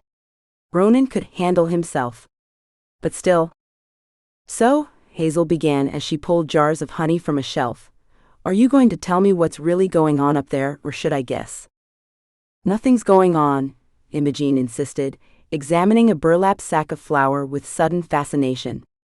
Casimir's grumpy, Winnie's terrorizing Ronan, and I'm just enjoying the chaos. Him. Hazel's voice dripped with disbelief. And the way you kept looking at him on the way in? The way he stands closer to you than necessary? That's nothing too. You're imagining things. Honey, I've been watching people fall in love in this tavern for 30 years. I know the signs. Imogen almost dropped the jar she'd been examining. Fall in? No? Absolutely not. He's still trying to rescue me, for goodness sake. Is he though? Hazel raised an eyebrow. Looks to me like a man who's found something he wasn't looking for. You're worse than the betting board, Imogen grumbled, but her cheeks felt warm. When they emerged with provisions, Imogen was surprised to find Ronan surrounded by the same men who had mocked him days earlier, but instead of tension, there was laughter. Actual laughter. So there I am, sword drawn, ready to slay the fearsome dragon, Ronan was saying, gesturing with his ale mug. And what does he do? He yawns. Just yawns and asks if I'd like tea. The table erupted in laughter, and Imogen stood frozen in surprise. Ronan was telling stories about himself. Making fun of himself. And from the relaxed set of his shoulders, he was enjoying it? But the princess, one man prompted. Surely she was desperate for rescue. Oh, absolutely, Ronan nodded solemnly. So desperate that she threw a book at my head and told me I was interrupting her cataloging system. More laughter, and Imogen found herself smiling despite her confusion. This was not the uptight, honor-bound prince who had stormed into Casimir's cave. This man was likable. Don't look so surprised, Hazel murmured beside her. People can surprise you if you give them the chance. Before Imogen could respond, a tall woman with her hair in a complex series of braids approached Ronan's table. So Prince Persistent, she called out, think you're brave enough for the fire brew challenge? Or is that only for real heroes? A collective ooh rippled through the tavern, and all eyes turned back to Ronan. The what now? He asked. Fire brew, the woman grinned. Dwarven mead infused with dragon peppers. Only true heroes or complete fools attempt it. Or both, someone added. Ronan looked uncertain for the first time since they'd arrived. I think I'll pass. Bet the princess's pet dragon could handle it, someone called from the back. Imogen saw the exact moment pride overrode Ronan's good sense. His back straightened, his jaw set, and his eyes narrowed slightly. Oh no. She caught his eye and gave a tiny, subtle shake of her head. He ignored it completely. I've faced a real dragon, Ronan declared, standing up. I think I can handle a spicy drink. The tavern erupted in cheers and the scraping of chairs as everyone hustled to get a better view. Hazel sighed heavily beside Imogen. Men, she muttered, but headed behind the bar. All right, your royal stubbornness. One fire brew coming up. The entire tavern fell into an expectant hush as Hazel produced a dusty bottle from beneath the counter. The liquid inside was a deep amber color, with alarming flecks of red that seemed to move of their own accord. As she uncorked it, a wisp of actual steam escaped, and Imogen could swear she heard a faint hissing sound. Last chance to back out with dignity, Hazel warned, pouring the volatile liquid into a sturdy mug.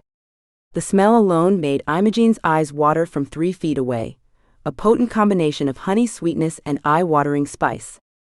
I'm sure it's not that bad, Ronan said, though his confident tone was betrayed by the slight widening of his eyes as more steam rose from the mug. Last guy who said that couldn't taste anything for a week, offered a helpful bystander. My cousin's friend's brother breathed fire for 3 days straight, added another. Melted his boots right off, they say. Imogen pushed through the growing crowd. Ronan, you really don't have to. I've got this, he insisted, picking up the mug and inhaling experimentally. His eyes immediately watered. Completely fine. The entire tavern held its collective breath. To dragons and the princesses who love them, Ronan declared, and before Imogen could process that declaration, he took a substantial gulp of fire brew. For one suspended moment, nothing happened. Ronan's face remained frozen in an expression of grim determination as the tavern watched in silent anticipation. Then his eyes widened to a size Imogen hadn't thought physically possible. His face flushed crimson in a wave that traveled visibly from his neck to his hairline. Sweat immediately beaded on his forehead. His knuckles went white around the mug. And still, heroically, he maintained his composure, right up until the moment a small puff of actual steam escaped between his clenched teeth. Refreshing, he managed to choke out, his voice an octave higher. The tavern exploded into wild cheers. Customers pounded on tables as Ronan set the mug down with shaking hands, clearly trying to look unaffected, while his face proceeded to cycle through every shade of red known to humanity. Are you all right? Imogen asked, torn between concern and the nearly irresistible urge to laugh, as Ronan's expression contorted through a series of increasingly desperate grimaces. Perfectly, he gasped, then coughed, and a tiny flame actually escaped his mouth. Fine? He's breathing fire. Someone shrieked in delight, and the cheers grew even louder. I told you, crowed the man who'd mentioned melted boots. Dragon peppers. Imogen grabbed Ronan's arm as he swayed slightly. Sit down before you fall down, she ordered, guiding him to a chair. She turned to Hazel, who was already approaching with a large mug of milk.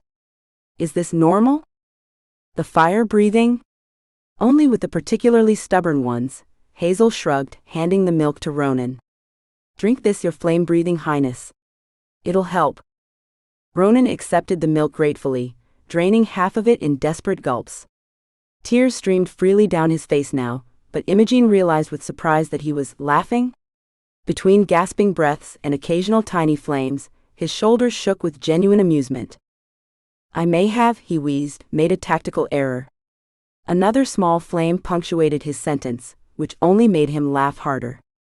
The tavern had moved on to debating whether fire-breathing meant he'd technically become half-dragon, and Hazel discreetly steered them toward a quiet corner table. Rest here while I get your supplies together, she suggested. And maybe reconsider your definition of bravery, young man. Left alone, Imogen studied Ronan's flushed face. You do realize you've probably melted something important inside you, right? Ronan took another sip of milk, wincing. Probably, he agreed. But did you see their faces? They were laughing with me, not at me. Because you joined in the joke instead of fighting it, she pointed out. That was, actually, pretty well played. I'm learning, he said, his voice still raspy. All my life, I've believed being a hero meant never showing weakness, never admitting fault, never being the object of laughter. He coughed and a wisp of smoke escaped. But maybe there's bravery in laughing at yourself too. Something warm unfurled in Imogen's chest that had nothing to do with dragon peppers. That might be the wisest thing you've ever said. Don't sound so surprised, he grinned, then winced as the motion clearly pained his burning mouth. I have occasional moments of insight between acts of complete idiocy. Very occasional, she teased, but found herself gently dabbing at a bead of sweat on his temple with her sleeve. Their eyes met and something shifted, the same odd tension she'd felt in the cave when the magic had accepted him. The moment broke when Hazel appeared, balancing a crate of supplies. Here we go, she announced, setting it down with a knowing gleam in her eye. Bread, honey, dried fruits, those pepper treats for your tiny terror, and extra milk for our hero here. Thank you, Hazel, Imogen said quickly. What do we owe you? Oh, I think the entertainment was payment enough, Hazel winked. It's not every day we get to see a prince breathing fire. She looked between them with maddening perception. Though I must say, the chemistry between you two is even more flammable than the fire brew. Chemistry? Imogen sputtered. We're not. Absolutely not, Ronan agreed, though his flush deepened further. Hazel nodded, clearly not believing a word. Well, just so you know, the betting pool on when these two will figure it out is up to 30 gold pieces. She patted Imogen's shoulder. Don't rush on my account, dear.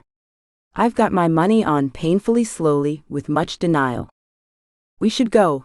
Imogen stood abruptly, her face burning. Kaz will wonder where we are. The journey back up the mountain was considerably more challenging than the descent. The fire brew's delayed effects hit Ronan in full force halfway up the path, turning his previously steady stride into an ungainly stagger. Imogen found herself supporting more of his weight with every step. I think, Ronan mumbled, there might be something wrong with me. You drank liquid fire, Imogen reminded him, adjusting his arm around her shoulders. There's definitely something wrong with you. The stars are so bright, he observed, his head tilted back. Have they always been so spinny? Imogen smothered a laugh. The stars aren't spinning. You are. Ah, he nodded seriously.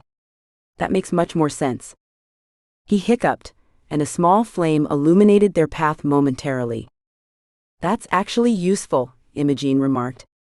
We should keep you around as a torch. I'm good for something then, he mumbled, leaning more heavily against her. His face was impossibly close to hers, his breath warm against her cheek. At least I can light the way. You're good for more than that, she admitted softly, immediately regretting it when his bleary eyes found hers with sudden focus. You think so? He asked, his voice dropping to a whisper. Because I've been thinking, maybe failing at being a hero isn't so bad, if I'm succeeding at being something else. And what's that? I don't know yet, he admitted. But I like who I am, around you. Imogen's heart did a strange little flip in her chest. This was not part of the plan. She wasn't supposed to enjoy his company this much, wasn't supposed to notice the way his eyes crinkled when he laughed, or how gentle his hands were despite his warrior training.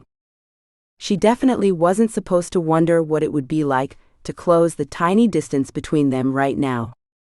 Your eyes, Ronan murmured, apparently having lost his filter entirely to the fire brew, are prettier than cave crystals. Green like leaves but also not like leaves. Better than leaves. That's poetic, she managed, her voice strangled. I'm not usually poetic, he confessed.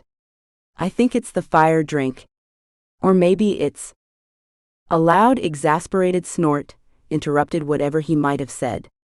They'd reached the cave entrance, where Casimir's massive head protruded, golden eyes taking in the scene with obvious judgment. You've broken him, the dragon observed dryly. Fire brew, Imogen explained, grateful for the distraction despite her suddenly racing heart. Ah, Casimir nodded. The foolishness test. And clearly he failed. Or passed, Ronan hiccuped, another small flame escaping. Depending on your perspective. Casimir rolled his eyes dramatically. Wonderful. First a princess, then a knight, and now a fire-breathing fool. My collection grows ever more prestigious. But as he turned to let them enter, Imogen could have sworn she saw the faintest curl at the corner of the dragon's mouth, almost like a smile.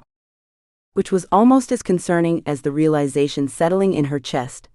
She was starting to care for this ridiculous prince far, far more than she should. Chapter 9, The Prophecy I Do Not Have. Shut up, Elias.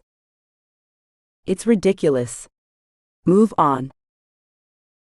Ronan groaned as consciousness slammed into his skull like an axe.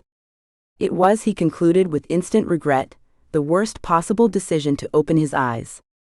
The faint light filtering through the cave entrance felt like daggers straight into his brain. He squeezed his eyes shut again, but the damage was done. His head now pounded with the rhythm of a dwarven war drum. "He lives," came Casimir's rumbling voice from across the cave, dripping with amusement.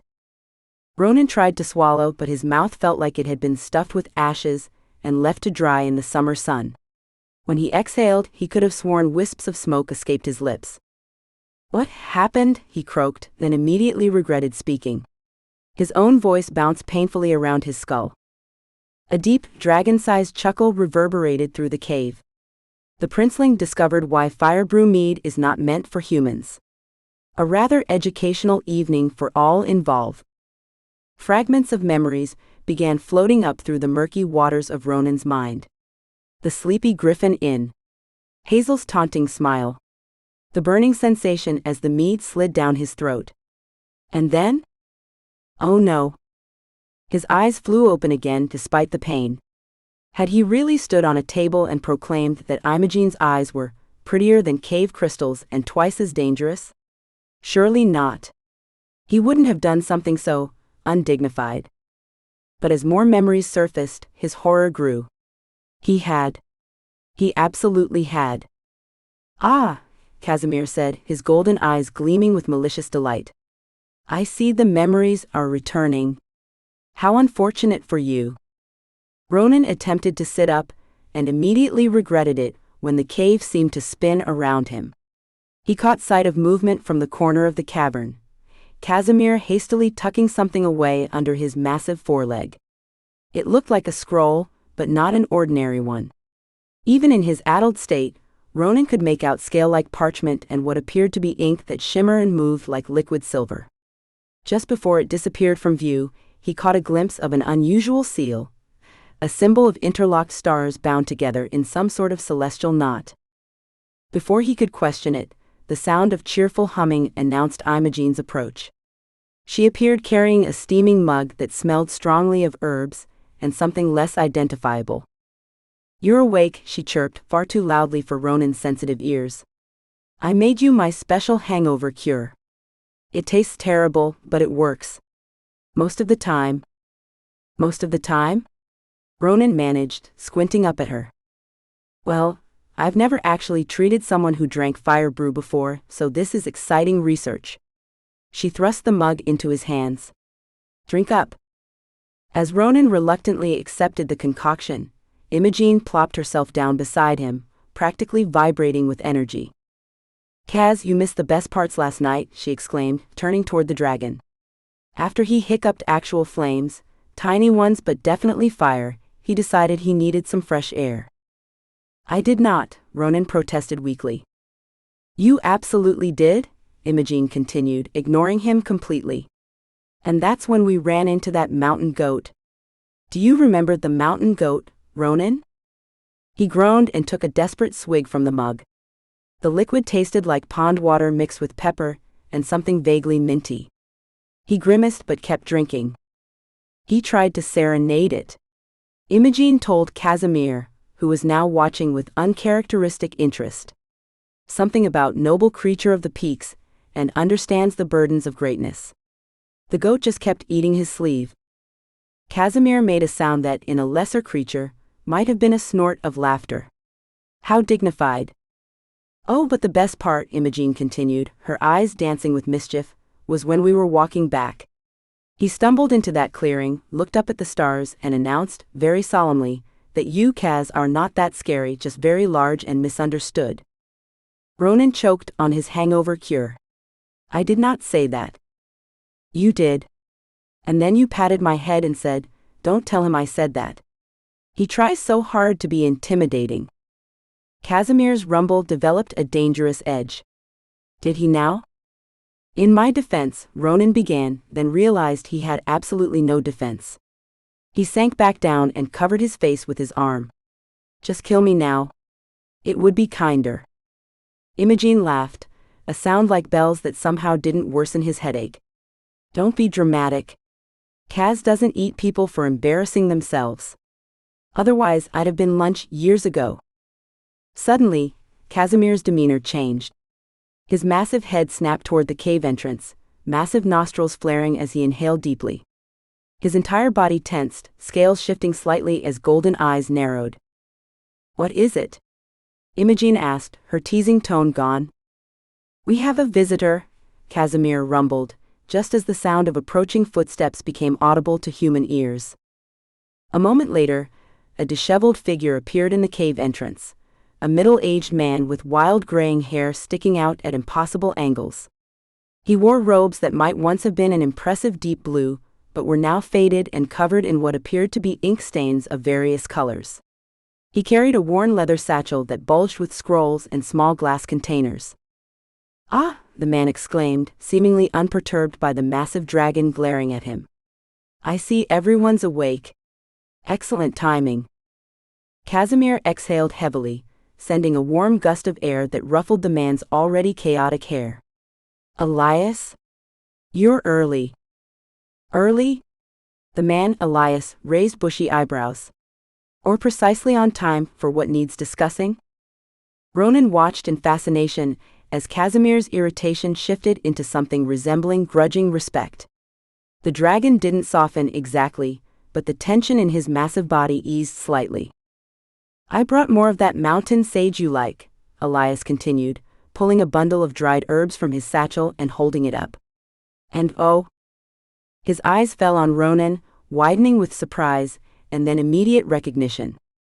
Well, well, he said, studying Ronan intently. Thaddeus's boy with your mother's eyes, and currently her tendency toward poor drinking choices. Ronan stared, momentarily forgetting his hangover. You know my parents? Know them? Elias laughed. I taught your father everything he knows about diplomatic magic, not that he listened to half of it. And your mother once turned my beard blue for a month, after I suggested her bridal crown lacked originality. Imogen looked delighted. You never told me you were a court magician, Elias. Former court magician, Elias corrected, setting his satchel down. I retired when bureaucracy became more important than actual magic. Now I just wander around annoying dragons and collecting interesting plants. How do you two know each other? Ronan asked, gesturing between Elias and Casimir. Before either could answer, Imogen jumped up. Tea? We need tea for this conversation. Elias, did you bring any of those honey cakes last time? Left pocket of the satchel, Elias replied, then turned to Casimir with a more serious expression. We should talk.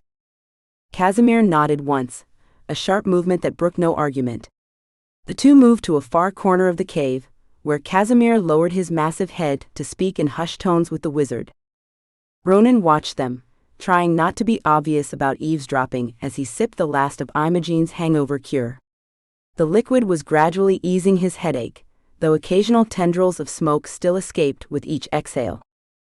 Council's demands are unreasonable, he caught Elias saying, his usual cheerful demeanor replaced with intensity.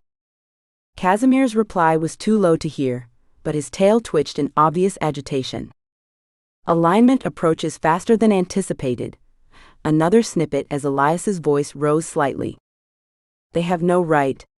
Casimir growled, loudly enough for Ronan to hear clearly before the dragon caught himself and lowered his voice again. Imogen returned with a tray of steaming mugs and what looked like small golden cakes. She followed Ronan's gaze to the pair in the corner. They always do this, she said quietly, setting the tray down. Get all secretive and intense. What are they talking about? Ronan asked, accepting a mug of tea gratefully. Imogen shrugged, but Ronan noticed a hint of concern in her eyes. Dragon business, I think. Elias is the only human Casimir actually respects. Why's that? Because he never asks anything of him, she said, tearing a cake in half and popping a piece in her mouth. Everyone else who seeks out dragons wants something: treasure, knowledge, power. Elias just shows up, shares tea, argues about obscure magical theories, and leaves. But they seem tense, Ronan observed. Imogene's eyes flicked toward them again. Yes. They've been like that more often lately. She hesitated, then added, Elias brings news from somewhere. I don't know where. Sometimes scrolls arrive by Raven before he visits. Scrolls? Ronan remembered the scale-like parchment Casimir had hidden when he woke. Like the one Casimir was reading earlier? Imogen frowned. What scroll? Before Ronan could explain, a snarl from Casimir interrupted them. The temperature in the cave rose several degrees in an instant, and small flames flickered around the dragon's nostrils. Absolutely not, he growled, loud enough to echo off the cave walls. That was never part of the agreement. Elias remained calm in the face of draconic rage, his expression serene as he said something too quiet for them to hear. Whatever it was, it did nothing to soothe Casimir, who turned abruptly and disappeared deeper into the cave, the ground shaking slightly with each angry step. Elias watched him go, then sighed deeply before turning and walking back toward Ronan and Imogen with a completely transformed expression, as though the tense conversation had never happened. Ah, tea, he exclaimed, settling himself on a flat rock. Just what I needed after that journey. The mountain paths get steeper every year, or perhaps I just get older. Ronan noticed how the cave itself seemed affected by Casimir's mood. The crystals embedded in the walls, which usually glowed with a gentle blue light, had dimmed significantly. The shadows in the cave's depths seemed darker, more impenetrable, as if responding to their master's displeasure. Is everything all right? Imogen asked, handing Elias a mug. Just dragon politics, Elias replied lightly. Nothing to worry about. He turned his attention to Ronan. Now, young prince, what brings you to Casimir's domain? Last I heard, you were distinguishing yourself in the royal tournaments. I came to rescue the princess, Ronan replied, then added with a sidelong glance at Imogen, though she's made it abundantly clear that was unnecessary. Elias laughed. Ah yes. Our Imogen has a talent for upending expectations. He sipped his tea thoughtfully. And yet you're still here. It wasn't a question, but Ronan felt compelled to answer anyway. Yes. I am. Fascinating, Elias murmured. Dragons of Casimir's lineage have always carried certain cosmic responsibilities. They rarely accept human companions unless... Imogen coughed pointedly. Elias, how's your herbal research going? Found any new varieties on the mountain? The wizard blinked, then smiled. Oh, several. The higher elevations have been particularly generous this season. He launched into a detailed explanation of his recent botanical discoveries, but when Imogen turned to refill her mug, Elias caught Ronan's eye and gave him a meaningful look that clearly said, "Notice the change of subject." Ronan's curiosity burned brighter than his lingering headache. When there was a lull in the conversation, he asked, "What did you mean about dragons having responsibilities? What kind of responsibilities does Casimir have?" The cave went very quiet. Even the distant sounds of dripping water seemed to pause. Elias set his mug down carefully. There is a certain prophecy. The prophecy of the reluctant warden. It speaks of a dragon who refuses his destiny, but cannot escape it. The words had barely left Elias's mouth when a thunderous roar echoed through the cave, causing dust and small rocks to rain down from the ceiling. The temperature spiked dramatically as Casimir came charging back, his eyes blazing with golden fire. Enough, the dragon bellowed, his massive form seeming to fill the entire space. You go too far, wizard. Elias remained seated, seemingly unperturbed. The truth remains the truth, whether spoken or not. It is not yours to speak, Casimir snarled, smoke curling from his nostrils. His gaze turned to Ronan, burning with accusation. And you, prying into affairs beyond your understanding. What right do you have to question my responsibilities? Ronan stood, refusing to be intimidated despite the very real danger radiating from the dragon. I didn't mean any offense. I was simply curious. Your curiosity is not welcome here, Casimir cut him off. Not all secrets are yours to know.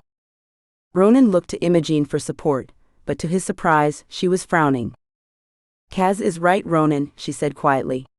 Some things they're not mine to share either. I respect his privacy, even when I don't agree with it. The sting of betrayal was unexpected and sharp. He thought they were beginning to form some kind of bond, yet here she was, siding with Casimir without hesitation. I see, he said stiffly, his pride rushing in to mask the hurt. So I'm still the outsider then. Imogen's expression softened. That's not what I think, Casimir interrupted, his voice deceptively calm but laced with steel, that Prince Ronan needs time to reconsider his priorities. Perhaps outside the cave. The meaning was unmistakable. Ronan was being thrown out. He straightened his shoulders, falling back on royal dignity. Very well. I apologize for the intrusion. He turned and walked toward the entrance, refusing to look back even as he heard Imogen call his name softly. The sunlight outside was harsh after the cave's dimness, making him squint as he stood uncertainly on the mountainside. He hadn't gone more than 20 paces when a voice called out. Remarkable how quickly a dragon's temper can clear a room, isn't it? Ronan turned to find Elias already outside, kneeling beside a patch of wildflowers and carefully selecting specimens to place in his satchel. You don't seem surprised, Ronan observed. By Casimir's reaction? Elias chuckled. Hardly. I've known him long enough to predict his moods, and occasionally provoke them when necessary. When necessary? Ronan frowned. You meant for him to throw me out? Elias straightened, brushing dirt from his robes. Let's just say I anticipated a strong reaction. He secured his satchel and gestured toward a path leading around the mountain. I'm heading back to my cottage. It's not far, just over that ridge. I have a modest collection of dragon lore there, if such things interest you. The invitation was anything but subtle. Ronan looked back at the cave entrance, conflict warring within him. Following Elias might provide answers to the questions burning in his mind. What was the prophecy of the reluctant warden? What responsibilities did Casimir bear? What was the significance of that strange scroll? But pursuing those answers could damage the tentative place he'd begun to carve out in the strange household of the cave. Casimir's boundaries had been made explicitly clear, and Imogen had chosen to respect them. I should probably give Casimir time to cool down, Ronan said slowly, still uncertain. Of course, Elias replied, already starting down the path. Though in my experience, dragon tempers can smolder for quite some time. Days, sometimes weeks. The thought of being barred from the cave, from Imogen for weeks made Ronan's chest tighten uncomfortably. He hesitated a moment longer, looking between the cave and Elias's retreating form. With a muttered curse, he turned and followed the wizard, his footsteps reluctant but determined. Some mysteries, it seemed, were too compelling to ignore, even at the cost of a dragon's wrath. Chapter 10: The Almost Kiss Which I Was Forced to Witness. I do not care about your human courting rituals. Please take them elsewhere. Imogen huffed as she shoved another ancient scroll into its designated cubby, perhaps with more force than necessary. The poor scroll didn't deserve her frustration, but it was the third one she'd reorganized in the last 10 minutes, which might have been a record even for her restless hands. This is ridiculous, she muttered to herself, blowing a strand of hair out of her face. He's been gone for 2 hours. Hardly worth all this, whatever this is. She glanced at the cave entrance for the 8th time since Ronan had stormed off with Elias. Not that she was counting. The afternoon light filtered through, casting long shadows that seemed to point accusingly at her. Abandoning the scrolls, she moved to the small wyvern nests tucked into a natural alcove of the cave. Hey there, little ones, she cooed, checking water levels and adjusting bedding. Winnie chirped indignantly from her perch atop Casimir's treasure pile. Yes, I know you can take care of yourself. I'm checking on the babies. The busy work kept her hands occupied, but her mind raced in circles. Had she been too quick to side with Casimir? Ronan's face when she dismissed his questions, like she'd physically struck him, kept replaying in her memory. He was being nosy, she told a baby wyvern who blinked at her with innocent eyes. Kaz is entitled to his secrets. We all have them. The wyvern tilted its head, unconvinced. Don't give me that look. I'm not feeling guilty. She straightened up, wiping her hands on her skirts before moving to the tea corner. Maybe a nice chamomile blend would settle her nerves. Not that her nerves needed settling. She was perfectly fine. Another glance at the entrance. Casimir's massive form shifted in the shadows of his preferred corner. His golden eyes tracked her movements with the patience of a predator who had all the time in the world. If you have something to say, just say it, Imogen finally snapped, slamming the kettle down with more force than necessary. I haven't said anything, Casimir rumbled, his voice like distant thunder. You're thinking very loudly. An impressive feat, considering you can't actually read minds. The dragon shifted, scales glinting in the filtered light. Though you seem rather preoccupied with the entrance. Expecting company? Imogen abandoned the kettle and marched over to Casimir, planting herself directly in front of his enormous snout. What's going on, Kaz? And don't give me that mysterious dragon nonsense. Ronan deserves to know what he's become part of. And what exactly has he become part of? Casimir's voice was dangerously soft. Us. Imogen threw her hands up. This, whatever this is. He's been here for weeks now, and all you do is growl at him when he asks perfectly reasonable questions. Reasonable? Casimir's nostrils flared. He's prying into matters that do not concern him. If they involve you, they involve all of us now. Imogen crossed her arms, refusing to back down. You can't just cherry-pick the parts of companionship you like, Kaz. You either let us in or you don't. Some truths are dangerous, little princess. Casimir's voice dropped to something almost gentle, which was far more unsettling than his usual grumpiness. Knowledge can be a burden as much as a gift. That should be his choice to make. And what of my choice? My privacy? The dragon's tail swished against the cave floor, disturbing a small pile of gems that scattered like colorful raindrops. Imogen deflated slightly. I'm not saying you need to tell him everything. Just something. Enough that he doesn't feel like an outsider. She reached out, placing her palm against the warm scales of his snout. He belongs here now. Whether you want to admit it or not. Casimir closed his eyes briefly at her touch. Your certainty is both admirable and deeply irritating. I've been told that before. She smiled faintly. Just think about it. For me? Your manipulation tactics are transparent. But effective, she countered. Casimir huffed, a small cloud of smoke curling from his nostrils. We shall see. The conversation stalled there, but Imogen felt the unresolved tension lingering like the smoke in the air. She busied herself with more tasks, mending a tear in one of her dresses, reorganizing Casimir's jewels by color. He hated when she did that, checking on the cave's food stores, anything to keep her hands busy and her eyes from drifting to the entrance. As evening light began to fade, transforming the cave's interior from gold to deep amber, Imogen's restlessness grew.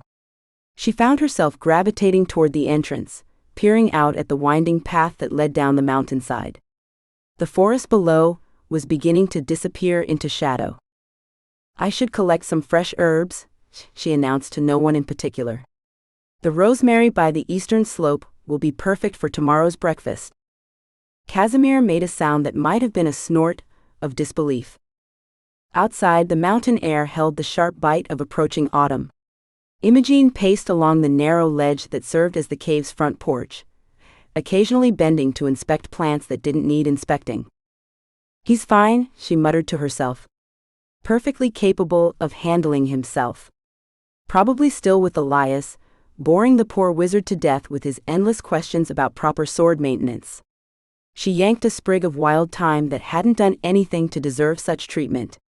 Not like I care what he does with his time. He's free to come and go as he pleases. We all are. A twig snapped in the forest below, and she nearly fell off the ledge, whipping around to look. Just a deer. Not a 6-foot-something knight, with perpetually serious eyes and a smile that came reluctantly but transformed his entire face when it did. This is pathetic, she informed the deer, which bounded away in alarm at her voice.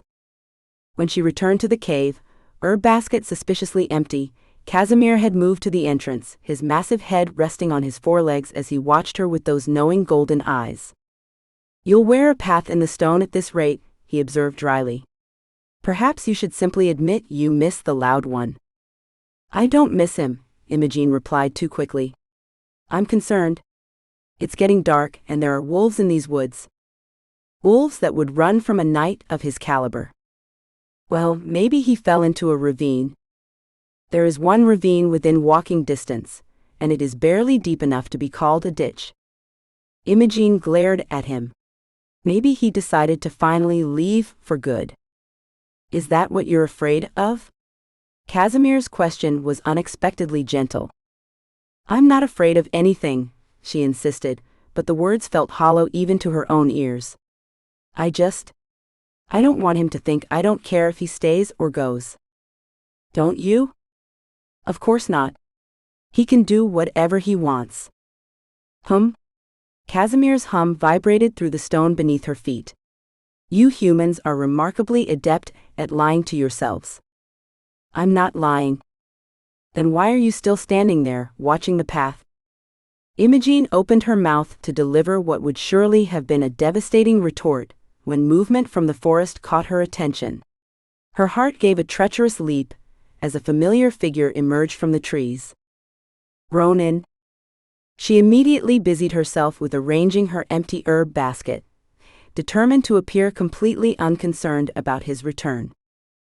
Oh, you're back, she called out, aiming for casual disinterest and landing somewhere closer to breathless relief. Find anything interesting with Elias? The casual facade crumbled the moment he stepped into the cave's light. Ronan looked wrong. His usually immaculate appearance was in disarray, boots splattered with mud, leaves tangled in his dark hair, and most concerning of all, a distant, troubled look in his eyes that made something in Imogen's chest tighten uncomfortably. Are you all right? The question escaped before she could stop it. Ronan seemed to take a moment to register her presence. What? Oh yes. Fine. Just a long walk. You look like you wrestled a bear, she said, moving closer to pluck a leaf from his hair without thinking. Her fingers grazed his temple, and she felt him tense slightly at the contact. And lost?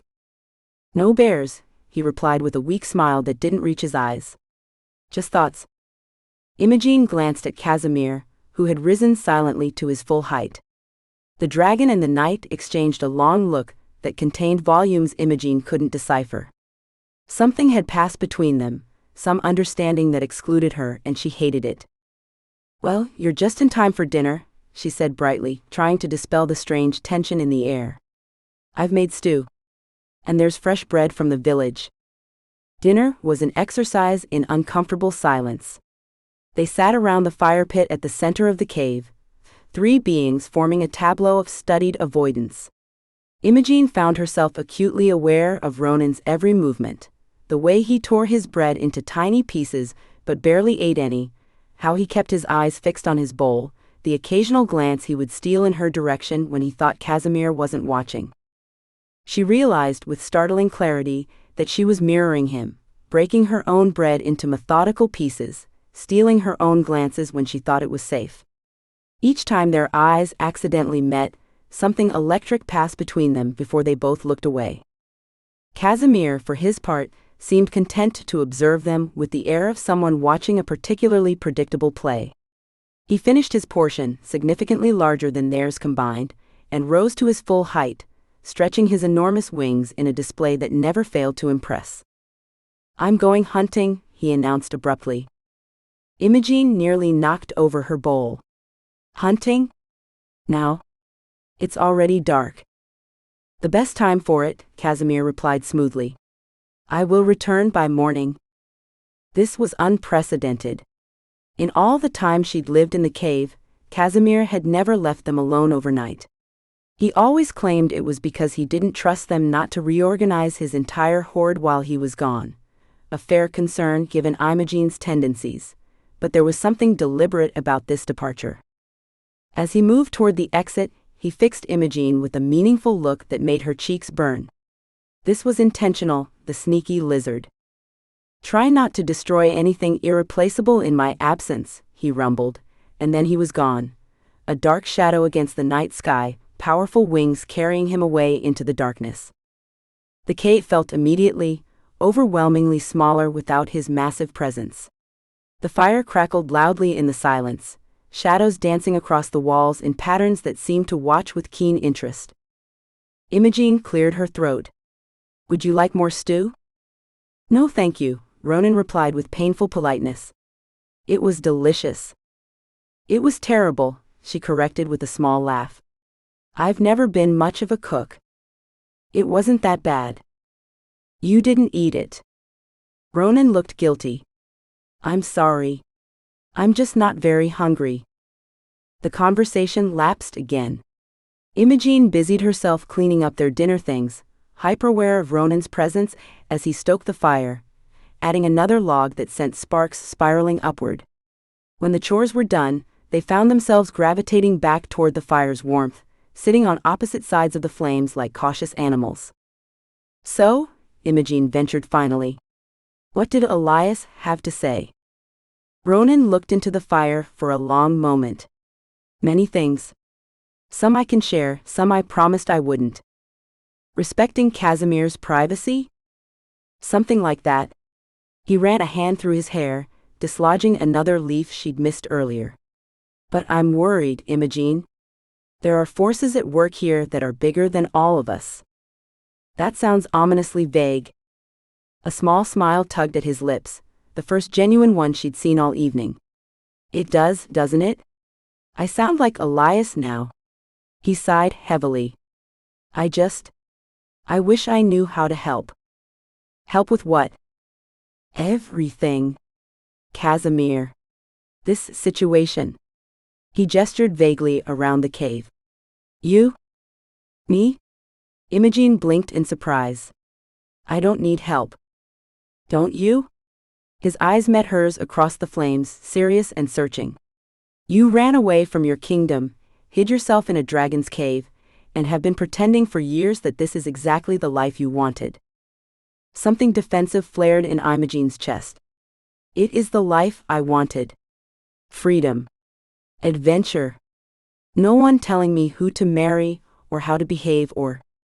Is it really freedom if you're still hiding?" The question hit her like a physical blow. She opened her mouth to deliver a stinging retort, but the words died on her tongue. Because there, beneath the challenge in his eyes, was genuine concern. Not judgment. Concern. "I'm not hiding," she said finally, but it lacked conviction. "I'm living on my terms." "What were you running from?" he asked softly. "Really?" The fire popped loudly in the silence that followed. Imogene found herself staring into the flames, seeing not the dancing light but the gilded cage she'd left behind. "Everything," she admitted quietly. "The weight of a crown I never asked for. A marriage arranged when I was 12 to a prince I'd never met. The constant scrutiny, too loud, too curious, too unladylike." She ran her fingers through her tangled hair. "Do you know what my governess used to say? A princess should be seen only when perfectly composed, heard only when asked a direct question, and remembered only for her grace. I was never composed.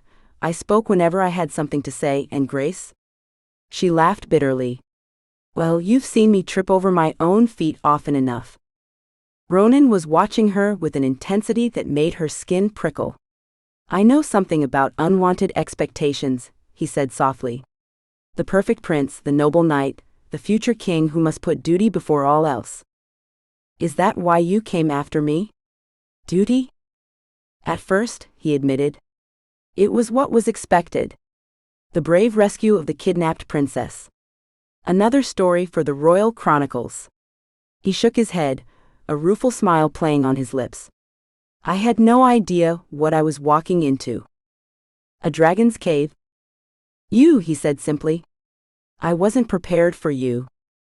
Something warm that had nothing to do with the fire bloomed in Imogene's chest. She noticed Ronan shiver slightly despite the heat of the flames. Are you cold? She asked, already reaching for the blanket she kept nearby. A little, he admitted. I think I got caught in a light rain earlier. Without overthinking it, she moved around the fire to sit beside him, bringing the blanket to drape over both their shoulders. It was a perfectly practical solution. Sharing warmth was simple logic. She wasn't prepared for the electric awareness that shot through her when their shoulders touched, or the subtle catch in Ronan's breath when her hair brushed against his cheek. Better? She asked, her voice coming out softer than intended. Yes, he replied, equally soft. Thank you. The fire crackled merrily, sending dancing light across the cave walls. From this close, she could smell the forest on him, pine and earth and something uniquely Ronan beneath it all. Neither moved away despite the pretense of casual conversation. What would you choose? Ronan asked suddenly. If nothing held you back, no expectations, no past, no future, what would you choose right now? The question hung in the air between them. Imogene turned to answer and found him already looking at her, his face much closer than she'd realized. The firelight caught in his eyes, turning them from steel blue to something warm and molten. Her heart pounded so loudly in her chest, she was certain he must hear it. I would, she began, but the words seemed to evaporate on her tongue. Their faces were so close now, she could feel his breath on her skin. The conversation had faded to whispers, though she couldn't remember when that had happened. Something was shifting in the air between them. A recognition, a possibility neither had acknowledged until this moment. She found herself leaning forward slightly, drawn by some invisible force. His eyes dropped to her lips, then back to her eyes, a question in them she didn't know how to answer. Her own gaze mirrored the journey, noting for the first time the perfect curve of his lower lip, wondering absently how it would feel against her own.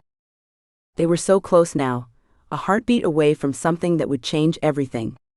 Imogene closed her eyes, her mind finally blissfully silent, as she felt the warmth of him drawing nearer. A high-pitched, indignant chirp shattered the moment, as Winnie dive-bombed directly between them, landing with possessive fury on Imogene's lap. The tiny wyvern spread her wings defensively, chirping angry challenges at Ronan. They sprang apart as if burned, the blanket falling forgotten between them. I should check on the wyvern nests, Imogene exclaimed, her voice unnaturally high. And I need to polish my sword? Ronan stammered at the exact same moment, already backing away. Very important. Can't let it rust. Absolutely. Rust. Terrible thing, rust. The worst. Good night then.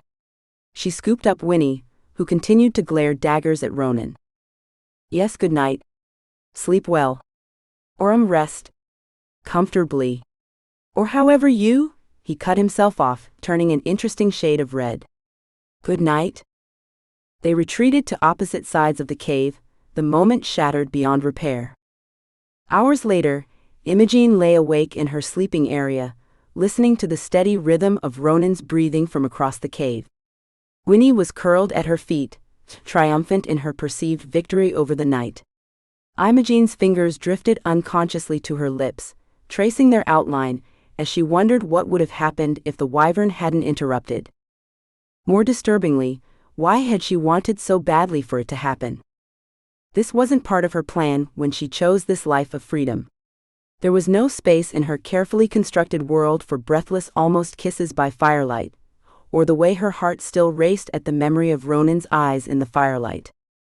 Freedom wasn't supposed to feel like another kind of captivity.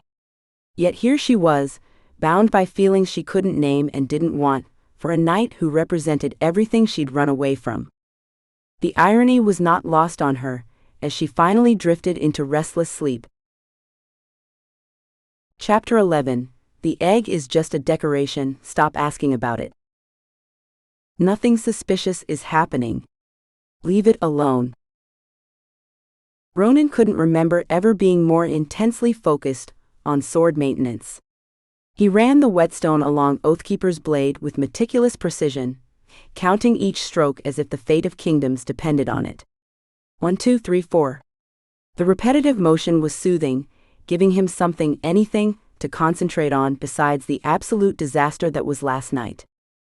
The blade gleamed. It had gleamed 20 minutes ago too, but he kept at it. Across the cave, Imogen hummed to herself while reorganizing a collection of small, colorful rocks she'd gathered from somewhere. She seemed perfectly at ease, which was infuriating. How could she be so calm when his entire world had tilted on its axis?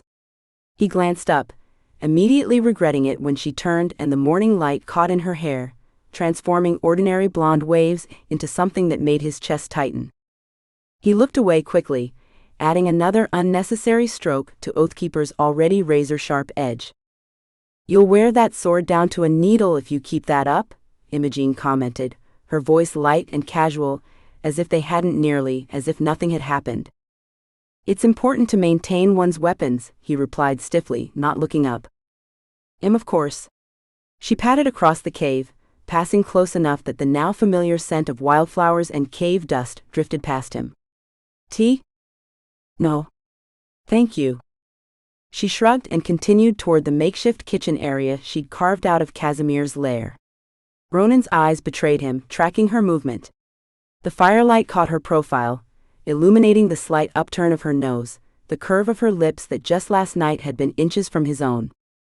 He attacked the sword with renewed vigor. 5, 6, 7, 8. Imogen dropped something, cursed softly, and bent to retrieve it. Ronan nearly cut himself. This was ridiculous. He was a prince of Eldoras, trained in combat and diplomacy. He had faced down warlords and negotiated peace treaties. He should not be undone by a princess who talked to wyverns and organized a dragon's hoard. He should not be replaying the almost kiss in his mind, wondering what would have happened if he'd been braver, if he'd closed that final inch of distance between them. He was just rearranging his few belongings for the third time when a massive shadow darkened the cave entrance. "Ah. You're both still here."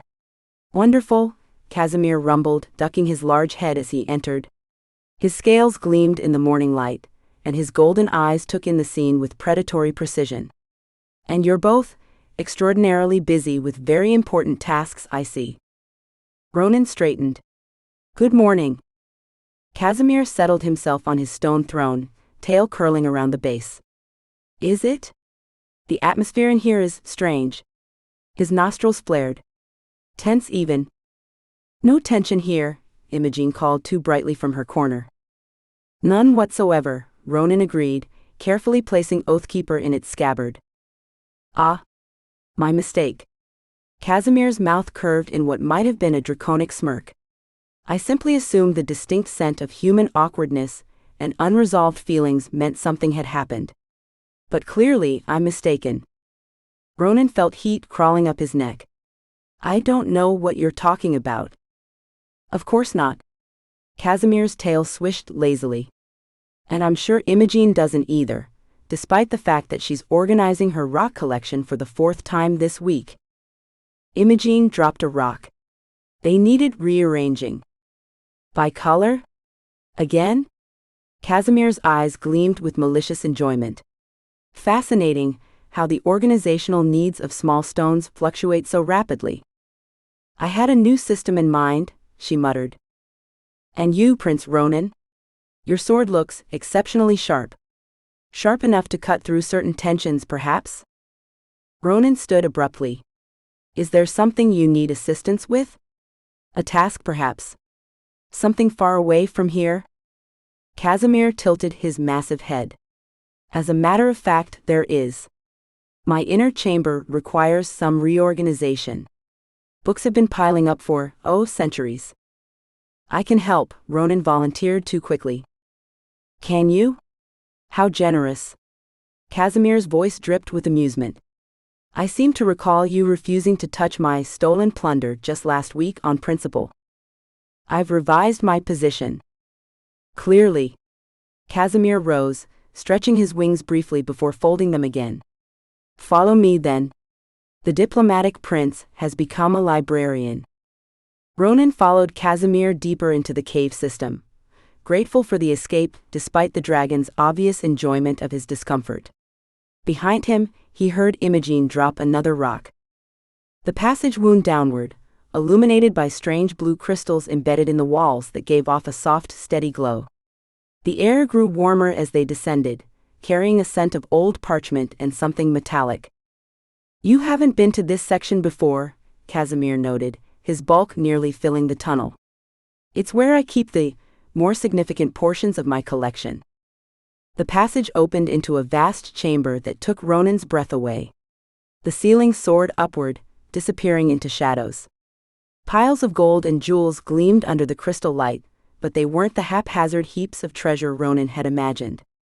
Everything was meticulously arranged, coins sorted by kingdom and era, gemstones organized by type and color. Suits of armor from a dozen different ages stood along one wall, and weapons hung in careful displays.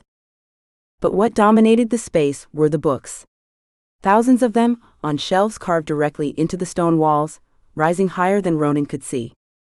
Ancient tomes bound in materials he couldn't identify, scrolls sealed with wax emblems of kingdoms long fallen, tablets etched with writing systems no human had used in millennia.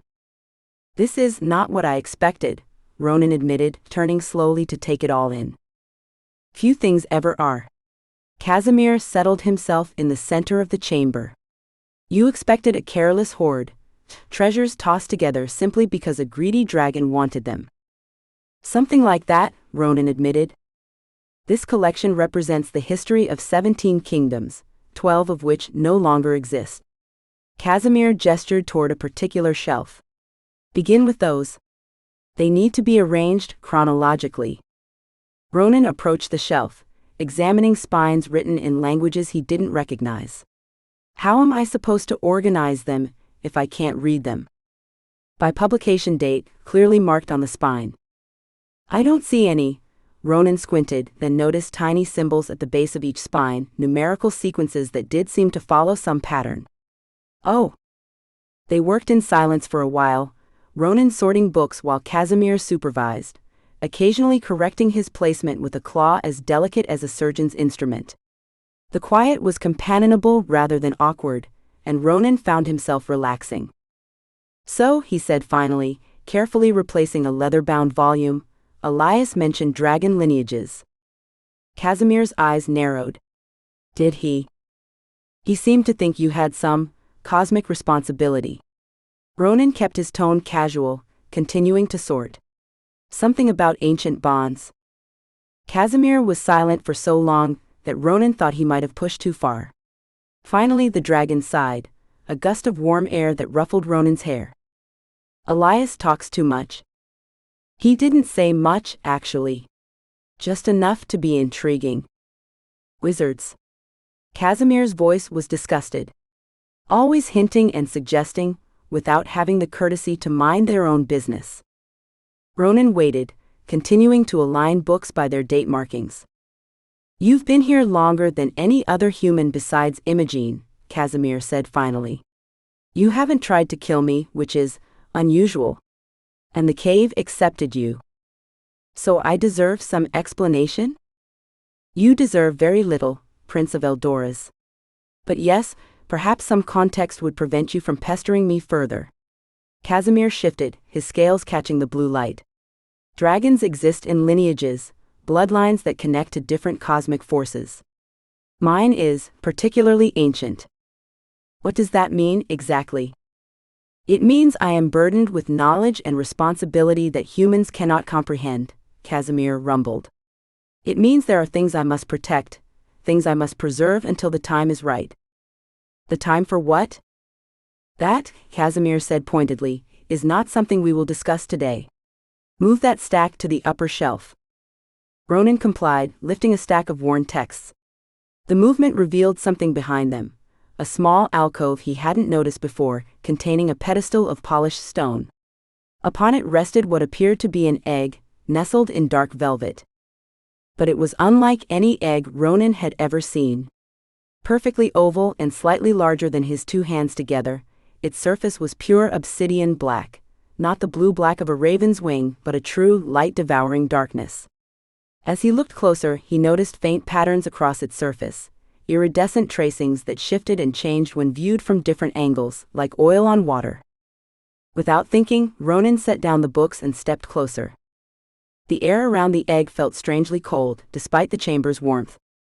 The patterns seemed to move as he approached, whorls and spirals rearranging themselves in response to his presence. "Step away from that." Casimir's voice had transformed, no longer dry and sardonic but sharp with alarm. Ronan turned to find the dragon had moved with impossible speed, positioning himself between Ronan and the egg. His scales had bristled, standing slightly on end like a cat's fur, and his eyes had narrowed to dangerous golden slits. Heat radiated from him in palpable waves. "What is it?" Ronan asked, unable to tear his gaze from the egg. "Something not meant for you," Casimir growled. "Step back." But there was something about the egg, some inexplicable pull that Ronan couldn't resist. Before he fully realized what he was doing, he had reached past Casimir's warning snarl, hand extending toward the obsidian surface. "Don't you dare," Casimir began. Ronan's fingers touched the egg. A pulse of light surged through the dark surface, illuminating the patterns from within. They flared bright silver, racing across the shell in complex interlocking designs. A vibration hummed up Ronan's arm, resonating in his chest like a plucked string. Images flashed through his mind: a mountain peak shrouded in storm clouds, a night sky blazing with unfamiliar stars, a pair of eyes like molten gold, all gone before he could grasp them. Most disorienting was the sense of recognition, as if the egg somehow knew him. Like it had been waiting. A force slammed into him, breaking the connection. Casimir had shouldered him away, positioning his bulk firmly between Ronan and the pedestal. The dragon's expression was a conflicted mix of rage and concern. "You have no idea what you're interfering with," he snarled. "That was not for you to touch." "It responded to me," Ronan said, still dazed.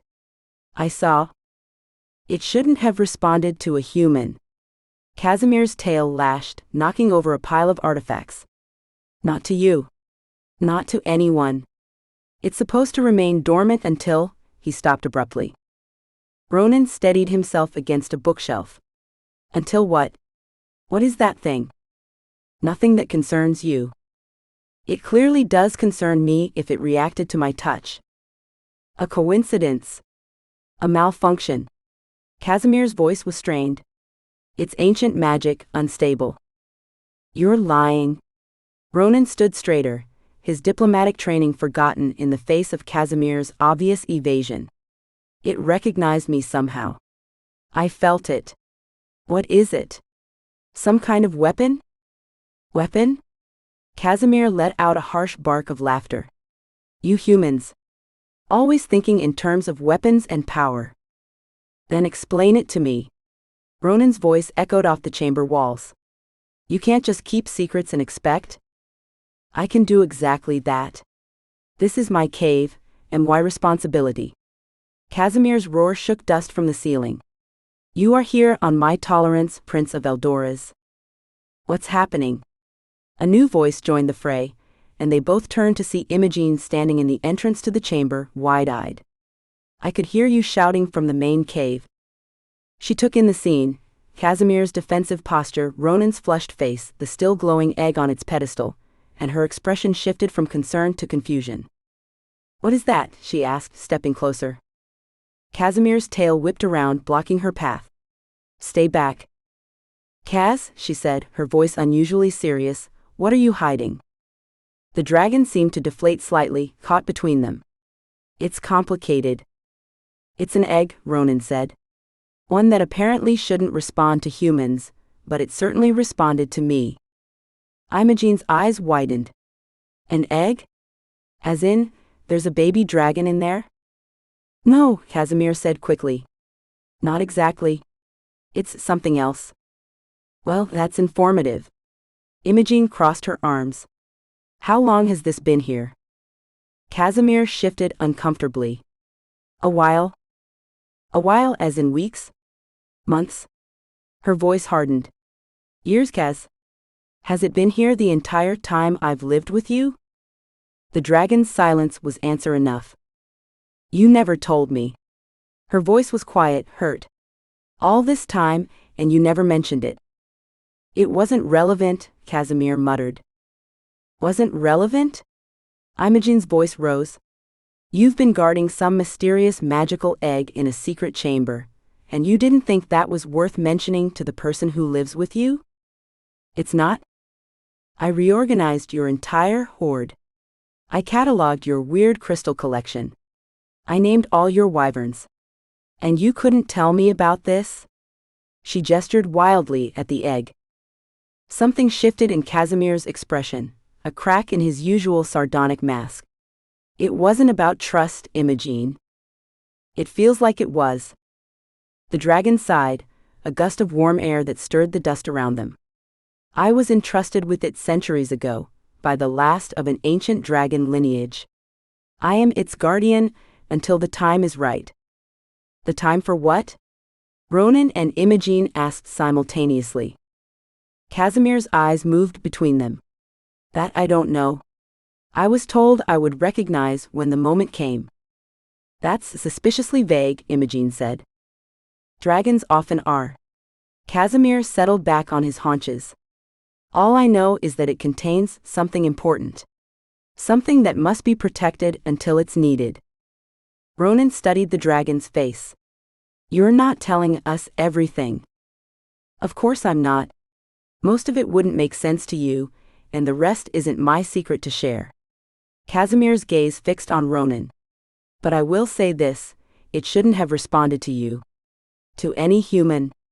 That is unprecedented. Does it have something to do with the cave accepting him? Imogen asked. That magic you said never responds to strangers? Casimir's expression shifted minutely, enough for Ronan to know Imogen had hit on something important. Possibly, the dragon admitted grudgingly. The magics are related. So what does this mean? Ronan asked.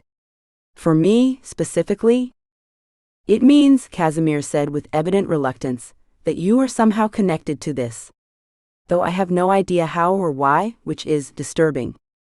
Great, Ronan muttered. More mysteries. Can I see it? Imogen asked, approaching cautiously. Casimir hesitated, then stepped aside. Don't touch it. She peered at the egg, her face reflecting the faint iridescent patterns. It's beautiful. She glanced at Casimir, hurt still evident in her eyes. I wish you'd trusted me with this. It wasn't about trust, Casimir repeated quietly. It was about protection. The fewer who know, the safer it remains. But I'm not just anyone, Cas. I thought. She stopped, swallowing whatever she'd been about to say. Never mind. An uncomfortable silence fell over the chamber, broken only by the soft hum emanating from the egg. Finally, Casimir spoke. You both know now. But this goes no further. Not to Elias, not to anyone. Is that clear? I won't tell anyone, Imogen promised. Ronan nodded his agreement, though his mind was racing. The connection he'd felt, that strange sense of recognition, it had to mean something. We should return to the main cave, Casimir said. I believe we've had enough revelations for one day. As they turned to leave, Ronan glanced back at the egg. Its glow had diminished, returning to its original obsidian darkness, except when he looked directly at it. Then just for a moment it pulsed once more with silver light, as if acknowledging him. He followed the others from the chamber, his thoughts churning.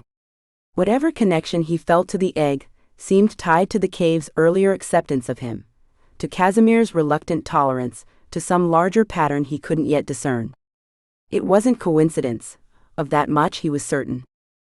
What he didn't know was whether that connection was a blessing or a danger. Or why, despite all rational thought, he felt drawn to return to it as soon as possible. Chapter 12. The town makes a fool of the night again.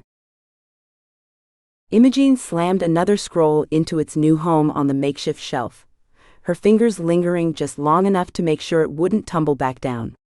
The parchment made a satisfying thwack against the stone, not loud enough to be considered aggressive, but certainly not gentle either. Just the right volume to express her displeasure without actually having to talk about it. The comprehensive history of dwarven mining techniques does not belong with poetry, she muttered under her breath, yanking another misplaced tome from the stack. It goes with geography. Obviously. Across the cave, Casimir shifted his massive form, scales scraping against stone as he pretended to be deeply fascinated by his own claws. A plume of smoke escaped his nostrils, not enough to suggest true irritation, but sufficient to acknowledge that he'd heard her. Imogen responded with a pointed sigh that could have withered flowers. She'd been reorganizing Casimir's collection since sunrise, aggressively sorting and reshelving with the dedicated focus of someone avoiding several uncomfortable conversations at once. The dragon egg revelation had left the cave atmosphere thick with unspoken questions. Add to that the almost kiss with Ronan by the fire, which neither of them had acknowledged, and Imogen had more than enough reason to throw herself into mindless organizational tasks. She shoved a particularly heavy book onto a high shelf, standing on tiptoes and grunting with the effort.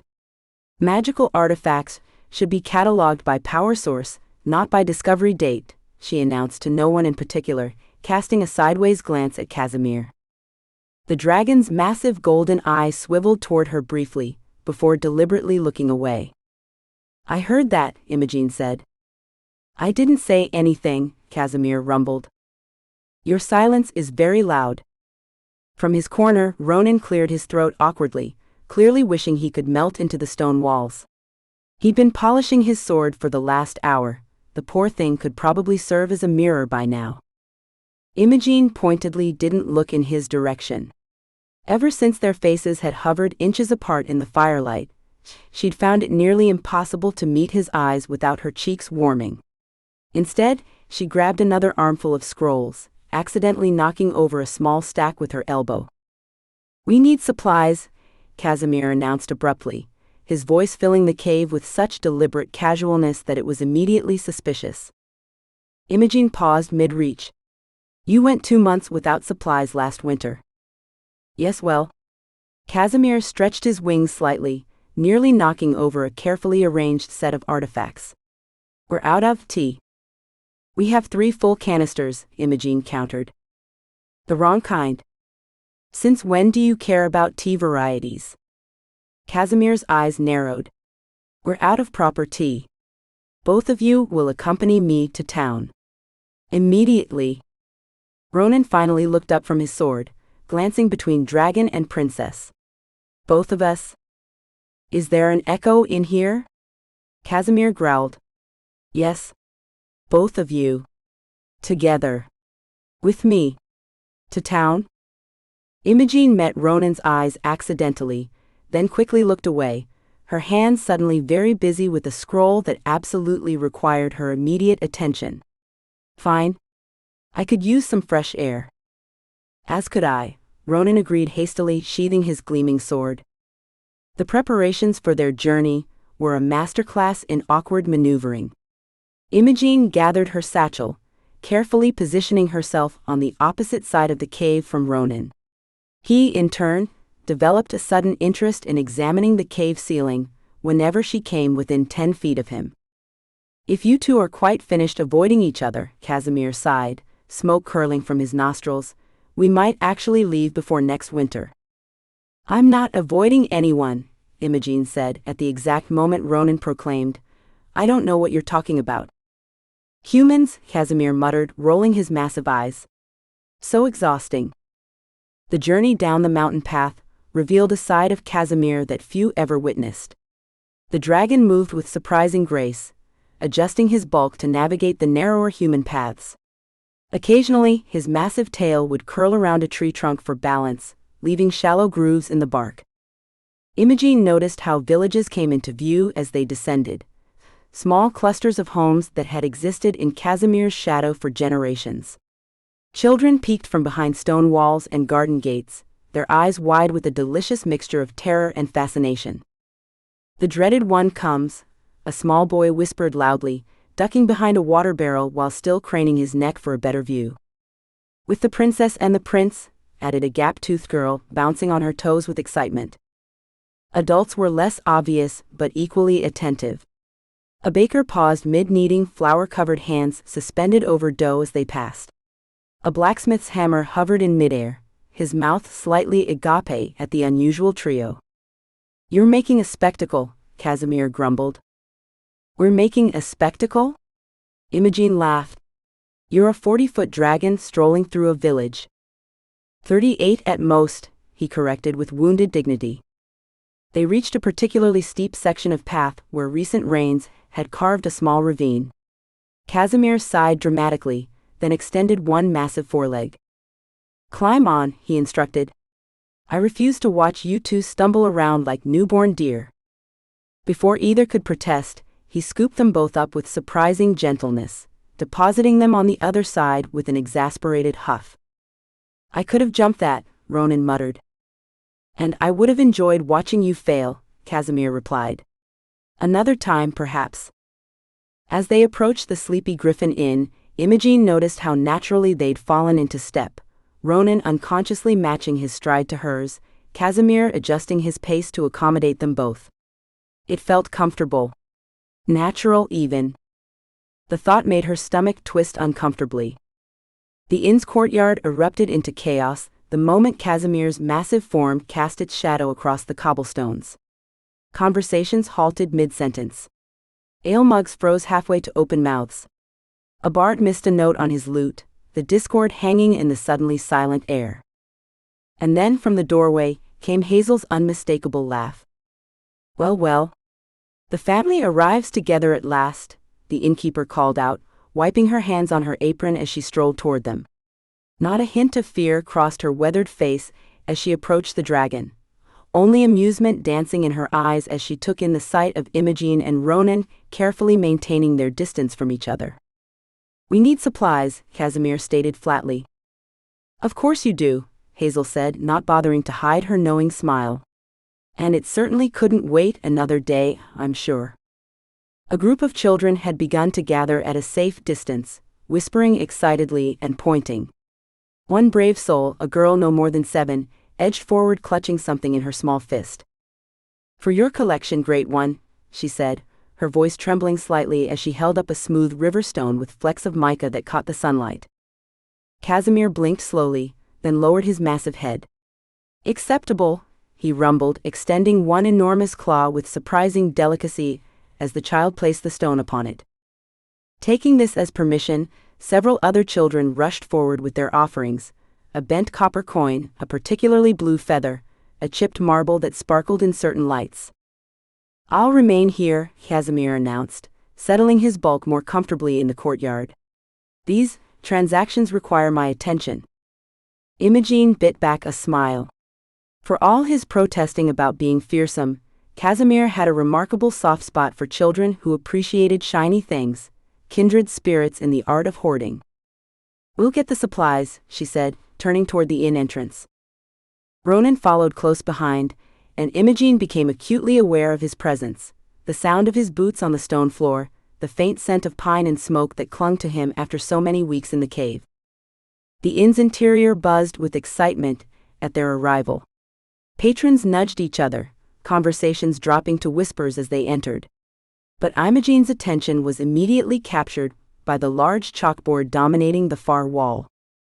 "Will the prince stay?" Read the bold heading, followed by a detailed list of odds and numerous tally marks. "Leaves within a month, 2-1. Stays forever, 10-1. Convinces princess to leave instead, 30-1. Next FIREBREW attempt, 47-1. Days until dragon eats him, no bets accepted, sorry Harold." Ronan made a strangled sound beside her. "Ah, you've noticed our little entertainment," Hazel said cheerfully, appearing at their side with remarkable stealth for a woman her size. "Been running for weeks now. Quite popular with the regulars." "You're betting on whether I'll leave?" Ronan asked, his voice caught between outrage and mortification. "Among other things," Hazel confirmed, refilling mugs as she passed a nearby table without breaking stride. "The will he survive another wyvern attack? Pool closed last week, after you started feeding the little beast those dried berries. Took all the sport out of it." A burly man at a nearby table raised his mug. I had good money on you losing an ear to that creature. Betrayed by your own survival instinct, you were. How is this acceptable? Ronan spluttered. Hazel patted his arm sympathetically. Come now, Your Highness. What else are we supposed to do for entertainment around here? The traveling minstrels only come twice a year. Imogene found herself studying the board more carefully, an uncomfortable pressure building in her chest as she read the various wagers. Most seemed to favor Ronan eventually leaving, returning to his kingdom, his duties, his real life. Oh, the latest odds are causing quite the stir, Hazel continued, clearly enjoying Ronan's discomfort. Most folks think you're too duty-bound to stay permanently. Royal responsibilities and all that. Though we have a few romantics betting otherwise. Based on what evidence? Ronan demanded. This, unfortunately for him, was exactly the wrong question to ask. The inn's patrons seemed to have been waiting for precisely this opening. Well, said a gray-haired woman by the fire, there's how you've stopped trying to leave, for starters. And how you've taken to defending the dragon when travelers come asking about the terrible beast, added a man with an impressive mustache. Last week you gave quite the lecture to that merchant about misunderstood magical creatures.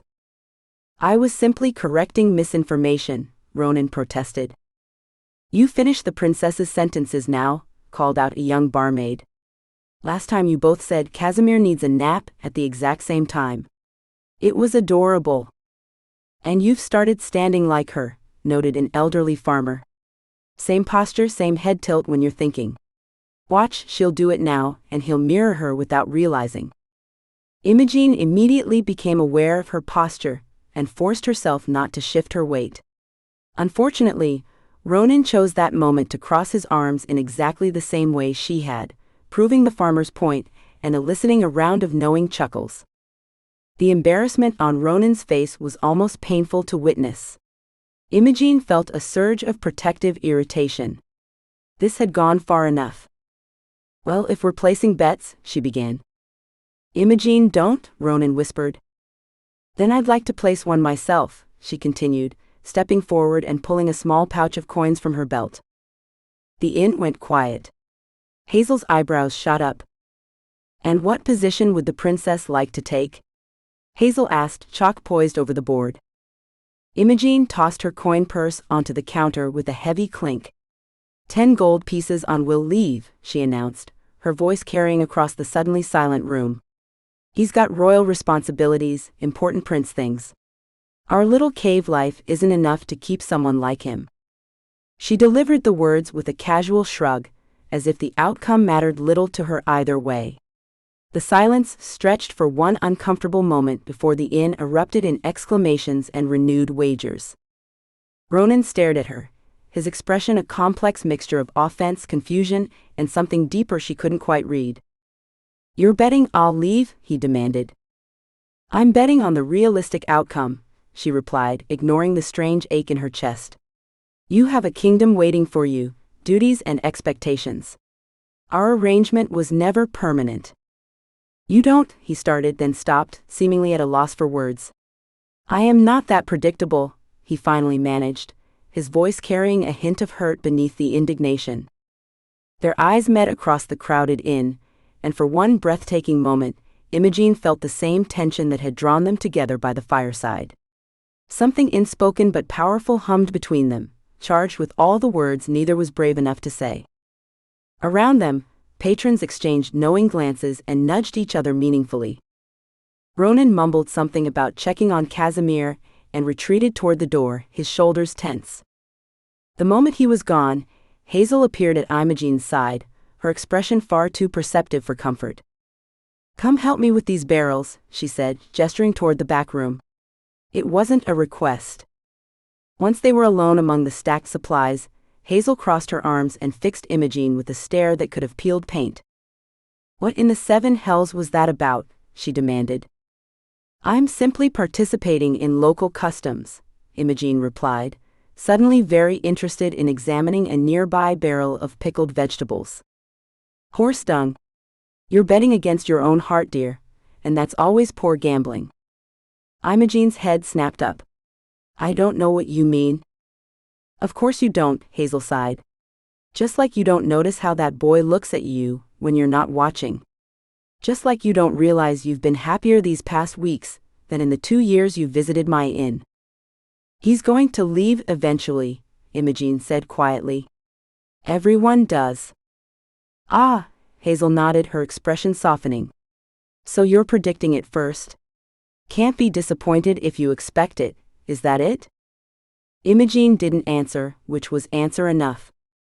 Your mother did the same thing, you know, Hazel said, pulling supplies from shelves and bundling them efficiently. Always preparing for the worst, so she'd never be caught unprepared. But some risks are worth taking, girl. Even when they might hurt. They finished gathering supplies in silence, Imogene's thoughts churning like rapids after a storm. Outside they found Casimir reluctantly entertaining a crowd of children, his massive form surrounded by tiny humans who gazed up at him in wonder. Ronan stood to the side, helping a small boy polish a copper button to make it worthy of the great hoard. One of the bolder children, a freckled girl with gap teeth, tugged on Casimir's tail to get his attention. Great one, is the prince part of your hoard now too? She asked, pointing at Ronan. The dragon's golden eyes flicked briefly toward Ronan, then to Imogene. I don't collect humans, he rumbled after a thoughtful pause. Sometimes they just stay. His gaze met Imogene's over Ronan's head, conveying a message that made her heart skip. Casimir, for all his protesting, knew better than anyone the difference between things you collect and things you cherish. The journey back to the cave was surprisingly comfortable. As they navigated the mountain paths, Imogene found herself watching how naturally Ronan had integrated into their strange dynamic. He instinctively helped Casimir navigate a narrow pass where low-hanging branches threatened to snag his wings. He offered Imogene a hand over a tricky section of path without thinking, their fingers touching briefly before both withdrew as if burned. Their banter had evolved too, from awkward hostility to something resembling friendship, or perhaps something more. Ronan automatically caught a scroll when it slipped from the supply bundle, handing it back with the ease of someone who had done so 100 times before. Imogene found herself finishing his sentences, anticipating his observations before he voiced them. He fit. Somehow, improbably, the stubborn prince had carved himself a place in their lives that now seemed impossible to fill if emptied. As they neared the cave entrance, Imogene watched Ronan laugh at something Casimir had grumbled, a genuine laugh that crinkled the corners of his eyes and revealed the dimple she'd only recently noticed on his left cheek. The sight sent an unexpected wave of longing through her so fierce, it nearly took her breath away. Her bet at the inn hung heavy in her thoughts. She'd placed it hoping to be proven wrong, she realized with sudden clarity. She wanted him to stay, wanted it with an intensity that terrified her. Freedom had been simpler before it involved another person's choices. Independence meant making her own path, answering to no one, building her life exactly as she wished. She'd never imagined that true freedom might someday include the hope that someone else would freely choose to stay by her side. It was a terrifying thought. And somehow, even more terrifying was the possibility that he might actually choose to do so. Chapter 13, The Confession. Finally, I can have some peace. I was this close to locking them in a room. Ronan couldn't sleep. The image of that betting board at the Sleepy Griffin burned behind his eyelids every time he tried to close them. 27 wagers against him, most predicting he'd be calling the cave home within a fortnight. But Imogene's bet stung worst of all. She'd put 5 silver pieces on him leaving. He rolled over on his makeshift bed, a collection of furs that Casimir had grudgingly allowed him. The dragon lay curled in the far corner, massive chest rising and falling with deep rumbling breaths. Imogene slept closer to the central fire, her blonde hair splayed across her pillow, one arm flung dramatically overhead as if she were performing even in sleep. With a sigh of frustration, Ronan carefully rose to his feet. Neither of his companions stirred as he slipped out of the cave entrance and into the crisp mountain night. The air hit his lungs like clean, sharp ice, a welcome change from the smoky warmth of the cave. He followed a narrow path upward, boots crunching against loose stones, until he reached a rocky outcrop that jutted from the mountainside like nature's own balcony. The valley below stretched out beneath him, scattered with tiny pinpricks of golden light from farmhouses and village homes. Above, the stars crowded the sky in such multitudes that they seemed to press down upon him. Ronan felt suddenly profoundly small, a speck against the vastness of the world. Not a prince. Not a knight. Just a man on a mountain, questioning everything. A small pool of water had collected in a natural basin nearby, its surface perfectly still, reflecting the starlight. Ronan knelt beside it, studying the distorted face that looked back at him. The face of a prince who was supposed to be on a heroic mission. The face of a knight who should have returned triumphant weeks ago. His hand moved to the signet ring on his left hand, the crest of Eldora's worn by the royal line for generations. He twisted it off his finger, holding it up to catch what little moonlight filtered through the clouds. The familiar weight of it in his palm felt simultaneously too heavy and strangely meaningless. The gold band bore the intricate imprint of a falcon clutching a sword in its talons, the symbol of his family's claim to protect and defend their realm. He traced the lines with his thumb, feeling every ridge and groove that had been worn smoother by the fingers of kings and princes before him. "It feels like it belongs to someone else," he whispered to the night air. "Some other prince in some other story. Talking to yourself is the first sign of madness, you know." Ronan startled, nearly dropping the ring. Imogen stood a few paces behind him, wrapped in a heavy cloak, her face half hidden in shadow. She didn't step closer, hovering instead at the edge of his personal space. "I didn't mean to intrude." Her voice was uncharacteristically soft. "I can go or I can stay, and we can pretend we're not talking about anything important." Ronan studied her for a moment, then moved slightly to the side, making room on the rock beside him. She took the silent invitation and settled there, keeping a careful distance between them. For a long while neither spoke. The night sounds filled the space between them, the distant call of an owl, the rustle of wind through pine needles, the occasional scurrying of some small nocturnal creature through the underbrush. Somewhere far below, a stream gurgled over rocks. Gradually, the silence transformed from awkward to comfortable. Ronan found his shoulders relaxing, the tight knot in his chest loosening slightly. Without conscious thought, they shifted toward each other, not touching, but oriented like two planets caught in each other's orbit. When she glanced at him, he found himself meeting her gaze for a beat longer than necessary before they both looked back toward the valley. "Why did you bet against me staying?" The question escaped before he could reconsider it. Imogen drew her knees up to her chest, wrapping her arms around them. "Is that what's keeping you up? Hazel's ridiculous betting board? You put 10 gold pieces on my departure." She shrugged, but there was something defensive in the gesture. "It's just a game, Ronan. It doesn't feel like one." A sigh escaped her lips, forming a small cloud in the cool air. "People like you don't stay in caves with dragons and princesses who've abandoned their crowns. You have a real life waiting." "A real life," he repeated, the words tasting bitter. "What does that even mean?" "You know, princely duties, kingdom politics, marrying some strategic alliance in a white uniform with all those little gold buttons." Her tone aimed for lightness but missed the mark. Ronan opened his palm, the signet ring gleaming there. "I've been playing a part my entire life," he said quietly. "The perfect prince. The honorable knight. The dutiful son. I've followed every rule, met every expectation. Did you know I've never once questioned a single command from my father?" Imogen remained silent, waiting. "When I was 12, I fell from my horse during a hunt. Broke my arm in 2 places. My father told me knights don't cry, so I didn't. Not through the setting, not through the weeks of recovery. I just turned it off." He closed his fingers around the ring. "When I was 16, I was matched to Princess Eliana of the Northern Isles. I'd never met her, but I agreed because that's what princes do. The arrangement fell through when her kingdom aligned with Westmark instead." He looked out at the valley, avoiding Imogen's eyes. "Every morning I wake up and put on the face everyone expects, brave, decisive, unwavering. But the whole time I've been here, nothing has gone according to plan. And the truth is—" "What?" she prompted gently. "I'm relieved." The admission felt like setting down a weight he'd carried so long he'd forgotten it was there. When that dragon refused to fight me, when you refused to be rescued, for the first time in my life, the script I'd been given didn't work. And instead of being terrified, I felt free. Ronan ran his hands through his hair, disturbing its careful arrangement. God, I sound pathetic. Poor little prince, burdened by his privilege.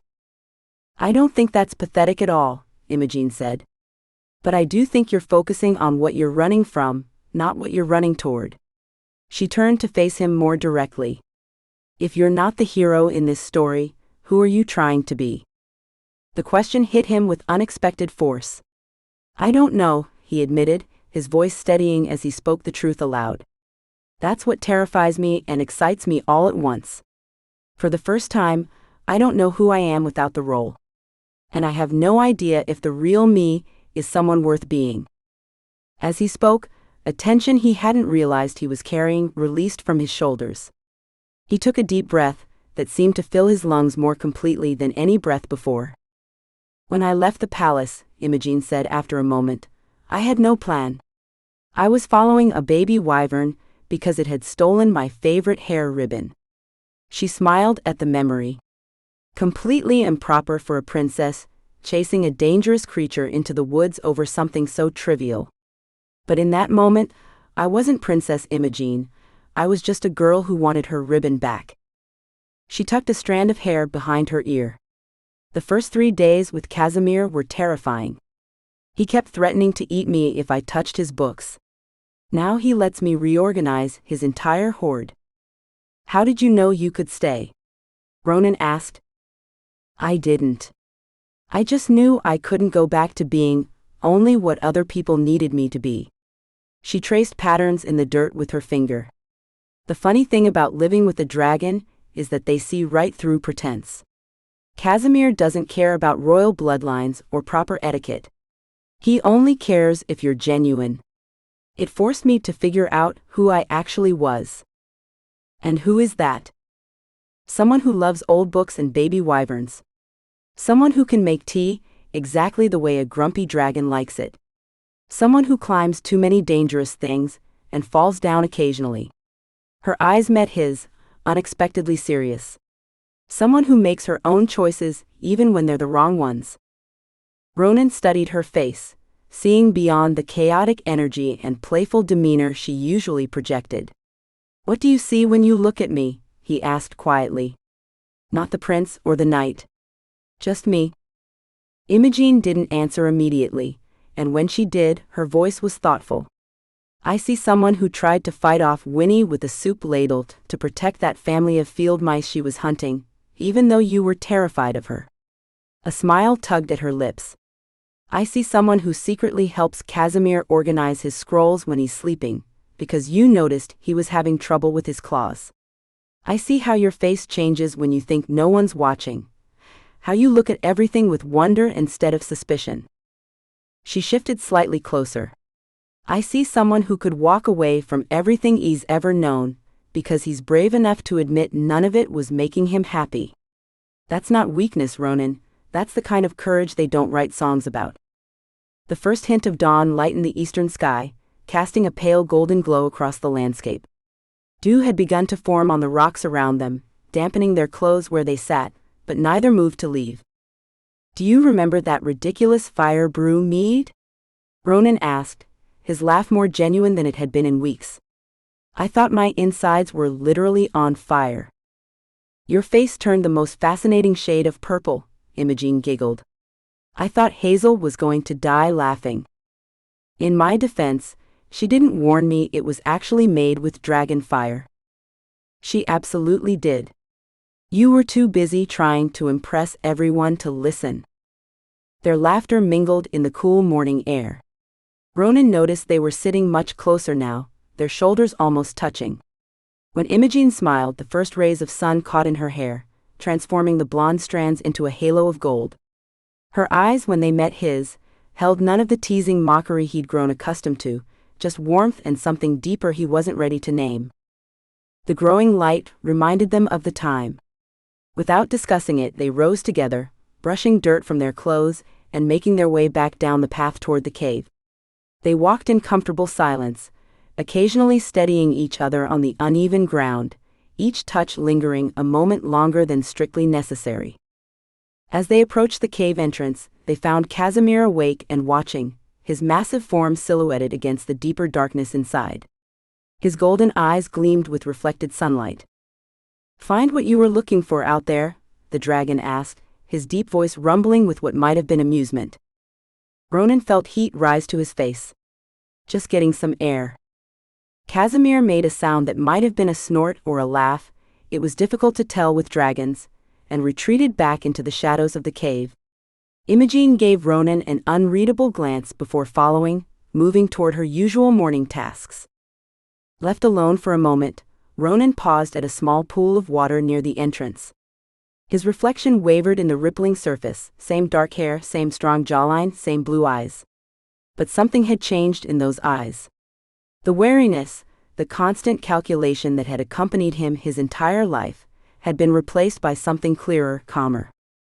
For the first time, the face looking back at him seemed to belong to someone real, not a character in someone else's story, but the beginning of his own.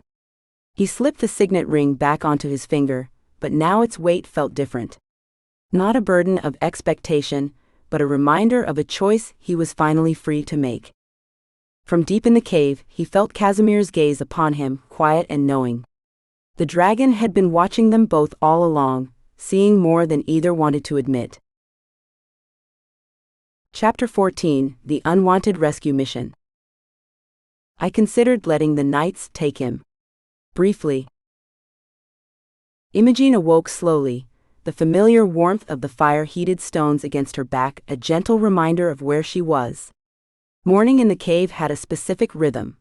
First came Casimir's rumbling snores, then the distant chirps of the wyverns in their nests, and finally, the soft sounds of whoever was unlucky enough to be awake, first attempting to make breakfast without disturbing anyone else. This morning, however, felt different. She kept her eyes closed for an extra moment, sorting through the strange feeling in her chest. Last night's conversation with Ronan lingered like honey in tea, sweet and warming. They had talked until dawn, his voice growing softer as the night deepened, until they were just two people sharing secrets in the dark instead of a princess and a knight caught in some ridiculous rescue scenario. "I know you're awake," came Ronan's voice, closer than she expected. "Your breathing changed." Imogen cracked open one eye. "Creepy that you're monitoring my breathing, Your Highness." But there was no bite in her words, and when she sat up she found herself smiling at him. Something had shifted between them, subtle but unmistakable, like the first day of spring after a long winter. "I made tea," he said, offering her a steaming mug. Their fingers brushed as she took it, and Imogen felt a tiny jolt that had nothing to do with the tea's temperature. She glanced up quickly, catching his eyes on her face before he looked away. "Thanks," she mumbled into the mug, using it to hide whatever ridiculous expression might be crossing her face. "You're getting better at this." Only slightly burned this time. High praise from the woman who once set fire to Casimir's favorite tapestry trying to make toast. That was an improvement to that hideous tapestry, and he knows it. She heard Casimir's disgruntled huff from his corner. He was pretending to be asleep, as he often did when they were having what he called tedious human interactions. But she knew he was listening. He always was. Imogen tried to resume their normal morning routine, but everything felt charged with new awareness. She'd catch herself tracking Ronan's movements as he arranged their makeshift breakfast, dried fruits, hard cheese, and bread he'd bartered from the village baker yesterday. When he sat beside her, it was closer than usual, their shoulders nearly touching. Neither mentioned it. She passed him the knife for the cheese, and their hands lingered a second too long.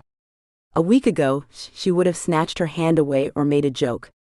Today she just let the moment stretch between them, warm and unfamiliar. "So," Ronan said finally, breaking a silence that should have been awkward but somehow wasn't. "About what you said last night." Whatever he was about to say, was cut off by a sudden movement from Casimir's corner. The dragon's massive head rose swiftly, his golden eyes narrowing to slits. His nostrils flared, and the scaled ridges along his spine rose like hackles on a dog. "Someone's coming," he growled, his voice like stones grinding together. Imogen was on her feet instantly. "Merchants? Villagers?" "No." Casimir's tail lashed once, dangerously close to knocking over their breakfast. "Armed. Mounted. Moving with purpose." His eyes slid to Ronan. "Knights?" The temperature in the cave rose perceptibly as heat radiated from Casimir's body. Not enough to ignite his fire breath, but enough to signal his agitation. His massive claws scraped against stone as he shifted positions. "How many?" Ronan asked, already reaching for his sword belt. "Enough to be irritating," Casimir replied. "A formal party. 6, perhaps 8. Imogen felt her heart rate quicken.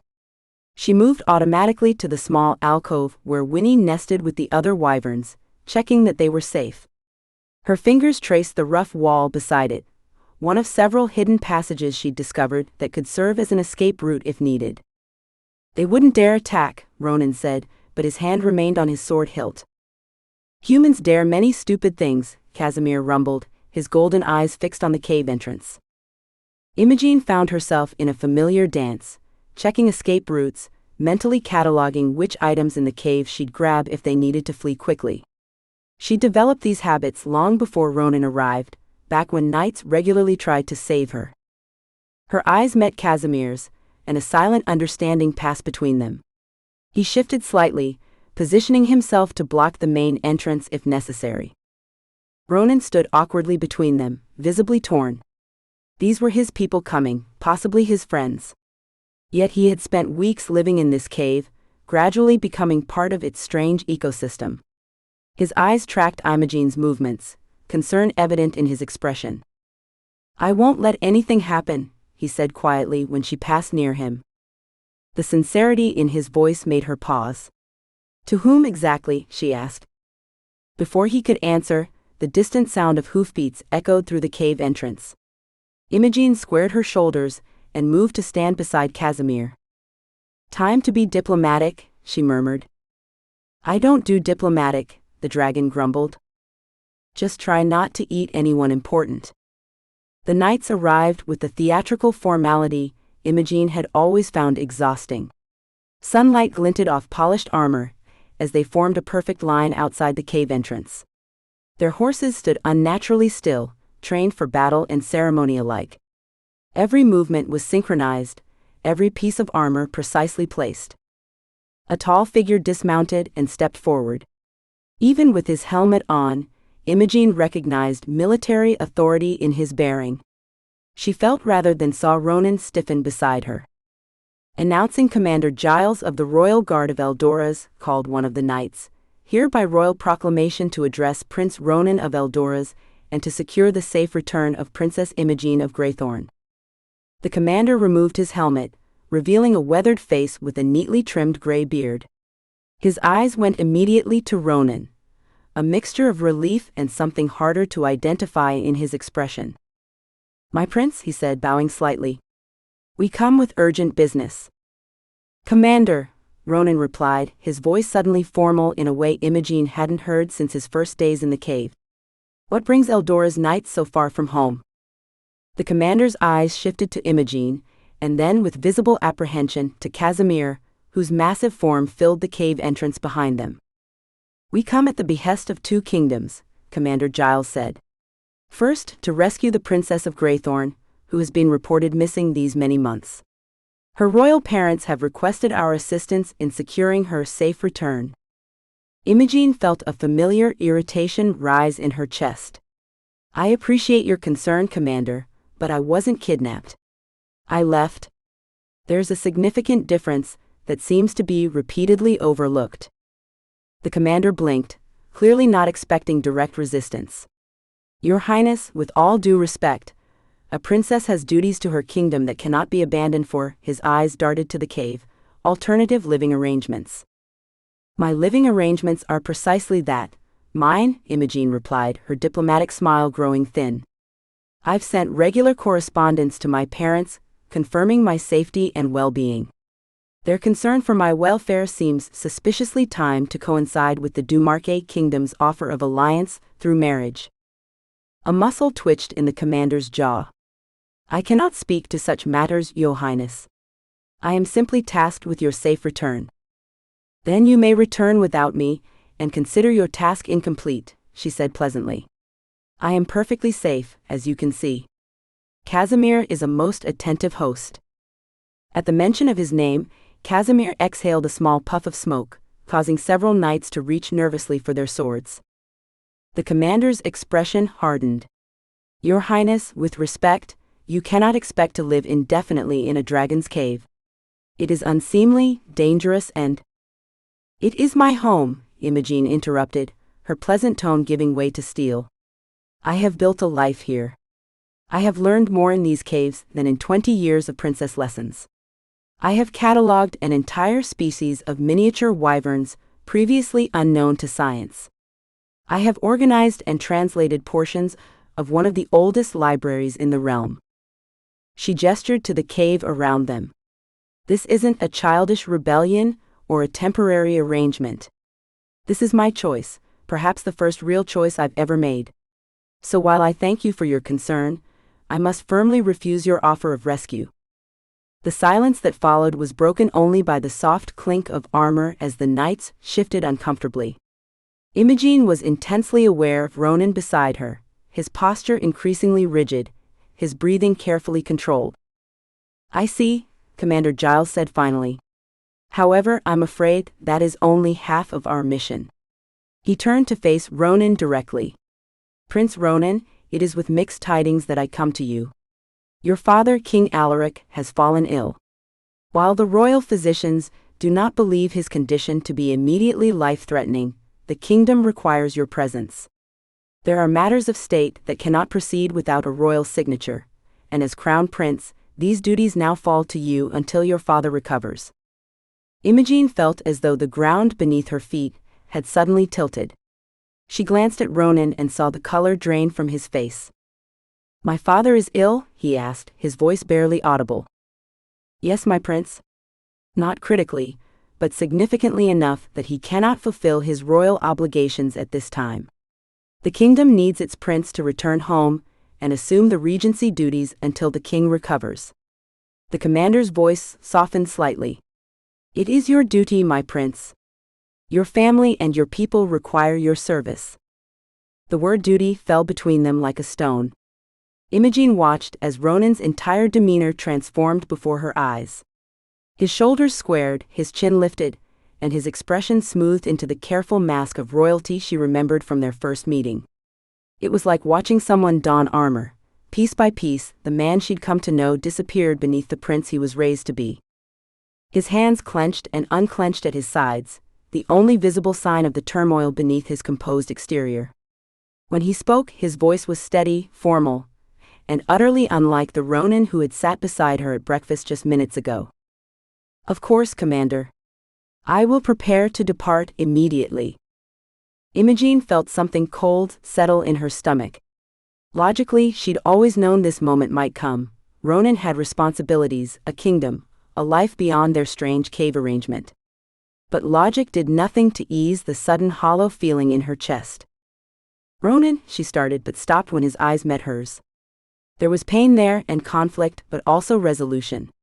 He had made his choice the moment duty called. A prince must serve his kingdom, he said quietly. You understand that better than most, princess. The formal title stung more than she expected.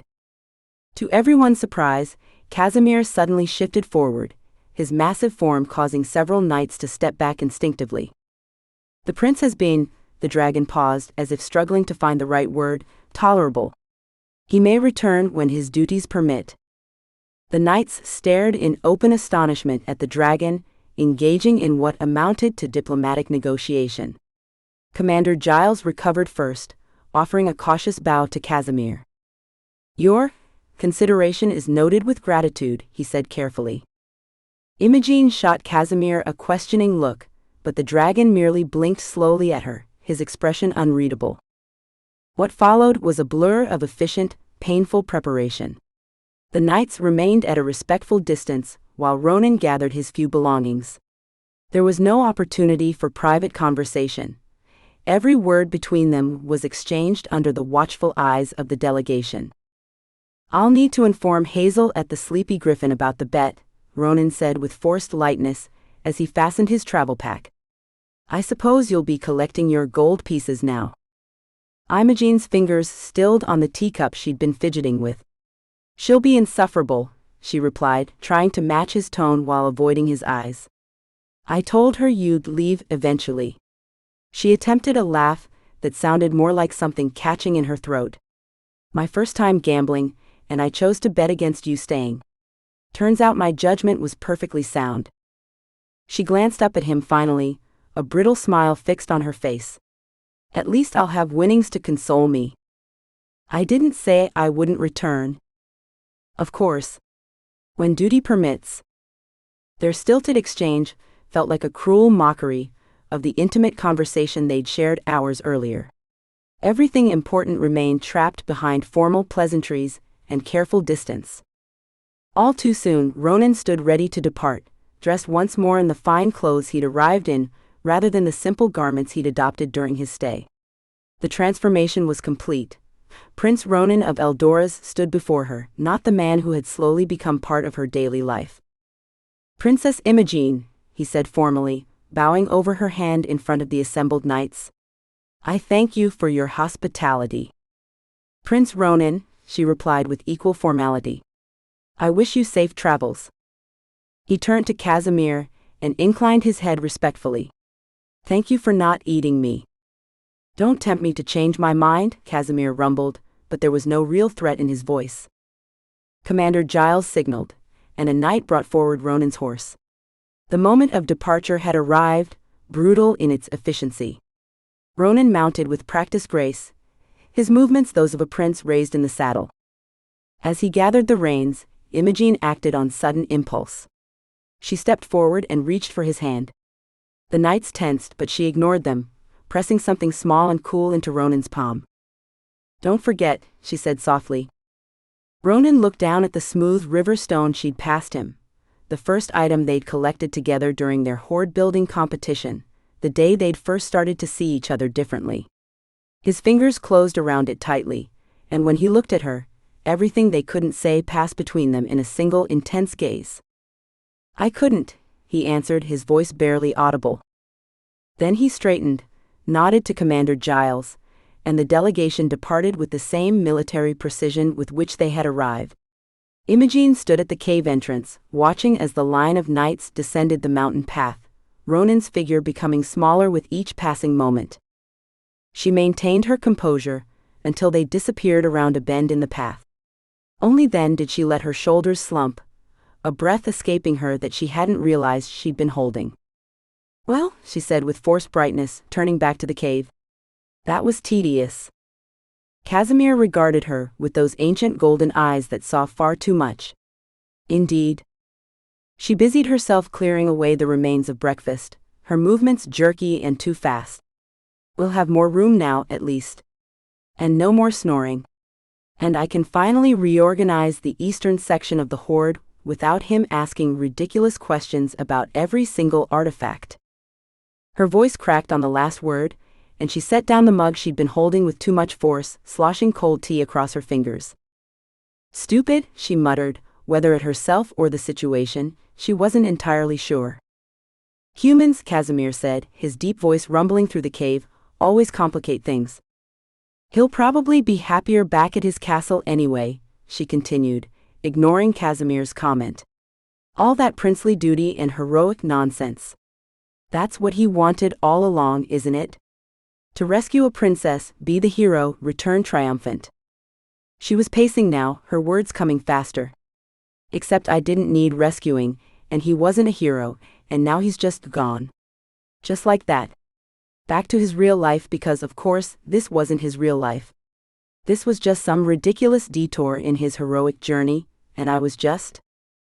Her voice finally failed her completely. She stood in the middle of the cave, surrounded by the strange home she'd built, suddenly aware of how empty it felt. To her surprise, she felt a gentle pressure against her shoulder, Casimir's massive head nudging her with unexpected tenderness.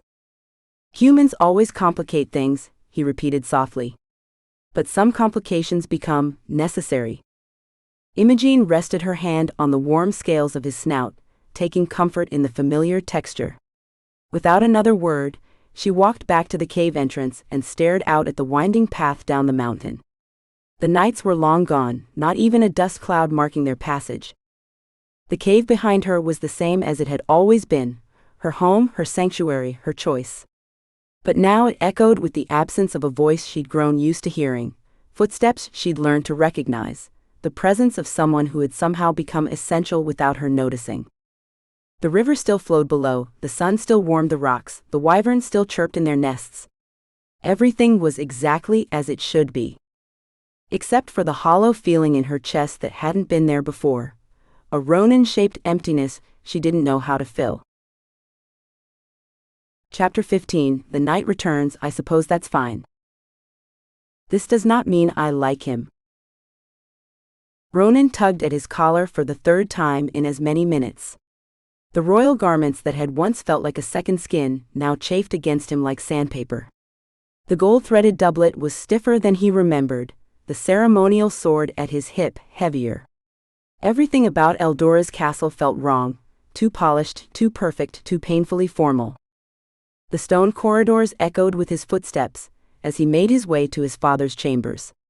Marble halls that once made him feel important now felt cavernous and cold, nothing like the warm, chaotic comfort of Casimir's cave. There, stone meant safety. Here, it just meant distance. "Your Highness," a servant bowed as Ronin passed, the title landing like a foreign language in his ears. When had Your Highness started to sound stranger than your royal cluelessness, which Imogene had taken to calling him? His father's chambers were ahead, guarded by two knights who straightened at his approach. They opened the ornate doors without a word, revealing the King of Eldora's, propped up against a mountain of pillows, looking frailer than when Ronin had left, but with eyes just as sharp. "Father," Ronin said, bowing formally. The king waved a dismissive hand. "Enough of that. Come sit." Ronin perched at the edge of the bed, feeling like a child called to account for some mischief rather than a prince of the realm. The royal physicians had insisted the king was recovering well from his illness, but Ronin could see the pallor beneath his complexion, the slight tremor in his hands. "You look different," his father observed, studying him. "Something's changed."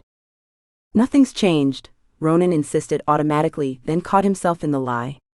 Everything had changed. "You've been back 3 days, and yet you're more absent than when you were chasing after that princess," the king said. "Where are you, Ronin?" "Because it certainly isn't here in this castle." The question caught him off guard, and suddenly he was back in the cave, watching Imogene attempt to teach Winnie to fetch specific items from Casimir's hoard, much to the dragon's vocal displeasure. "If that miniature menace brings me one more teacup, I will roast her," Casimir had grumbled, smoke curling from his nostrils. "No, you won't," Imogene had replied cheerfully, scratching behind the dragon's ear ridge in a way that made Casimir reluctantly lean into her touch. "You love her almost as much as you love me." "I tolerate you both equally," Casimir had insisted, though his eyes had drifted shut in contentment. Ronin had laughed, and both Imogene and Casimir had turned to look at him with identical expressions of surprise, as though they'd forgotten he was there. And then Imogene had smiled, that brilliant warm smile that made everything else fade away. "Ronin?" The king's voice broke through his reverie, pulling him back to the present. "You've gone again." Ronin blinked, heat rising to his face. "My apologies, father. I was thinking about the mission." "Ah yes, the mission." The king's eyes narrowed. "The dragon situation. Tell me, did you succeed?"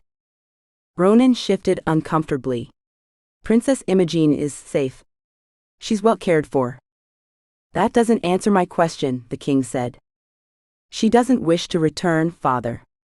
She's made her choice, and Ronin hesitated, unsure how to continue. "And you respect that choice?" his father prompted. Ronan nodded slowly, surprised by his father's tone. I do. The king smiled, an expression so unexpected that Ronan nearly startled. Good. That was the point, after all. I don't understand. The king shifted against his pillows, wincing slightly. When I sent you to deal with the dragon situation, I never actually expected you to bring Princess Imogen back. Ronan stared at him. What? You left here a knight seeking glory, and return a man seeking something else entirely, his father observed. That was my hope. You sent me on a mission you didn't want me to complete? Ronan asked, incredulous. The king laughed softly. I sent you on a mission I knew would teach you something that can't be learned from tutors or training yards. A ruler who fails to recognize another's right to choose their path will never truly lead, only command. Ronan felt as though the floor were shifting beneath him. Every argument he'd prepared, every explanation he'd rehearsed on the journey back, all unnecessary. I don't understand, he admitted. His father sighed. Ronan, you've been the perfect prince your entire life. Too perfect. You followed every rule, fulfilled every expectation, never questioned a single tradition. How could you possibly rule a kingdom of people who don't fit neatly into the roles tradition assigns them? The king reached toward the bedside table, pulling out a sealed document. I've had this prepared since you returned? Ronan accepted the parchment, breaking the royal seal. As he unfolded it, his eyes widened. It was an official royal decree, formally releasing Princess Imogen of Greythorn from any and all obligations to return to her kingdom against her wishes. It acknowledged her right to self-determination and extended the kingdom's official protection to her chosen residence, even if that residence happened to be a dragon's cave. Father, this is... Ronan struggled to find words. The right thing to do, the king finished for him. And judging by your face when you speak of her, perhaps something more. Ronan's fingers trembled slightly as he held the document, the weight of it far greater than the parchment itself. It was freedom, Imogen's freedom, officially recognized. But it was also his own freedom. With the mission formally abandoned, what was left to keep him here? I've watched you these past days, Ronan, his father said quietly. You wear your prince's garb like a costume now. You perform your duties flawlessly, but your heart is elsewhere. Ronan looked up, meeting his father's knowing gaze. I don't know what to do, he admitted. I think you do, the king countered. You're just afraid to do it. Just then, a memory surfaced. Imogen standing at the cave entrance as the knights surrounded her, her eyes finding his across the distance. The knights had insisted she come with them, that a princess belonged in a castle, not a dragon's lair. And Ronan, caught between duty and desire, had said nothing. Had let them take him away while Imogen stood there, hurt and betrayal written across her face. I thought you understood, she'd said softly. I thought you finally saw me. The memory made his chest ache. He'd spent weeks trying to convince her to leave, only to realize in the moment of separation that he didn't want to go either. What if I don't want to be crown prince anymore? The words escaped before Ronan could stop them, hanging in the air between them. To his surprise, his father laughed. Is that all? Ronan, I have 3 children. The crown can pass to any of you. Lydia would make a better ruler anyway, Ronan said, thinking of his younger sister's sharp mind and diplomatic skill. Yes, she would, the king agreed with surprising candor. She questions everything. It's exhausting, but necessary. Ronan looked down at the document in his hands, then back at his father. For the first time in his life, he saw not the king of Eldoras, but simply his father, a man who understood far more than Ronan had given him credit for. I need to go back, Ronan said finally. His father nodded. I know. Not because of duty or mission or obligation, Ronan continued, needing to clarify. Because he stopped, the words sticking in his throat. Because you love her, his father finished softly. And because you found something there that you never found here. Yes, Ronan whispered. Then go, the king said simply. But first, do things properly. The throne room. Tomorrow morning.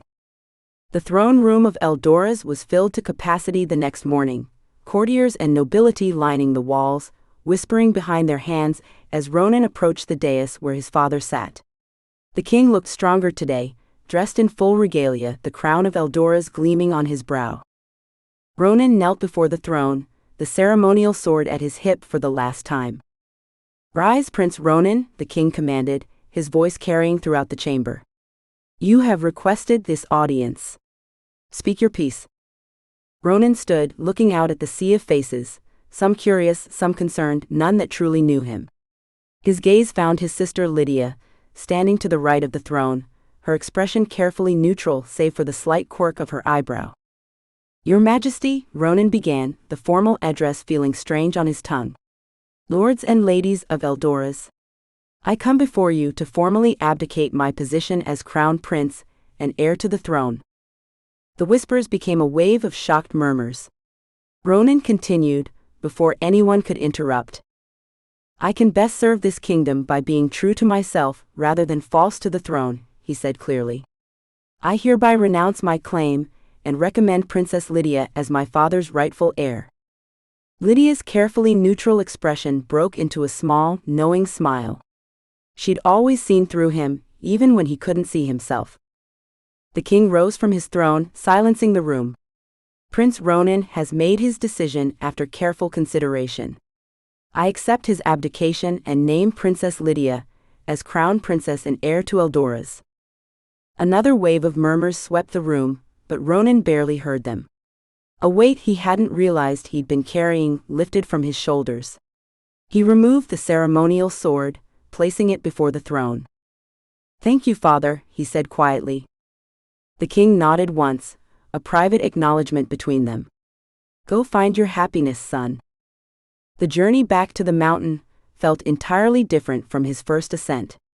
Where once the path had seemed treacherous and unwelcoming, now every turn felt familiar.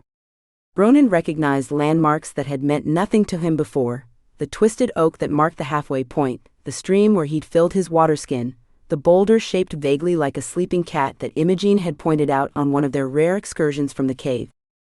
His pace quickened as he neared the Sleepy Griffin Inn, eager to bypass the inevitable gossip, but Hazel was quicker.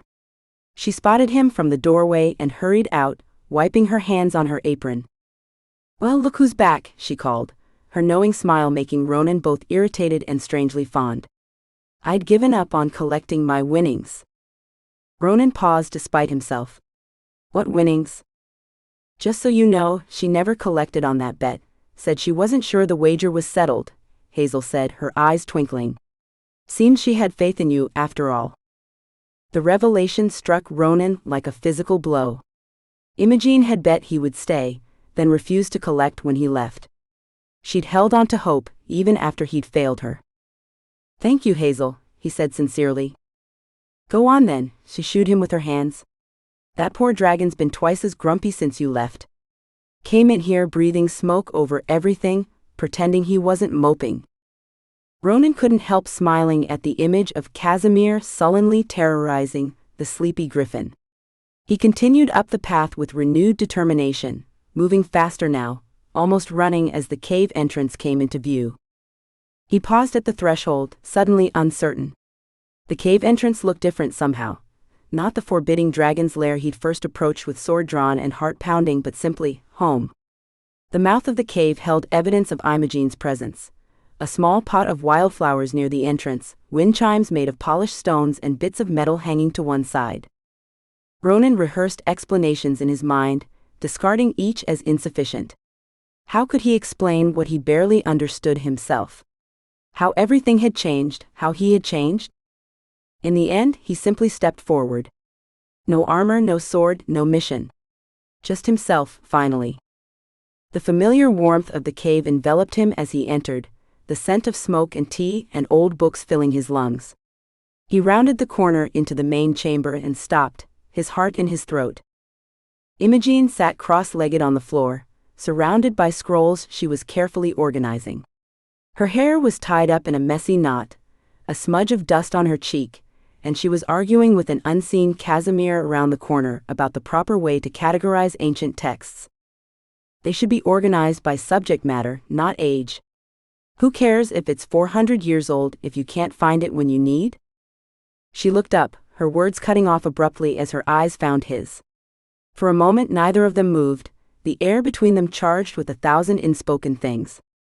Then Imogen was on her feet, scrolls tumbling forgotten around her as she launched herself across the cave.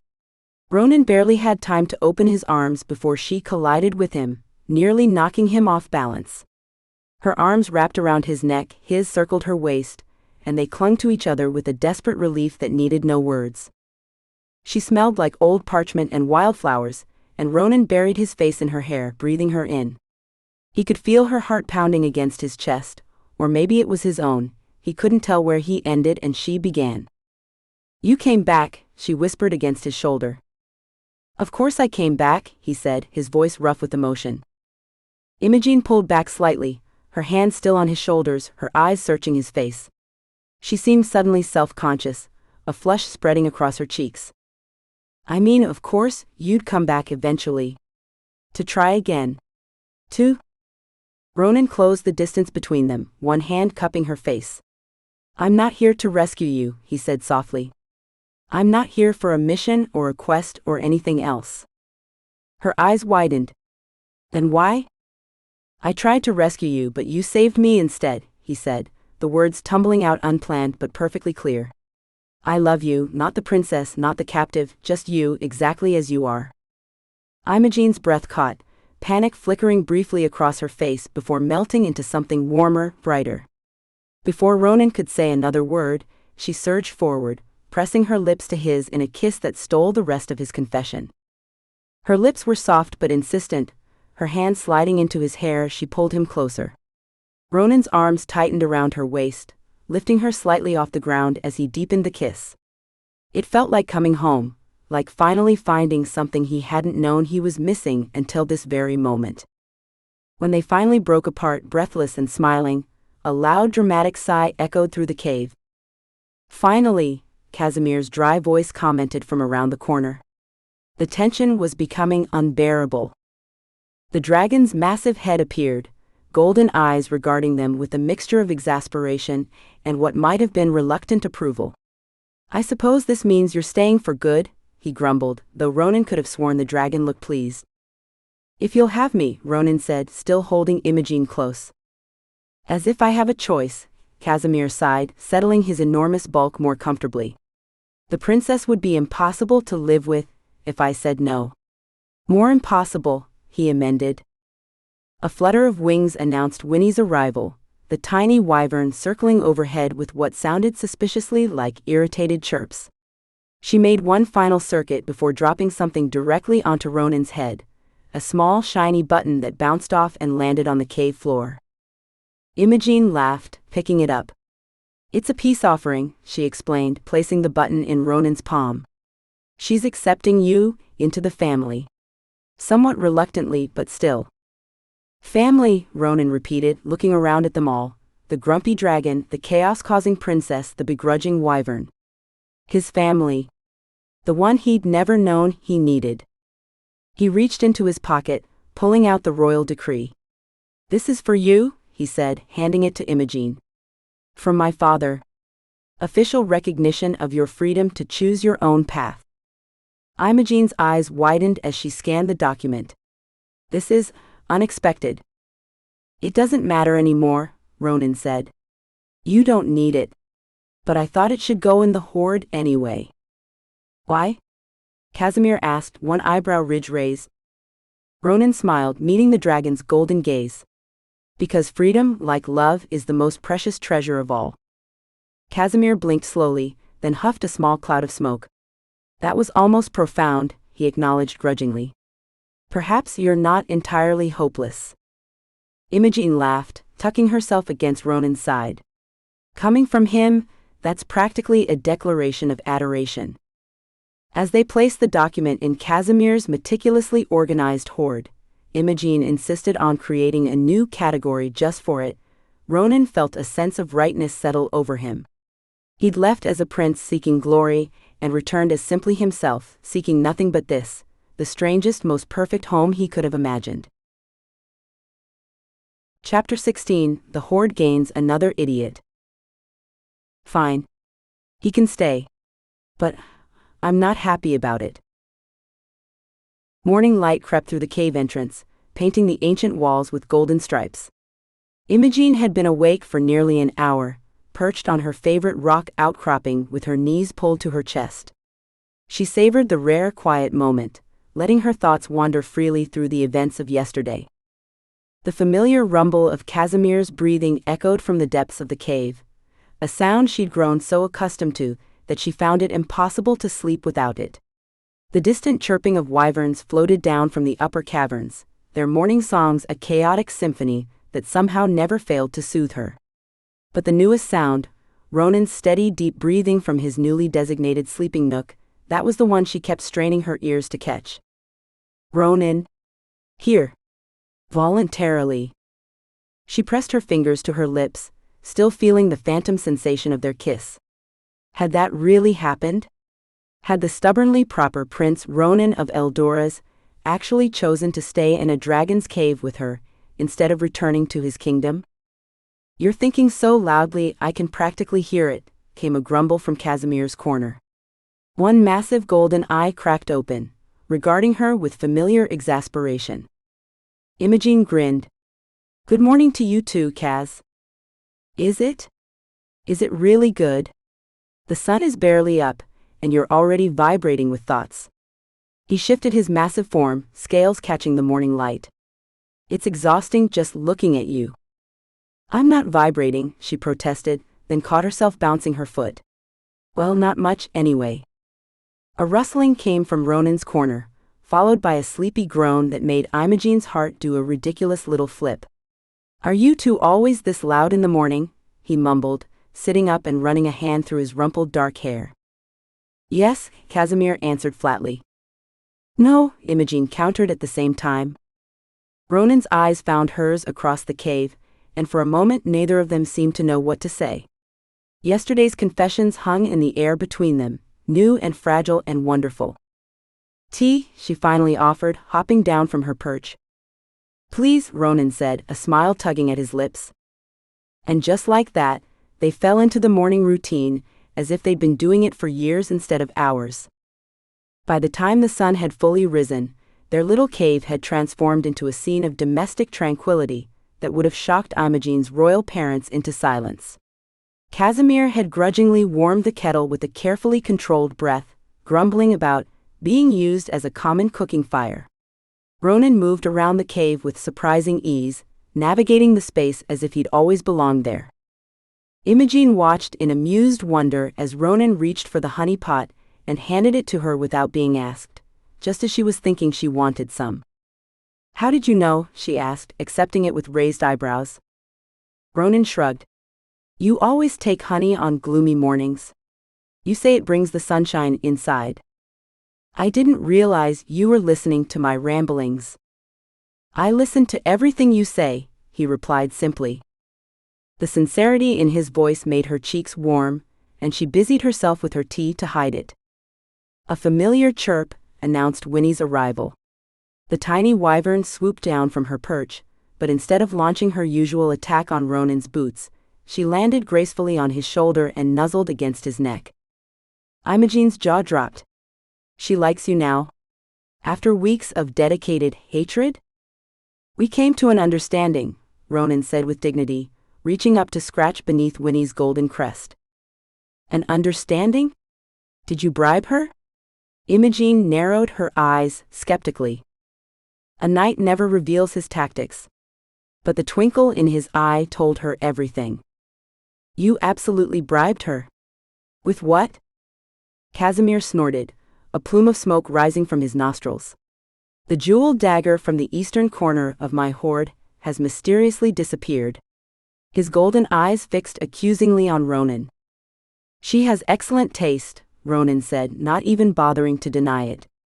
And it's hardly my fault your organizational system is utter chaos. It is not chaos, Casimir huffed. It is a carefully cultivated collection that a human could never appreciate. Speaking of your carefully cultivated collection, Imogene interjected, sipping her tea with a mischievous grin, Did you move the emerald necklaces closer to your sleeping spot because they remind you of my eyes, or is that just a happy coincidence?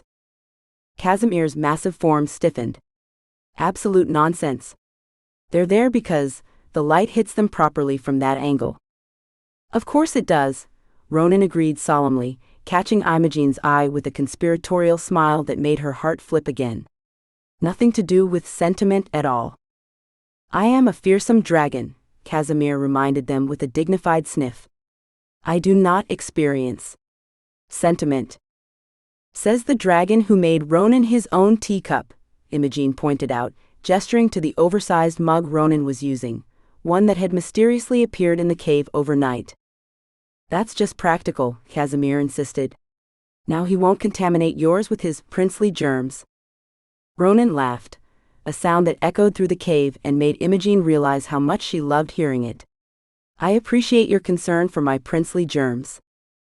See that you do, Casimir muttered, but Imogene didn't miss the way his tail curled contentedly behind him. Winnie chirped and fluttered down to the table, diving headfirst into Ronan's porridge bowl. Really? Ronan sighed.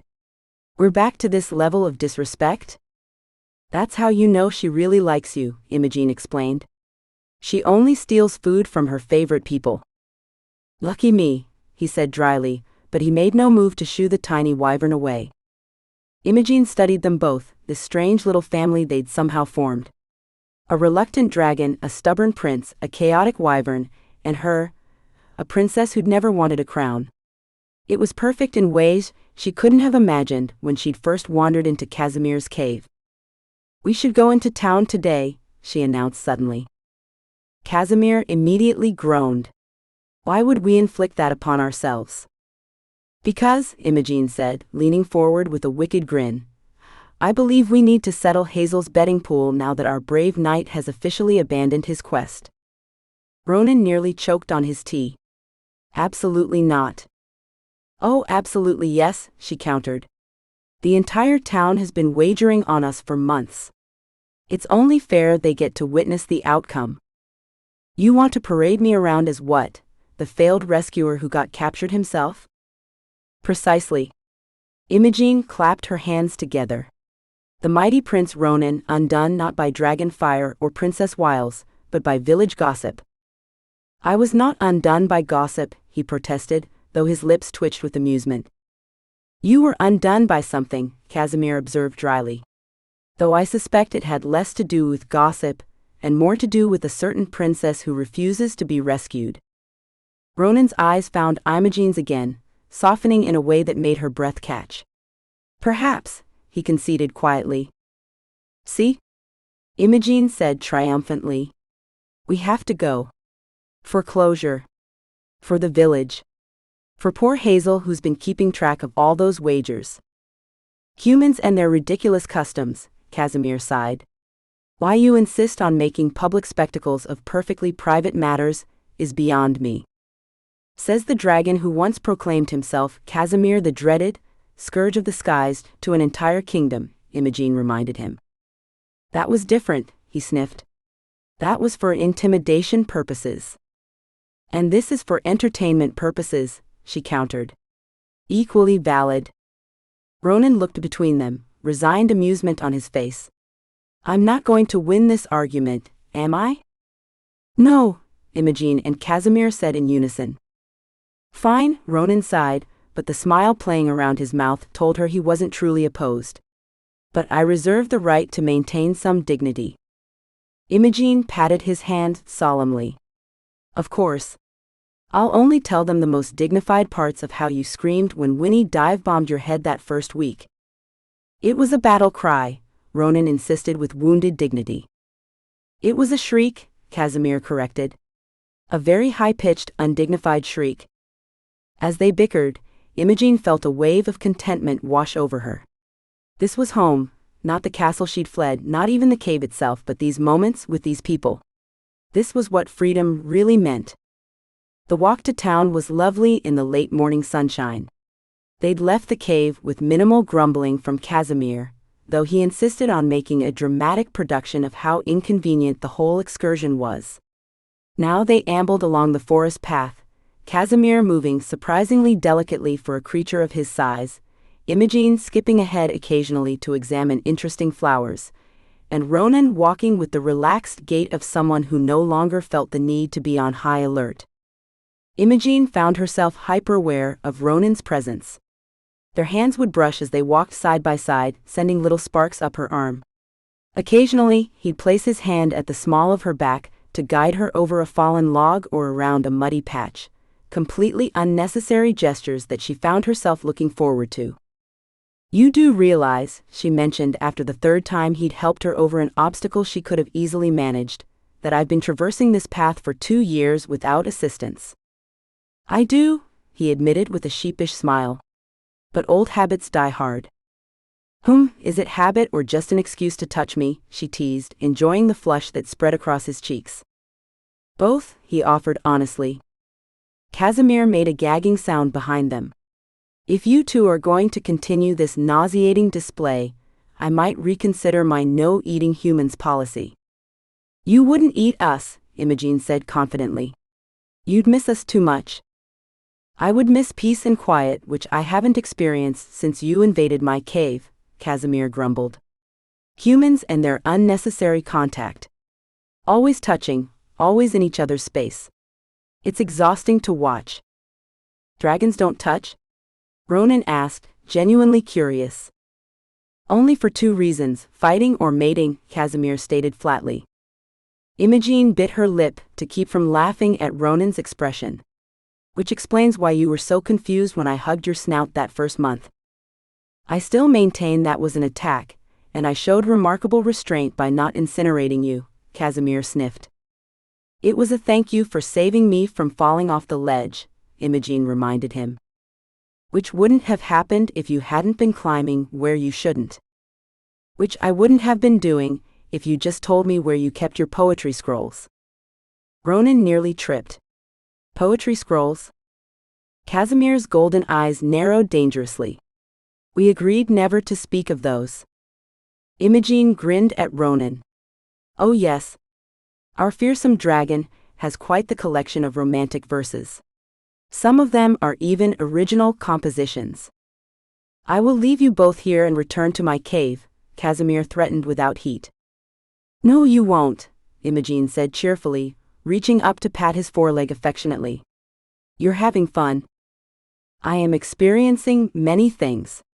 Fun is not among them," Casimir muttered, but he made no move to leave. As they approached the outskirts of town, Ronan's hand found hers, intertwining their fingers. It was such a simple gesture, but it sent a flutter through Imogen's chest.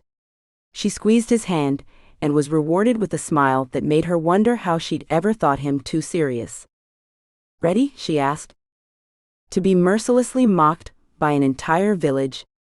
"Not particularly," he admitted. "But with you?" "Yes." How was it possible that this was the same man who had stormed into Casimir's cave, demanding to rescue her? The transformation was remarkable, and utterly charming. "Let's give them something to talk about then," she said, tugging him forward with a laugh. The reaction at the Sleepy Griffin Inn was even more dramatic than Imogen had anticipated. The moment they walked through the door, Ronan first, followed by Imogen, with Casimir barely fitting his head through the entrance, the entire place erupted. "He's back," someone shouted, and suddenly they were surrounded by cheering, laughing villagers. "Well, would you look at that?" Hazel crowed, pushing through the crowd with a massive grin on her face. "The prince returns, and not to rescue anyone, I'd wager." Ronan stood awkwardly as patrons slapped his back and pressed drinks into his hands. Hello." "Pay up," a burly farmer shouted across the room. "I told you he'd be back within the fortnight." But you said he'd be dragging the princess behind him," another countered. "Doesn't look like any dragging to me." Imogen watched in delight as the chaos unfolded. People were exchanging coins, arguing over the specific terms of their bets, and trying to get close enough to Casimir to ask if he'd been planning to eat Ronan all along. "This is worse than I imagined," Ronan muttered to her, but she could see the amused twitch of his lips. "Oh, it's exactly as wonderful as I imagined," she replied, accepting a mug of cider from a passing server. Hazel pushed her way back through the crowd, dragging a massive chalkboard that had been hidden behind the bar. On it was an elaborate diagram of bets, dates, and odds. "Now then," she called, silencing the room with the authority of someone who controlled the alcohol supply. "As you can all see, I had this date circled." She pointed dramatically to a date circled in red chalk. "The exact day our prince would return, not as a rescuer, but as the rescued." "I wasn't rescued," Ronan protested weakly. "Keep telling yourself that, love," Hazel winked at him. "I knew from the moment you first stormed in here, all righteous fury and noble intentions, that you'd be back. And not on your terms but on theirs." She gestured to Imogen and Casimir. "How did you know?" Imogen asked, genuinely curious. "Do you have a touch of the sight?" Hazel's eyes twinkled mysteriously. "I don't need magic to see what's written in hearts, dear. I know hearts better than their owners do." She tapped her temple. "It's all up here, and in watching how a person takes their drink. Your prince there, he was a goner the first time he came in complaining about you." "I was not," Ronan objected, but his flush betrayed him. "Oh, you absolutely were," said an older woman Imogen recognized as the local seamstress. "You talked about her for 2 hours straight, lad. She's impossible this, and she's so stubborn that. We were taking bets before you even left the tavern." "And our dear dragon," Hazel continued, turning to Casimir, who was attempting to look menacing despite the flower crown someone had dared to place on one of his horns. "We knew he'd adopted you both when he stopped threatening to burn the village and started asking about human tea preferences." "I did no such thing," Casimir rumbled, offended. "You absolutely did," chorused half the tavern. As the celebration continued around them, villagers began sharing stories of their observations over the past months. The miller had seen Ronan practicing speeches to himself in the forest. The baker had caught Imogen staring dreamily into space when she thought no one was looking. The blacksmith swore he'd spotted Casimir flying overhead whenever Ronan ventured too far from the cave, as if keeping watch. "I knew all along," insisted the elderly gardener who tended the town's communal herb plots.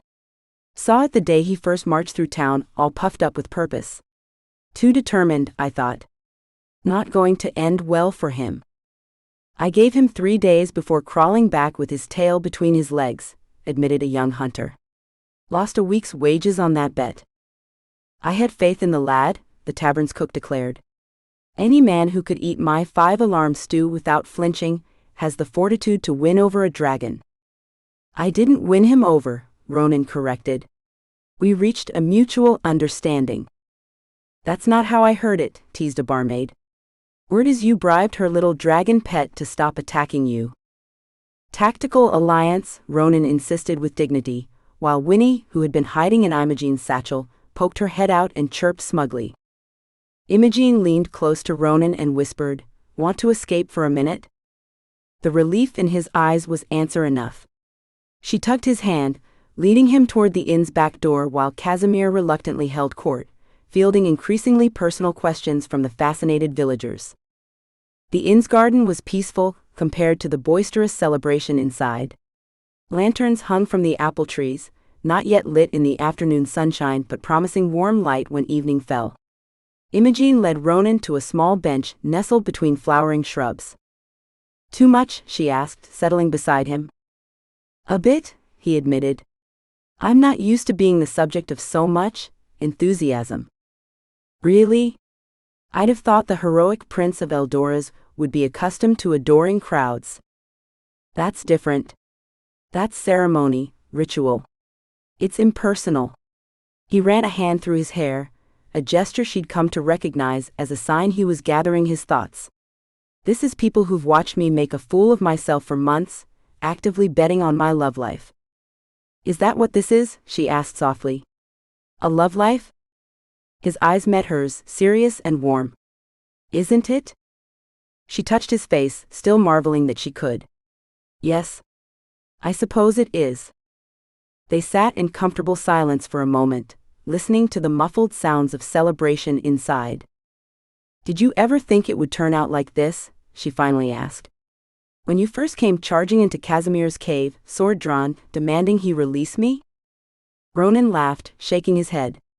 "Not even remotely. I had a plan, you know. Rescue the princess, slay the dragon if necessary, return triumphant." "And how did that work out for you?" "Well, the princess didn't need rescuing.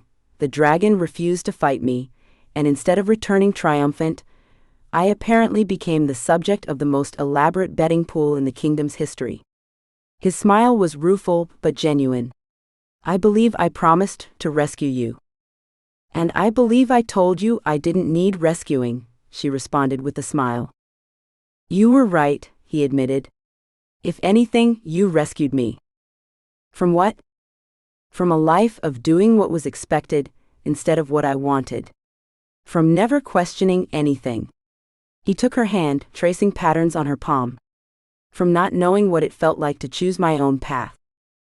The sincerity in his voice made her throat tight with emotion. This was the Ronan few people got to see, thoughtful, vulnerable, startlingly honest. "I'm glad you stayed," she whispered.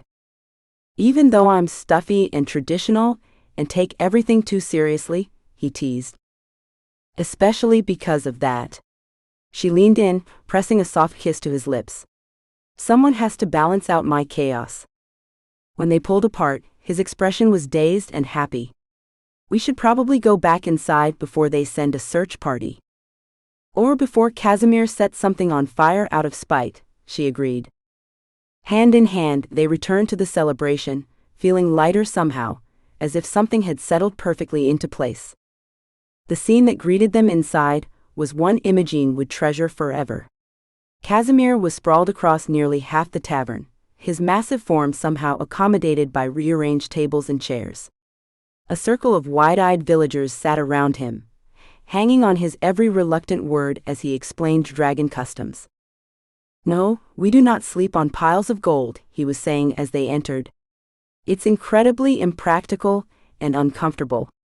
The gold is arranged along the walls of the cave for aesthetic purposes and ease of inventory." "But you do count it?" asked a fascinated child. "Of course I count it," Casimir huffed. "How else would I know if someone has been pilfering it?" His golden eyes flicked meaningfully toward Ronan. "And do all dragons adopt humans, or is that just you?" asked another villager. Casimir's eye twitched. "I have not adopted humans. I am temporarily allowing them to cohabitate in my space, because removing them has proven more trouble than it's worth." The knowing looks exchanged around the room made it clear no one believed him. "Kazi's getting along with the townsfolk," Imogen whispered to Ronan in mock shock. "The world truly has turned upside down." "I can hear you," Casimir rumbled. "And do not call me Kazi in public. It undermines my fearsome reputation." "What fearsome reputation?" Hazel snorted, refilling mugs. "The one where you come to town for chamomile tea when you can't sleep?" "I have never," Casimir began indignantly. "Third Tuesday of every month," Hazel interrupted. "Usually after midnight. You think no one notices a dragon skulking about, but Mrs. Pemberton has insomnia and sees everything." An elderly woman in the corner nodded smugly. As evening approached, Hazel announced it was time for them to head back before dark. But before they could leave, she called for everyone's attention one last time. "Now, as is tradition when we welcome new members to our community," she said with a ceremonial air, "we have some offerings for Casimir's hoard." "That is not necessary," Casimir protested, but his eyes gleamed with interest. "Oh, hush and accept the gifts," Hazel scolded him. One by one, villagers approached, each presenting a small token. The blacksmith offered a perfectly crafted miniature sword. "For your collection of weapons," he explained. "Though this one's too small to do any damage." The seamstress brought forward a tapestry depicting the cave with 3 small figures at its entrance: a dragon, a princess, and a knight. "So you remember who your family is, even when they drive you mad," she said with a knowing smile. A young girl approached shyly with a small wooden carving of a wyvern. "It looks like Winnie," she whispered, and the actual Winnie chirped approvingly from Imogen's shoulder. The most surprising gift came from Hazel herself, a simple wooden box. "Open it later," she instructed, pressing it into Imogene's hands. "It's a special tea blend. Dragon's respite, I call it. For when he's being particularly difficult." She winked. Imogen watched as Casimir accepted each gift with increasing bewilderment and poorly concealed pleasure. For all his protestations about fearsome reputations, he was clearly touched by the gestures. "This is a strange town," he muttered to Imogen when the procession ended. "You like them," she accused lightly. "They are marginally less annoying than most humans," he conceded, which from Casimir was practically a declaration of devotion. The walk back to the cave in the fading light felt different somehow, weighted with significance. They moved together naturally, their steps in rhythm, conversation flowing easily between comfortable silences. Imogen studied them as they walked, Casimir leading the way, occasionally glancing back to ensure they were following, Ronan beside her, his hand finding hers in the gathering darkness, Winnie flying loops around them all, occasionally landing on each of them in turn. Not a princess, a knight, and a dragon walking together, but a family returning home. When they reached the cave, the familiar dimness welcomed them, illuminated by the embers of the morning's fire. Casimir immediately set about rekindling it, carefully positioning himself to create the perfect circle of warmth. "Your little collection has grown," he observed, eyeing the gifts they'd arranged on a stone shelf. "Our collection," Imogen corrected. Casimir made a non-committal sound, but didn't argue. "Where should I put my things?" Ronan asked suddenly. "Permanently, I mean?" The question hung in the air, unexpectedly heavy. Until now, Ronan had been keeping his few possessions in a neat pile near the cave entrance, still packed as if ready to leave at any moment. Casimir regarded him for a long moment, then sighed deeply. "Fine. He can stay," he announced, as if they'd been having a completely different conversation. "He's marginally less annoying than most humans, and rearranging the cave again would be tedious." Imogen bit back a smile as Casimir shifted his massive form, carefully shoving a section of his hoard to create a larger carved-out niche in the cave wall. A perfect alcove for Ronan's belongings, directly across from Imogen's own space. "This will suffice," Casimir declared, looking pointedly away from them both. "Don't make me regret it." "Thank you," Ronan said simply. HMPH. Casimir settled himself by the fire, his body curving to create a windbreak that made the space instantly cozier. "I'm not doing it for you. It's simply more efficient." "Of course," Ronan agreed, but the smile he shared with Imogen said they both knew better. As the evening deepened, they fell into what already felt like a familiar routine. Ronan selected a book from Casimir's collection and began reading aloud, a history of ancient magical practices that had caught his interest. "You're mispronouncing that incantation," Casimir interrupted after a particularly complex passage. "It's wyverns, not wyverns. The emphasis changes the entire meaning." "My apologies, Professor," Ronan replied with good-natured sarcasm. "Please, enlighten us with your superior pronunciation." As they bickered amicably, Imogen settled against a smooth section of wall, sketchpad in hand. Winnie curled in her lap, occasionally chirping comments that Imogen pretended to understand. Her charcoal moved across the page, capturing the scene before her, Ronan gesturing expressively as he read, Casimir's massive head resting on his forelegs, both illuminated by the dancing firelight. She added Winnie's tiny form, and after a moment's consideration, sketched herself at the edge of the composition. The four of them, the unlikeliest family in the kingdom, perfectly at home in their cave at the edge of everything. Imogen paused, studying her drawing and then the real scene before her. She had left her castle seeking freedom, adventure, the right to define her own life. She'd found all of that, but she'd also found something she hadn't been looking for, a family of her own choosing. As Ronan's voice filled the cave and Casimir's occasional corrections rumbled beneath it, she realized that this, not a kingdom, not a traditional happily ever after, but this strange perfect arrangement, was what she had been looking for all along. Epilogue: The hoard is full. No more strays. Unfortunately, I know they will ignore this rule. Ronan woke to the uneven rhythm of Winnie's tiny snores, from where she'd curled herself into a warm, scaly ball against his ankle. A year ago, this would have sent him into combat stance, reaching for a sword that wasn't there, ready to battle a creature that wasn't attacking. Now, he simply adjusted his position to avoid disturbing her, knowing all too well the wyvern's dramatic response to interrupted sleep. Sunlight filtered through the crystalline formations in the cave ceiling, casting prism-like patterns across what he now thought of as their living space. He breathed deeply, savoring the familiar scent of Dragon's Respite tea, earthy and slightly spicy, that meant Casimir was already awake. The distinctive aroma mingled with the permanent background notes of the cave, ancient stone, the faint metallic tang of treasure, and the subtle wildflower scent that seemed to follow Imogen everywhere.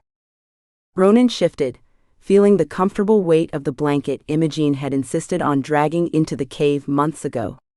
The blanket that he'd initially rejected as unnecessary luxury for a night on a mission, before discovering that cave floors remained stubbornly cold regardless of one's heroic intentions. What exactly am I now? He wondered, not for the first time. Not a prince. He'd effectively abdicated that title when he'd chosen to remain. Not a knight. Though his sword skills remained sharp, he hadn't brandished his weapon in combat for months. Not a captive, though explaining that to newcomers always proved interesting. Whatever he was, it felt more genuine than any role he'd played before. "If you're awake, stop pretending," came Casimir's rumbling voice from across the cave. "The princess is about to return with what she claims are perfectly safe fungi from the western chambers, and I refuse to be the only one subjected to whatever follows." Ronan propped himself up on his elbows, careful not to jostle Winnie. "Good morning to you too, Kaz." "I've told you not to call me that," Casimir muttered, his massive form curled around his teacup in a posture Ronan now recognized as comfortable but pretending to be annoyed about it. "You've also told me you'll eat me in my sleep," Ronan countered with a grin. "Yet here I am, disappointingly uneaten." The dragon exhaled a small plume of smoke that Ronan knew was the draconic equivalent of an eye roll. "The day is young." Winnie chose that moment to wake, stretching her wings with a high-pitched yawn before immediately attacking Ronan's bootlaces, their morning ritual that had somehow evolved from outright hostility to what Ronan could only describe as affectionate bullying. "Stop that, you menace," he said without heat, reaching down to scratch the spot just behind her crest that made her eyes narrow in contentment.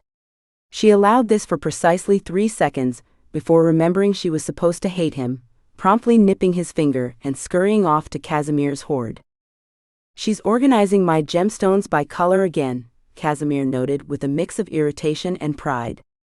"Better than what she does with my belongings," Ronan replied, standing to retrieve his boots from where they'd been neatly placed, definitely not where he'd left them the night before. He caught Casimir's quick glance away and bit back a smile. The dragon would rather breathe fire than admit he'd organized Ronan's things, but the evidence was unmistakable: boots paired, sword leaning at the perfect angle, cloak folded with military precision. "I don't understand why humans need so many objects," Casimir grumbled. "Your existence is cluttered enough without."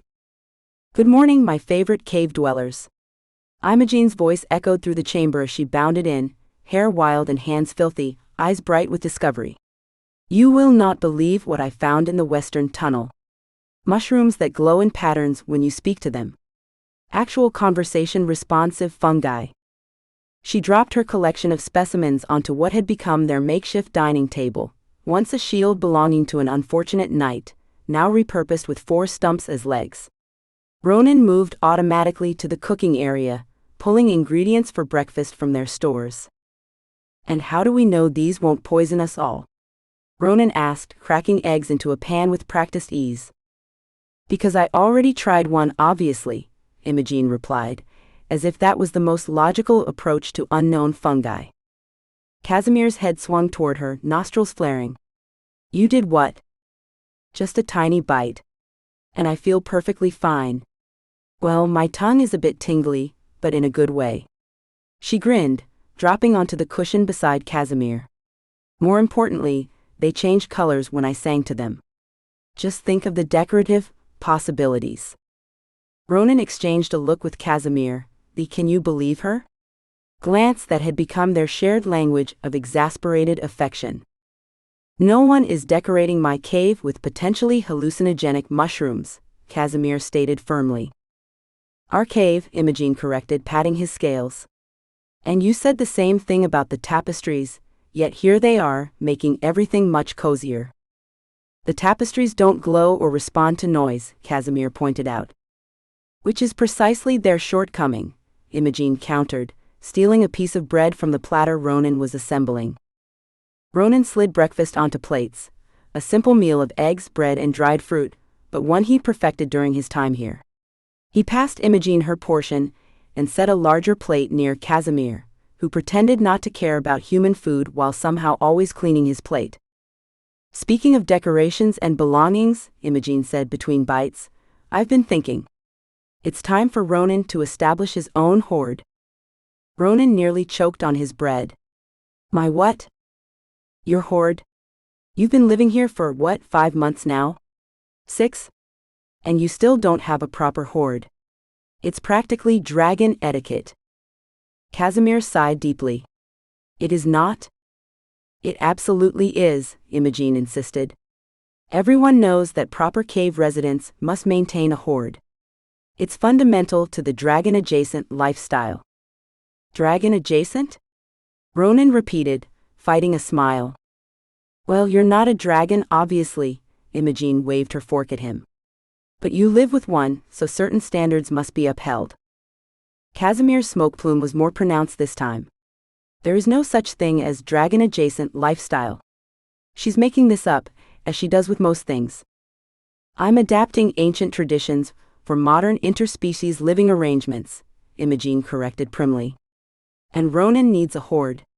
Something that represents him. I can't just collect random objects, Ronan protested. No, that's not how it works, Imogen explained with the confident air of someone who had appointed herself an expert on dragon customs.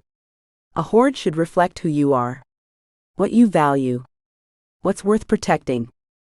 She's not entirely wrong, Casimir admitted reluctantly. Though this is unnecessary. You can't just borrow from Casimir's hoard, Imogen continued, ignoring the dragon's input. That's not how hoards work. It absolutely is not a requirement, Casimir countered, while subtly shifting a pile of scrolls to create an open space in the corner near Ronan's sleeping area. Ronan caught the movement and met the dragon's eyes, receiving a warning glare in return. I'm not sure what I'd even collect, Ronan admitted.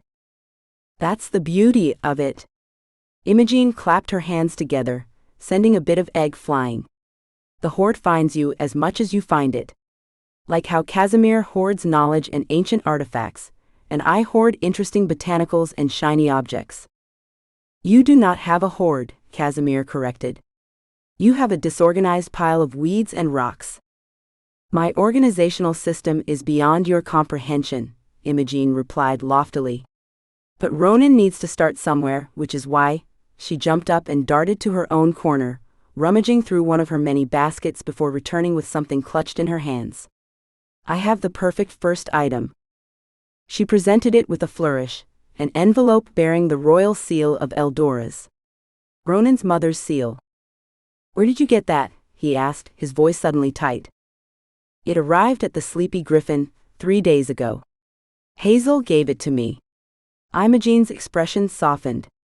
I thought, well, it seemed like it should be the first thing in your collection. If you want it. Ronan took the letter carefully, running his thumb over the familiar wax impression. Have you read it? Of course not. Imogen looked genuinely offended. It's addressed to you. Though Hazel may have steamed it open and resealed it, knowing her. Even Casimir leaned forward slightly, his huge head lowering to Ronan's level. Well? What does it say? Ronan broke the seal and unfolded the parchment, his mother's elegant handwriting immediately recognizable. To my son, he read aloud, who apparently prefers the company of dragons and princesses who don't want rescuing to the responsibilities of court. He couldn't help but smile at that. Reports have reached me that you've taken up permanent residence in the cave of Casimir the Dreaded. The royal advisors have suggested various responses, including declaring you temporarily insane or sending an army to retrieve you. Casimir snorted, a small flame escaping his nostrils. I'd like to see them try. I have declined both suggestions, Ronan continued reading. Instead, I find myself curious, are you officially a dragon now?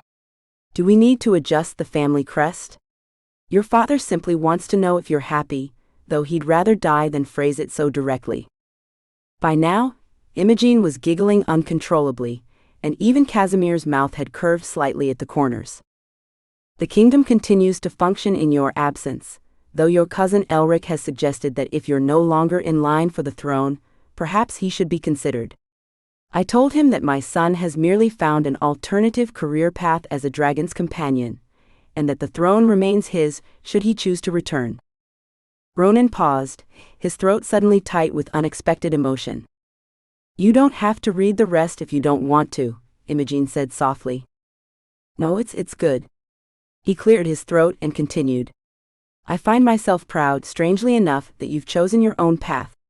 Your father is less convinced, but admits that consorting with dragons shows a certain bold leadership quality. Do write occasionally, to confirm you haven't been eaten. With love and exasperation in equal measure, your mother.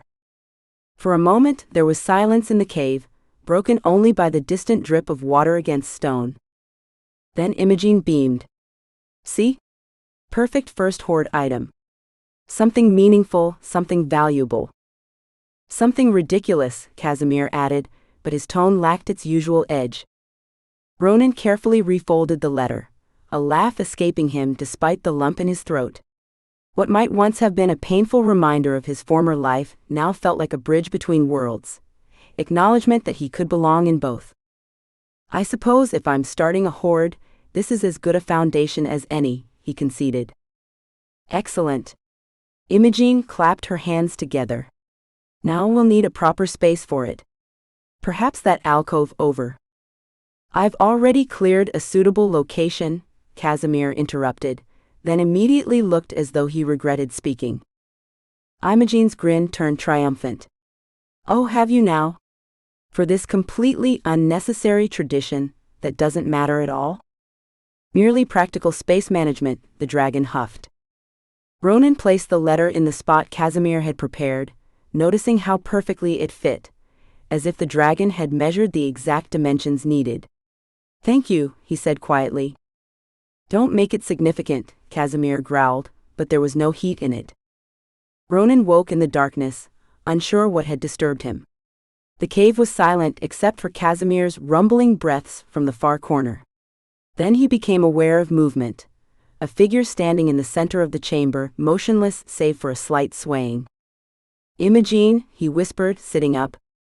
She didn't respond, and as his eyes adjusted to the dim light cast by the embers of their evening fire, he could see her face, blank, eyes unfocused, lips slightly parted. A chill ran down his spine. Imogen, he tried again, louder, rising to his feet. Can you hear it? She asked, her voice eerily hollow. It's singing. What's singing? He approached her carefully, noticing how she didn't seem to register his presence. The egg, she murmured, turning slightly toward the deeper chambers of the cave. It's singing to me. The obsidian dragon egg.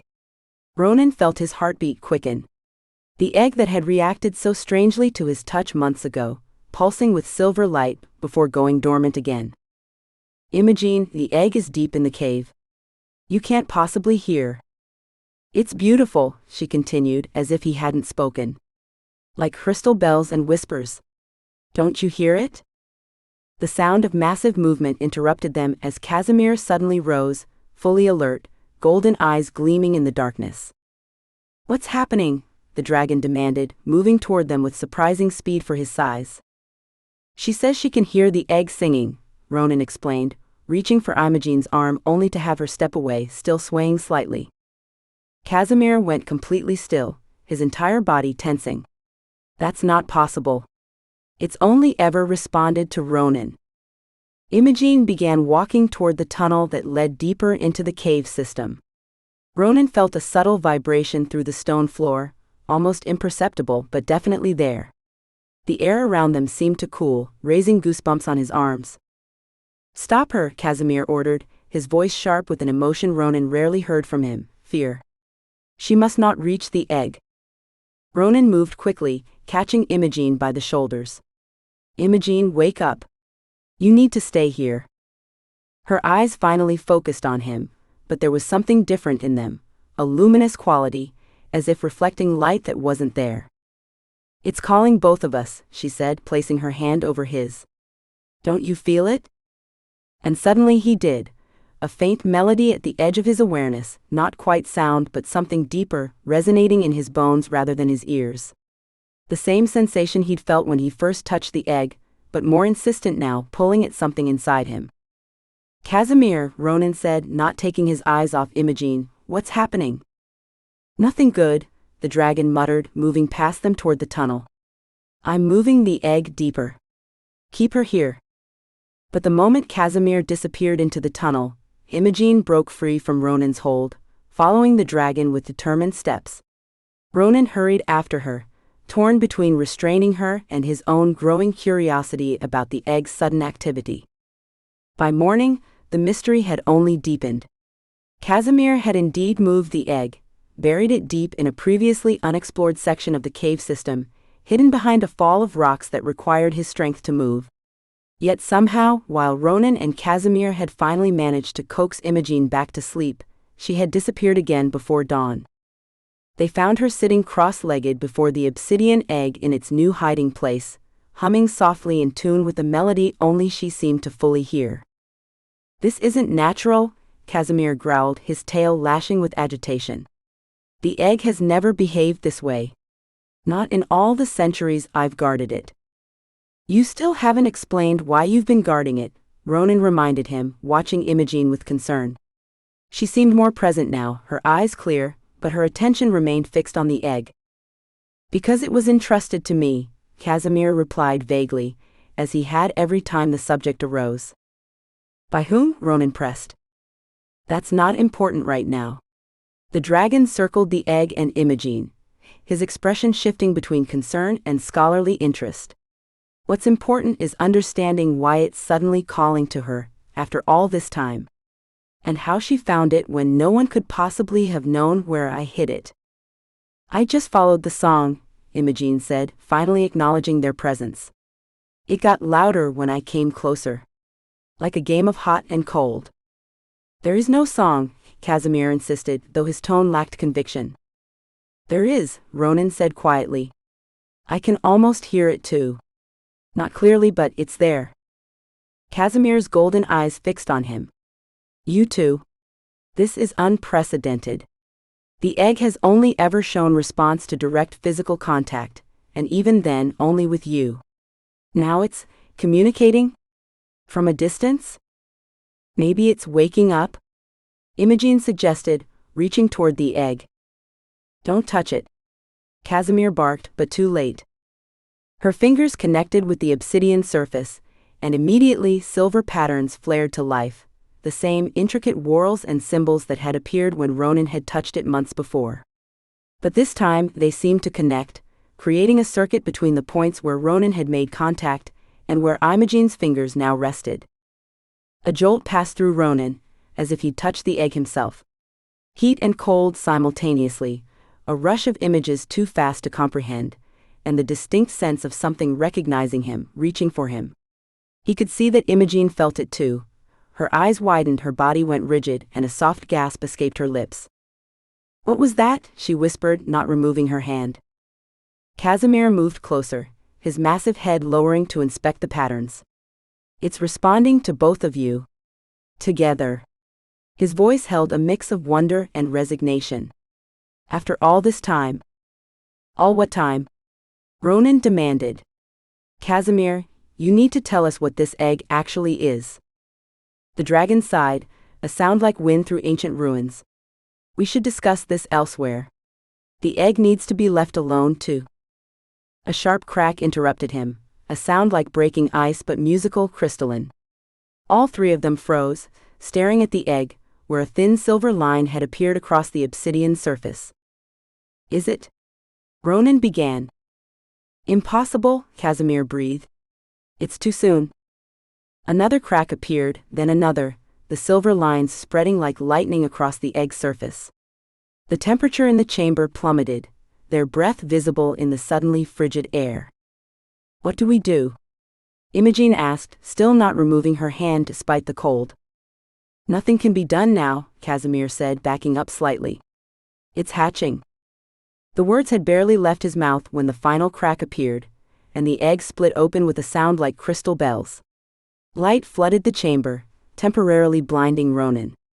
When his vision cleared, he saw something small and iridescent moving amid the shards of obsidian shell. A tiny creature, no larger than Winnie, with scales that shifted through all the colors Ronan had glimpsed in his vision months before, silver and blue and purple moving like oil on water. Its eyes opened, molten gold like Casimir's but brighter, more intense. It blinked, focusing first on Imogen, then on Ronan, its gaze holding a clear intelligence that startled him. Then it hiccuped, a small, adorable sound, followed immediately by a spark that arced across the chamber and landed on something Ronan hadn't noticed before. Sir Percival's cape. The young knight who had arrived yesterday with his memorized speeches and earnest determination, who Ronan had found both amusing and nostalgic, recognizing his former self in the knight's formal declarations, had apparently followed them into the deeper cave. And now his cape was on fire. Chaos erupted. Percival yelped and flailed, trying to extinguish the rapidly spreading flames. Casimir sighed dramatically, before exhaling a controlled plume of smoke that somehow smothered the fire without causing further damage. The hatchling chirped excitedly, as if this was the best entertainment it could have hoped for. And Percival, faced with the newly hatched dragon, and the terrifying sight of Casimir looming over him, decided retreat was the better part of valor. I'll return with reinforcements," he stammered, backing toward the tunnel entrance. "Please don't," Ronan called after him, but the knight was already gone, the sound of his armored footsteps echoing through the tunnels. The hatchling chirped again, drawing their attention back.